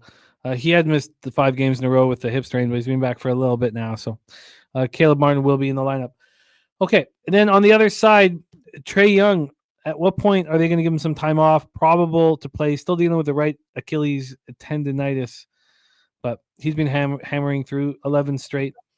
And we have Dodgers, Canucks, and Chattanooga. Dodgers, Canucks, and Chattanooga for Gorky. By the way, LJ from H-Town says this game goes over in Von Polo on Atlanta. And the free bands play today. You're right, Dougie Wise. I had that copy at the top of my worksheet. Is the Dallas Mavericks here? Is the Dallas Mavericks? This is an interesting one. It's tricky with both teams coming off embarrassing showings. We have a total of 239.5. And this has come up from 237.5, a 2-point move to the over. And we've already heard LJ liking the over in this one. And then when we get to the spread, Dallas now -4. It's a low VIG situation. It's juiced to the Hawks, but this opened up at 4.5 and went down to 3.5. A clear sign that Atlanta was live. Now we're back at 4. And then when we get to the cash flow, we have 44% of tickets, 45% of cash on Atlanta, 89 and 87 on the over. Take it away. And shooting-wise here, Atlanta 2-3 over their past 5, 4th fastest pace in the league, 102.7 possessions game, similar to what they've been playing all year. 49 from the field and 35.7 from 3. Dallas 3. Chattanooga is single. Okay, thank you, my man. So Dodgers, Canucks together. Okay, I feel you. Chattanooga single. My bad, Gorky. We're getting into it here on today's card, so my apologies there. And thank you for correcting it. That's important. Dallas 3-2, shooting the ball nice from the field, but poorly from 3, 34.8. They're just not getting the same open looks as they were getting with Kyrie on the floor. Take it away for us here, Brizzy. Hawks, Mavs. Yeah, it's a tough one because the 3 underdogs that I do like today, I haven't moved on any of the 3, but I kind of wanted to talk to you guys about it. And this is one of them where, I feel like I'm fading one of the 2 of I'm either fading the market or I'm fading my numbers, because out of today's slate, this is definitely the most important game for the standings, hence why you see the line so competitive. Dallas is trying to get a play-in spot, and Atlanta's trying to keep their spot, and tough scheduling spot for them, losing last night and then hitting the road to play in Dallas tonight. But this total is so high because Atlanta's defensive presence down low is just really bad. I like Onyeka Okongwu. He's just really young. They're allowing 118 or more points in 13 out of the last 16 games with opponents just smashing them down low. Davis coming back in the lineup in the last game. It kind of feels like this line should be higher. So the fact that it's not is telling me that Vegas is saying that Atlanta is live to win this game. I mean, I think they have a huge backcourt advantage versus the Mavericks. So it'll be interesting to see who gets out on top. But I like Atlanta here. One of the 3, I got to move one of Atlanta, Dallas over 239.5, Atlanta team total over 118.5, or Atlanta plus 3.5. One of those 3 are going to catch. Maybe all 3. One player prop I do like in this game is Trae Young over 14.5 rebounds and assists -115. He had 16 last meeting versus Dallas, and Dallas has given up the 5th most rebounds to the point guard position. So a really good spot for Trae Young tonight. Trae Young prop. Atlanta plus 3.5, team total over or full game over. Busy deciding what trigger should be pulled. And then the Trae Young was just rebounds? Rebounds and assists. Okay. All right. And what was that number? The assist line's so fucking high. You got to take rebounds and assists. I mean, if you put the rebounds if you're putting an assist line at 11.5 juiced, I mean, hey, I hope he straggles a couple of those long rebounds. I mean, if he goes over the assist prop, he should go over the rebounds and assists. I feel like that's one way to attack the really high assist props. So you kind of do that with the rebounds and assists for the big men as well. All right, let's roll on. Nice breakdown there. I hate that Dallas is coming off the embarrassment too and being sitting at home. I'd be all over Atlanta. Dallas has been on some bullshit. Ben Dallas games in the last week, and just looking at the results have been honestly bullshit. They lost to Brooklyn twice in the last week. They've Thank God. by a buzzer beater against Chicago. They beat Orlando at Orlando. Like, just looking at the results for the Dallas Mavericks in the last week is just like highly unbelievable. Like, nobody's predicting that shit. Yeah, thank God. We need one more win to cash our over 25.5 season win total on the Nets, and that's it's important. It's like it's a 2 units, right? It's a max bets 2 units. It's less important when I say it like that, but still, I want it. Let's roll on. Next spot on the board for us, Brizzy. What the hell do the Nuggets do after the debacle? I shouldn't say debacle. I mean, 61 points for Jokic and triple-double. Pretty phenomenal, but you have to think that's going to be a difficult spot here for him. Now, it is a back-to-back with no travel, which helps. I thought Jamal Murray was going to play. I was surprised to see that he wasn't in the lineup. And again, I thought that line did not make sense to me. Yes, Minnesota had won 3 in a row. We knew that mattered to Denver. The market for that game just was ugly. Of like, nothing budged in the market. Like, the market damn near told you the game was going to be sketchy as fuck and it's going to go into overtime. Of like, that there was no big buyback on either side. It just stayed stale the whole entire day. Of like, nobody has an edge in this game. Of like, Vegas was not scared to take anybody's action. Yeah, it didn't. I thought that it should have moved to 4.5 if the Nuggets were going to take care of business, and right. So I was hesitant, and I stayed off of it. I was cheering for you guys to cash on the Nuggets. Here we have the Nuggets -9.5, -9.5 at -102. We have a Spurs team that's not trying to see if they can strike lucky again, which I hope they don't. Coming out the 116-105 victory at home. Or sorry, 116-105 loss at home versus Orlando. That was both teams' second half of a back-to-back. So we have a Spurs team that's running. They're both running around the same pace. It's just efficiency. 43.2% from the field for the Spurs. Well, it's 52.8 for Denver. The 3-point shooting hasn't been so bad for the Spurs, 35.3, while the Nuggets are at 38.2. And Dougie Wise got in live, nice, with the Wolves last night. LJ says Denver is the best team against spread off home loss with no rest. Denver -9.5. Easy, says our guy LJ from H-Town. It's gone from 8.5 to 9.5.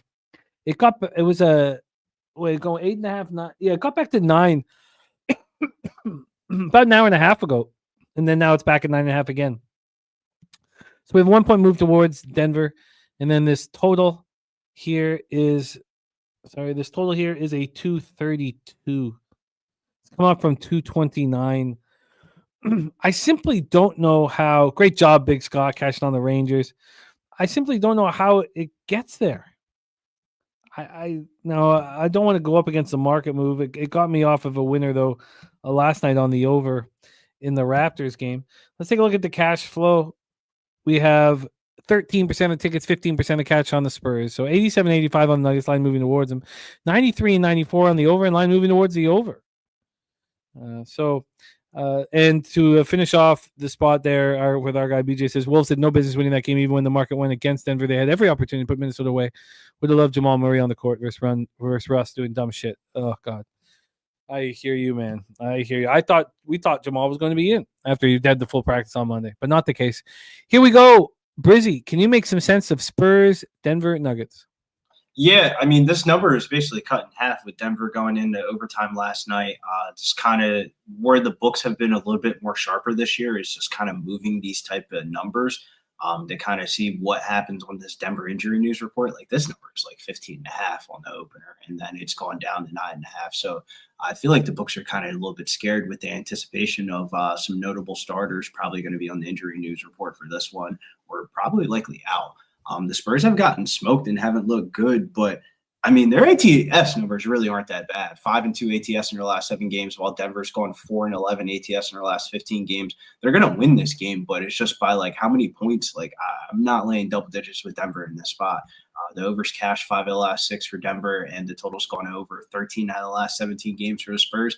I think the Spurs are live to cover this one tonight. Of like, they're finally just playing Stefan Castle 35 minutes and just letting him do whatever the fuck he wants to do.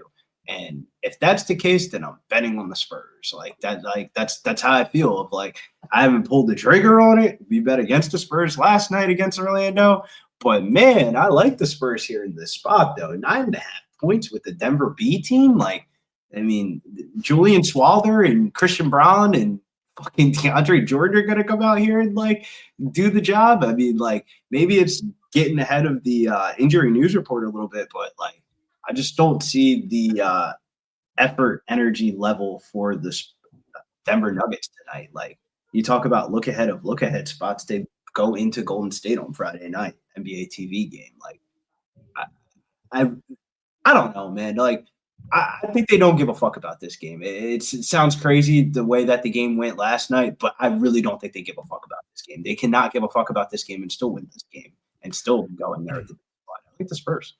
We know that they're trying to get Castle Rookie of the Year, right? We know it. We know it's Reza Shea versus Castle. We know it's coming down to the two of them. We know that the Spurs are actively trying to get Castle Rookie of the Year. So why would we not be on this PRA here tonight when we know that they're actively trying to put him in a position to win?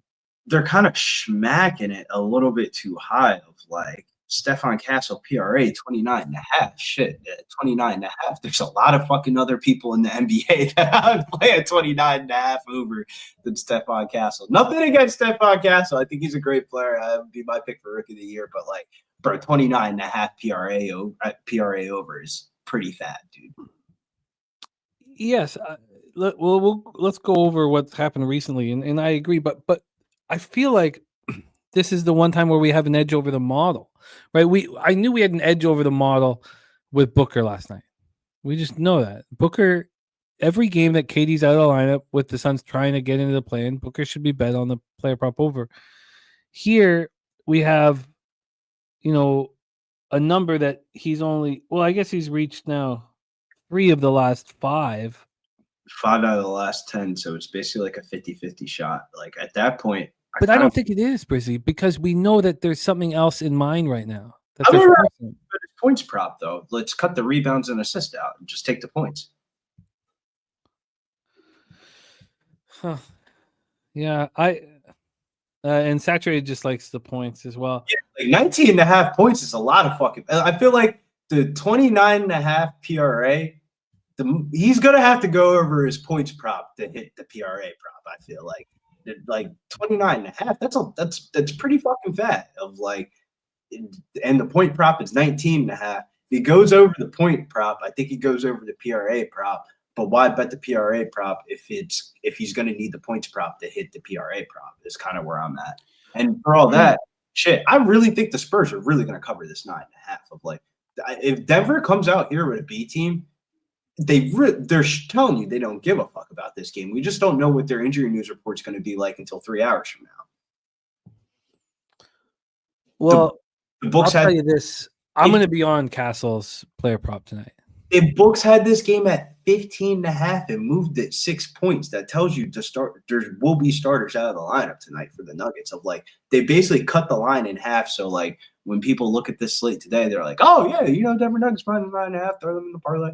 And it's just like it's not as easy as you think. Like Denver was priced the same exact price tag as the LA Clippers, the Sacramento Kings, the Houston Rockets, and then they moved that shit for a reason. Like I feel like minus 390 on the money line, given how big of favorites are on this card today, is sketchy as fuck. Like if you're telling me the Cleveland Cavaliers are minus 550 over the Knicks, and they're putting 390 against the fucking Spurs. Like that tells me I should chill out a little bit. Of like there's something to circle here. Of like this does not seem correct. Of like this market price tag is wrong.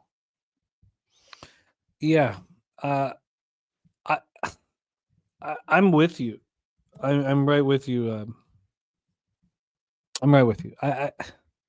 There's something up about this,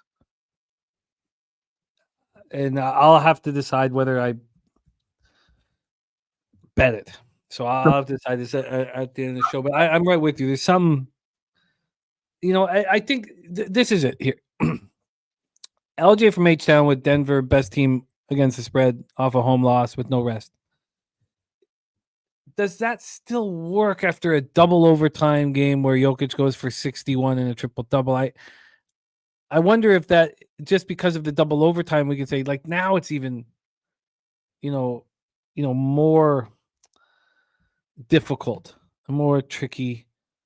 I like it. I think you're on the right track here. I don't know if I have the balls to join you on the Spurs. I don't know. I gotta figure out, because one of the three markets of the Heat, Boston, San Antonio Spurs, Denver, and Atlanta, Dallas games, all three of those markets just make complete no sense. Of like all three of those lines are way off. Of like, if you look at like models and all that bullshit compared to like where Vegas has it, of like the Dallas should be -6.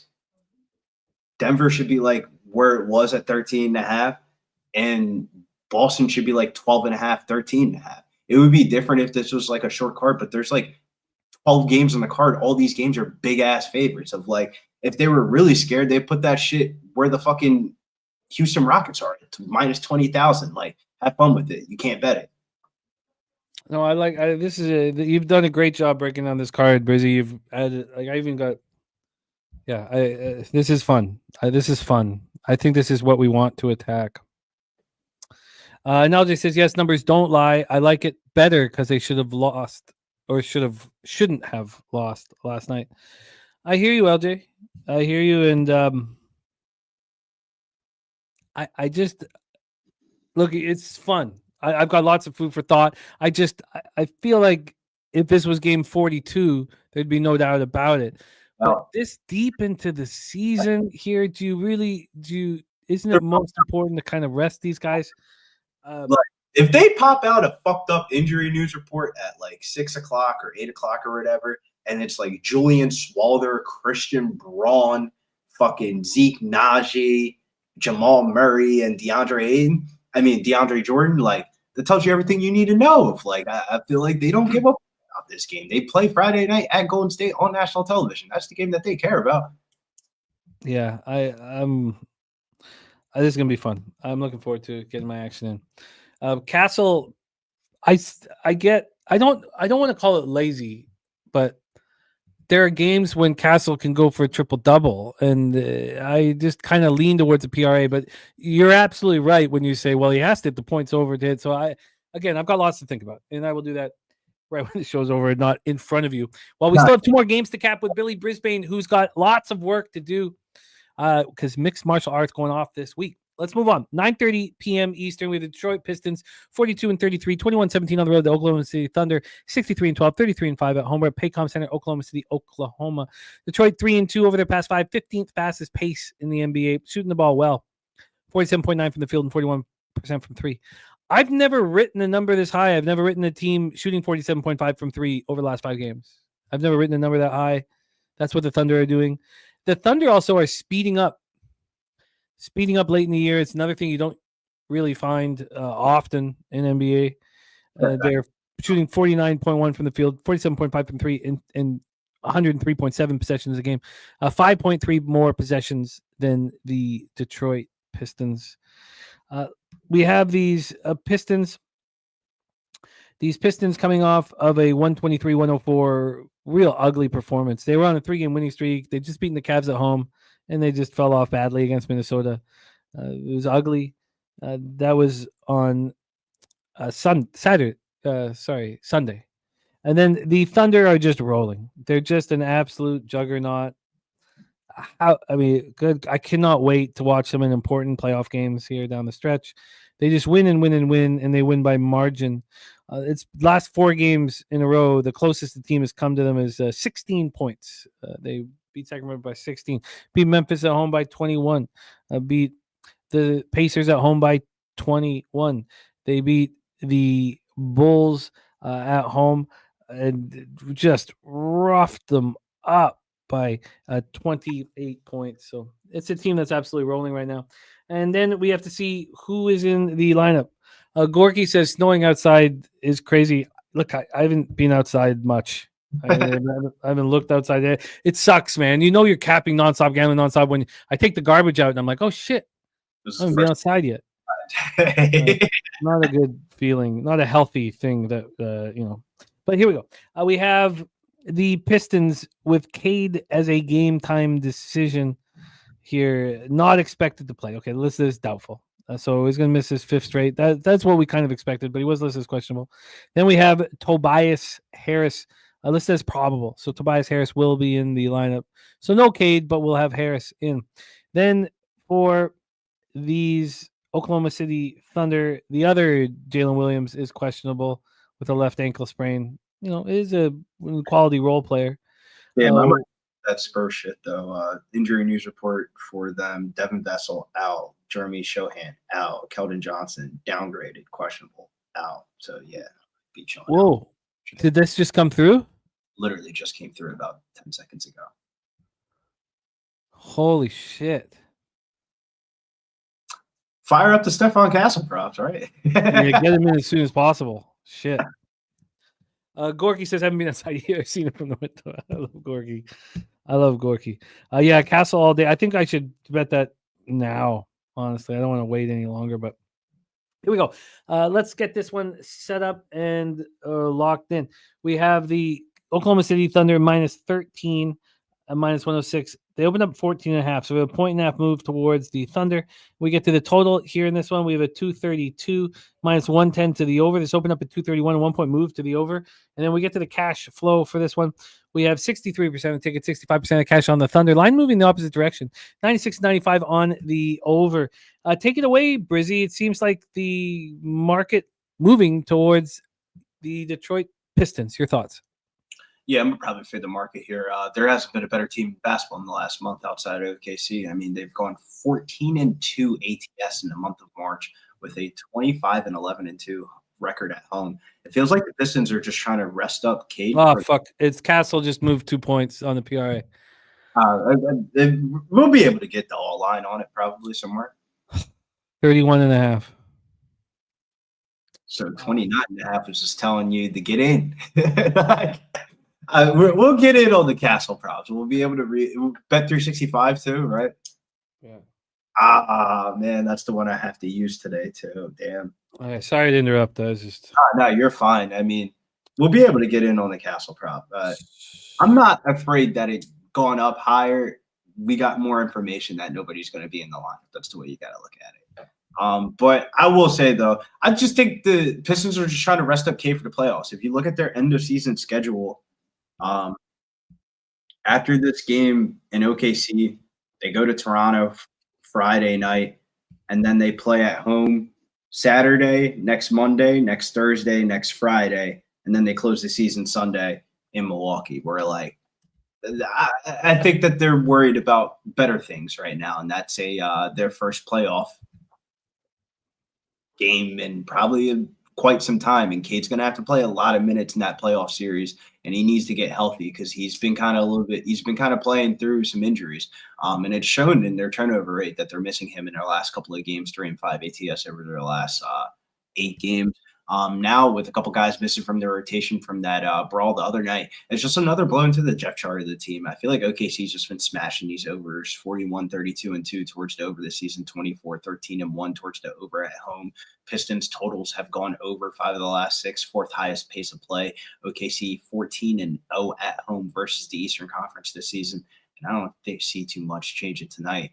I'd probably take OKC team total over 122.5 or OKC double result as a parlay piece.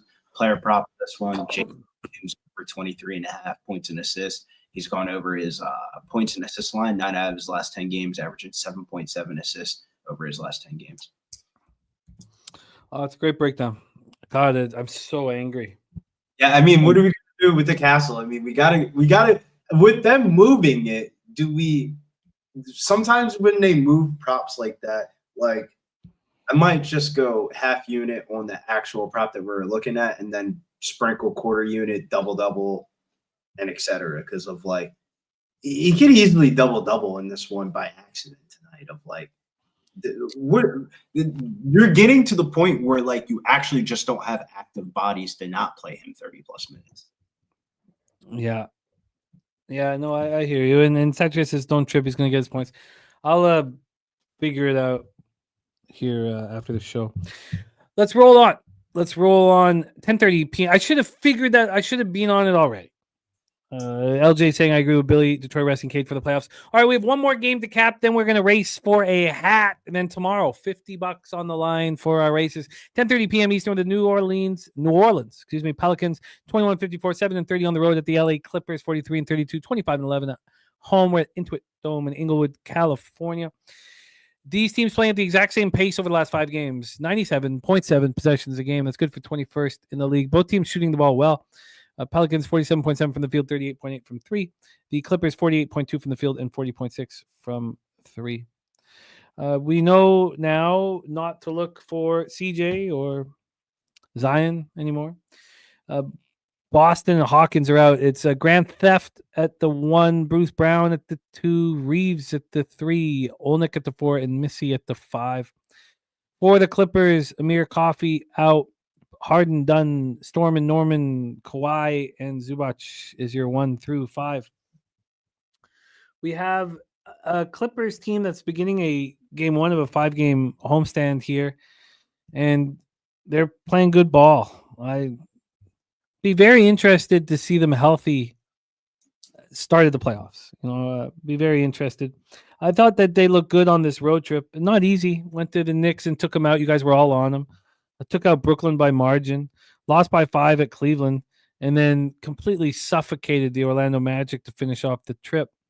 But then they had to fly on Tuesday back to LA and play tonight. That's not easy.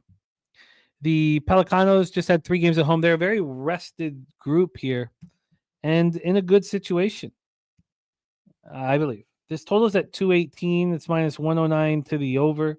Open up 217.5. You have multiple things working now. Look, but this whole psychological angle did not work for me in the Sixers-Knicks game yesterday. But here, the Clips had 1 day off, and now they have to go play the Pelicans immediately, a team that sucks, that no one's going to be up for on a Wednesday night. I wouldn't say that particularly, though, Jim. Would say what? That they're not going to care about this game. I think they're actually going to care about this game a lot. Okay, well, expand on it, because I see this as, you guys know that for me, when you fly across North America and then you don't get a day off, you don't get anything, you have to play the next day. It's a fade situation in NHL and NBA. But Brissy, take it. Let me give the cash flow information here before you do, my man. We have 51% of the tickets, 57% cash on the Clippers, 92 and 87 on the over. Take it away, my man. My bad. The Nuggets line is finally moving to where I thought it would be, but this is just another game on the card that just looks like a blowout. Like the Pelicans have shut down their most important pieces for the rest of the season, and the lineup right now that they have in are really just auditions for the rest of the NBA. They've won 2 of the last 3, but hitting the road in LA, I just feel like this isn't the best of spots for them. They just caught the Clippers last month, like a couple weeks ago, 127-120. And I think that's the reason why the Clippers are going to come out locked in. Like, it's not like that game was not that long ago. Like, they just lost to the Pelicans with Zion and them. I think they're going to come in locked in for this one. 9-1 ATS last 11 games. They've won 3 out of the last 4. I mean, Pelicans shorthanded. They've been locking up defensively. Like, I don't see the course of this Pelicans roster cracking 100 points. I think they have the lowest team total of any team on the whole entire card today for a reason. I think the Clippers are going to run away with this one. 17.5 points is a lot, though, with the Clippers. But I think I'm going to blindly just bet the Clippers each one of these games throughout their 5-game homestand here. One player prop to look at, Antonio Reeves, over 10.5 points, minus 125. Since he's been put in the starting lineup, the former Kentucky guard has looked pretty good going over his points prop through out of his last 5 games. And regardless of the scoreboard tonight, I do expect him to get some run tonight. Wow. God, this is my favorite spot to fade. Favorite spot to fade. They fly in yesterday. They have to play immediately. We talk, if you get that 2 days off between games and you fly, you have the day off, and then you play. God. I'm more worried about the shitty teams going out to places like Los Angeles, because it's like, all right, now your star players are really not playing. They're probably getting fucked up and getting lit and stuff like that. They ain't bringing around the young guys, telling them, hey man, this is Shaniqua from my rookie season. Show him a good night. Like I can't imagine what the fuck they're doing out there. It's the Clippers. Like what is their motivation for the Pelicans in this game compared to like the Clippers, where they're definitely playing for a lot right now, and they've been rolling. Well, they're in LA all week, right? I mean, they don't leave till Saturday. They play the Lakers on Friday. Yeah, they play. I think blindly, I'm going to bet them throughout this 5-game homestand. They play the Pelicans tonight, Friday, Saturday, home and home against Dallas, and then next Tuesday they play San Antonio, and then that's going to be a first half of a back-to-back, and then next Wednesday they play Houston. Like I think the Clippers are going to be a cash cow on this end of the season. Well, I tell you this, and I don't know how it's going to bang out, but I'm going to search and fight to find a way to get on the Pelicans, and I may not be able to. But I'm going to try to get on Pelicans. One bet. I can't put 2 units on it, nothing like that. This is the spot that I fade and I fade and I fade, and then it succeeds for me. Again, I'm going to have to sit with it and make sure that I have the conviction. Shout out to my guy Ralph Nunziata. Says Giants win again. Great to see you, Ralph, my man. Oh, gee, low bagger.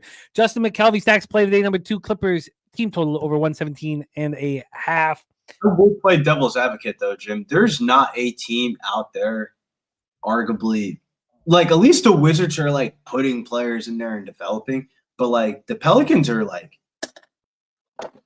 season's over, we're out. Fuck you guys. Don't buy the season tickets.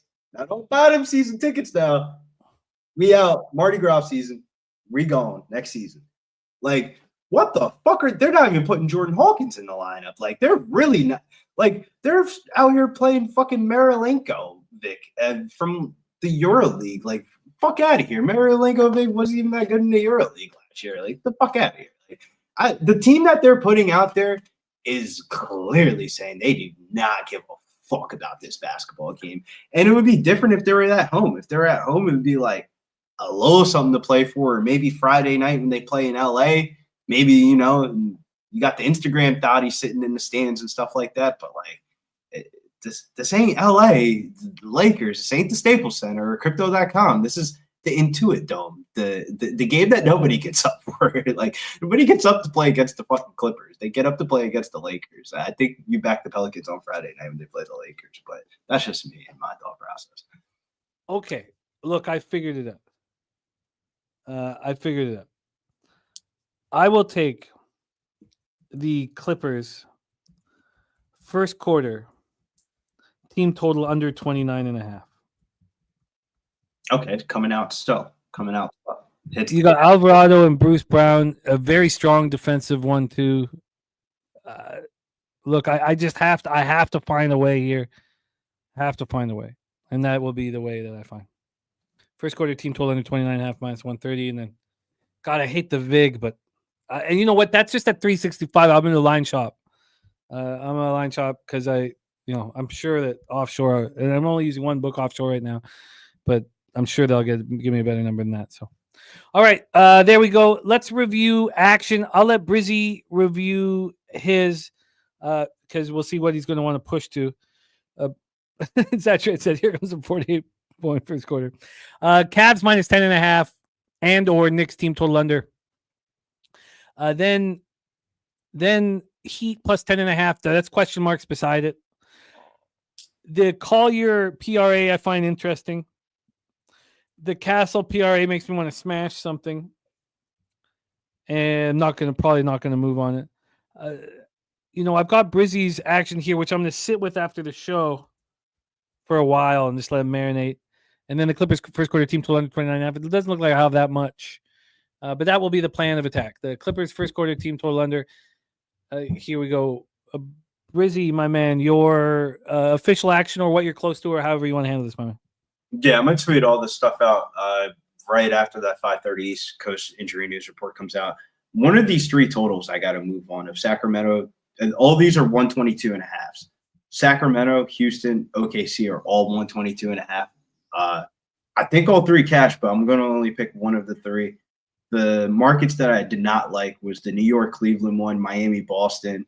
San Antonio, Denver kind of cleared itself out with the information that came out of recent. And I kind of lean towards Atlanta, but it's really just one of those cards. You mix and match the favorites throughout the card that you like. Maybe there's a baseball line that you like that's a little bit too juicy. You throw it in with the NBA piece. It's like one of those type of cards, but we'll tweet out official actions, player props for each game that stood out. Keegan Murray over 12.5 points. TJ McConnell over 7.5 points. Mikal Bridges over 1.5 3-pointers, 20+ points. Bam Adebayo over a half 3-pointer. Isaiah Collier, PRA, 19.5.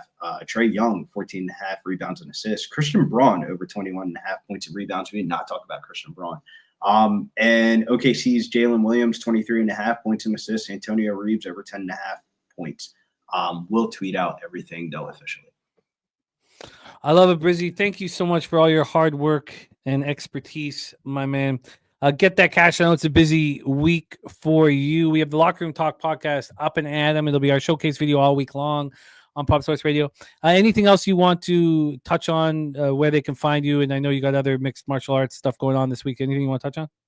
PFL tonight, Universal Studios. We're back at it. Me and Joey Tadaro going over the PFL tournament for tomorrow's night's action. Yes, PFL back in action Thursday night. And $1 million, still $500,000, probably about 5 times what the fucking UFC fighters make. So people are going to be swinging inside the cage. Find out who a lot of these fighters I'm going to be mixing in parlays with some of this NBA shit. So find out which ones that I like. PFL is just, we call it the professional favorites fighting league because of how many favorites cover in that shit. But there's going to be some dogs to cash. So make sure you guys tune in tonight, 8:00 p.m. Pub Sports Radio. We will be going live for the PFL World Championship. Oh, that's dope. Dope. Great to have you guys back in business here. Our guy, Billy Brisbane, in the house. That's the funniest line for it. Beautiful looking pig you dressed up, Jimmy.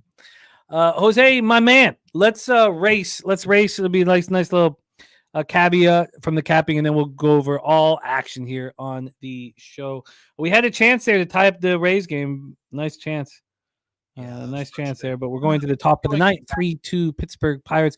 1-0 Blue Jays from our friend Crystal. Craig missed baseball in the house. Net Cubbies. The game's going exactly as expected too. It's disgusting. Like we just Skeen pitched a longer than expected, but as soon as the bullpen came in, they gave up a run. The only shitty part is that we gave up a run the half inning before. And the A's game starts in 10 minutes. Here, 10 minutes. Oh, I was going to stay off that one, but I'll cheer on Jose. Okay, we're in business. Let's race, my man. Let's get it up. Thank you guys, everybody who hit the like button, supporting the show. Thank you. It means the world to us. The donos, Gorky supporting us, having our back. We had Nate Dogg send 10 Pub Sports Radio memberships. We had TJ with the $20 dono. It means a ton. So thank you guys so much for your support of the channel. We wouldn't be here without it. So thank you for that. Jose, how many horses do we have racing? We have 444 racers today, Jimmy. Jesus. Wow, this is exciting. I see and we're only going for a minute. This is an exciting one. Jose, is this Nasty Nate's chance? He's got to go up against 444? Now, this is the least amount of chance Nasty Nate has had in a horse race ever, I believe. But what if today's the day? 1 in 444. It's not impossible. Not impossible. Let's race, my friend. Let us race indeed. 444 racers. Kelly McInnes starts off hot. We know what that means. Kelly, will see you in the back. Jojo Rabbit, Kevin Smith, HVAC Huntress, Joseph Thompson, Top Set, all in the mix right now. Brooklyn Funk Project up there. There's going to be a lot of names that we just see for the first time here. Gravy Bets the Reaver in there as well, the champion of our poker tournament, Jimmy. Fat Wally making the big move on the outside, and so is Spinning Bird Flip. Spinning bird flip. Christopher Comentini up front. We have 20 seconds left heading into the final few furlongs in. Top Set trying to come home with it. Top Set taking the lead and going away. Who's got late pace? Our guy Swish making a power move on the outside. B Will also in the mix. We have Jedi for Life. Jedi for Life. And Guillermo Zutucci. Guillermo Zutucci. Can he be the one of 440? No, he can't. But Michael Piccioni winning it. Our great friend Michael Piccioni, who has our back and supports our shows, now has a Cash It hat as well. We got to write, just in case these guys aren't watching, we got to make sure that we have Michael Piccioni here written down, as well as Ronnie Lofton cashing the Low Shack in the Bag shirt.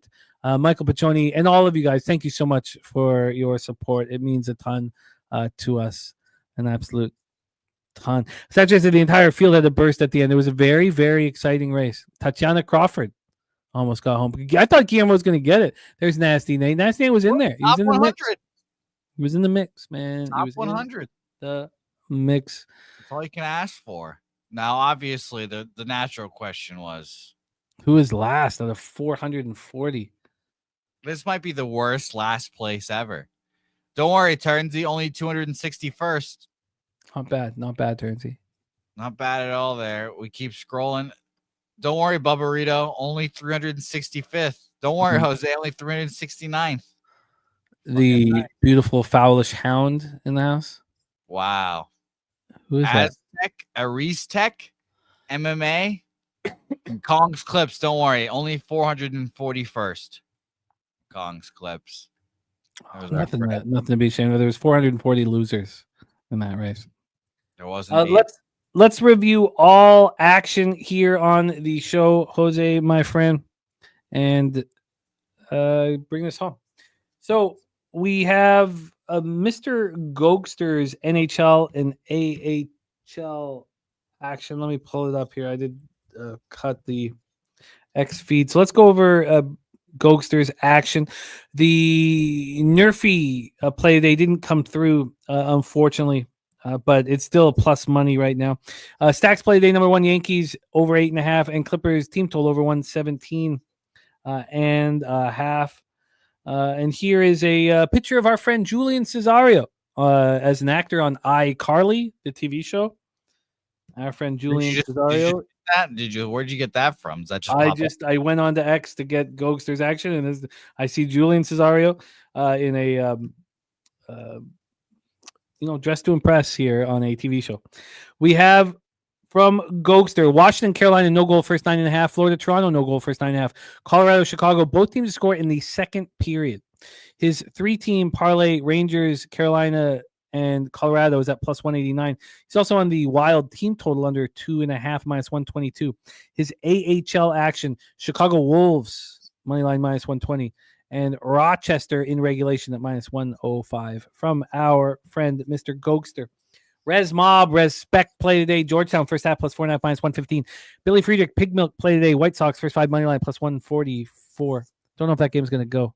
Shout out to our guy Robert Cherry in the house. What a call he had on the Sabres yesterday. Then Big Scott, Rangers money line casher, Yankees minus 1, and Tigers minus 1 left to roll. Billy Friedrich's on Missy over 19 PRA there for the Pelicanos. Dougie Wise, free bands play today. Mavericks minus 3. 9 Legacy, Rangers money line, Brewers money line. It was a good start, looks like. Mariners money line, Pirates first 5 money line, Philadelphia and Phillies. Philadelphia minus 1.5. Crystal Craig, CJ Abrams over 1.5 bases at plus 130. Moved to plus 125. That game is on as we speak here. And looks like the Pirates are going to put another run on here, unfortunately. Big out. We need a big out here so we have a chance in the bottom of the inning. It's not going to be easy with Cruz up bat. And, okay. Jose can fill us in. Isaiah B on the Rays, first 5 team total under 1.5. That was a casher. Philly Eagle Flyer 2-2 with the draws after second inning. Morgan Spooner on the Royals money line. Horner over 1.5 hits and runs RBIs minus 120. Blackthor King on Mackenzie Gore over 5.5 strikeouts. That's the play of the day. AM is on the under 5.5 in the Wild game. I'm with him on that one. Oh, I didn't go over my NHL. My NHL here. Nothing to be added for me in NHL. Although I think there was a Oh, we're gonna get there in a second. So, also Slatsy on that Wild Rangers under 5.5, and Philly Eagle Flyers on the Wild and the first period under 1.5. In NHL, for me, I moved on the under 5.5 in the Rangers Wild game and the over 6.5 in Colorado Chicago. I'm on Hurricanes -1 at -108. Again, that line move I absolutely destroyed. I find it interesting, how many cappers heard that breakdown and were like, "You're wrong." I'm on the Capitals with the 50-cent line in my direction, and 50 cents, Jose. I mean, that's 50 cents in your direction. Yeah. And it was 50 cents hours ago. So it's just, it's still 50 cents. Leafs -1 at +144. What's going on with that line? That line's moved against me. Could have got a better line. Damn it, if I had waited. Not good. And then Kraken, is that line still going against me?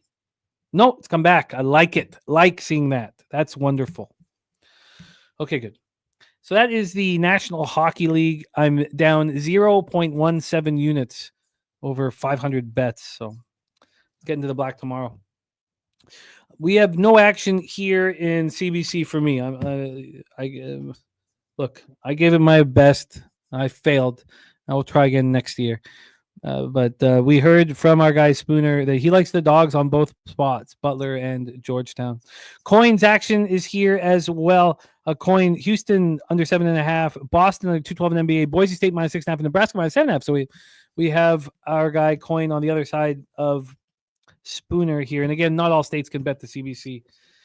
And then I've cashed the first 3 under 2.5, but it looks like I'm in the Texas Cincinnati game. Anybody betting unders until that late run in the Angels game would be cashing. That's 4-2 now. Yeah, fuck. So it looks like I'll be giving that money back and be 1-1 here. Then White Sox first 5, is that game going to be postponed and canceled? I don't know. Spooner's on the Nats -103, 1-0 Blue Jays. Jose's on the A's. That game is about to start in a minute. BJ also best bet Athletics. I expect to be on the first 3 under 2 here in San Francisco, Houston in 30 minutes. I'll be the first bet I make. Guardians, what do I do with them at this price?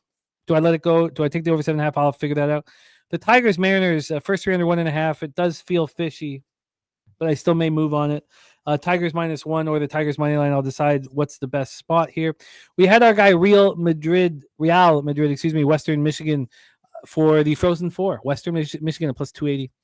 The over, I already bet in Mets Marlins. I guess I had Mets are too expensive. Jose's on the Boston. Well, Jose's going to go over his action. I've got his action here, but he's going to go over it. And then the first 5 over 4.5 for the first 3 over 2.5. I'll have to decide in Atlanta.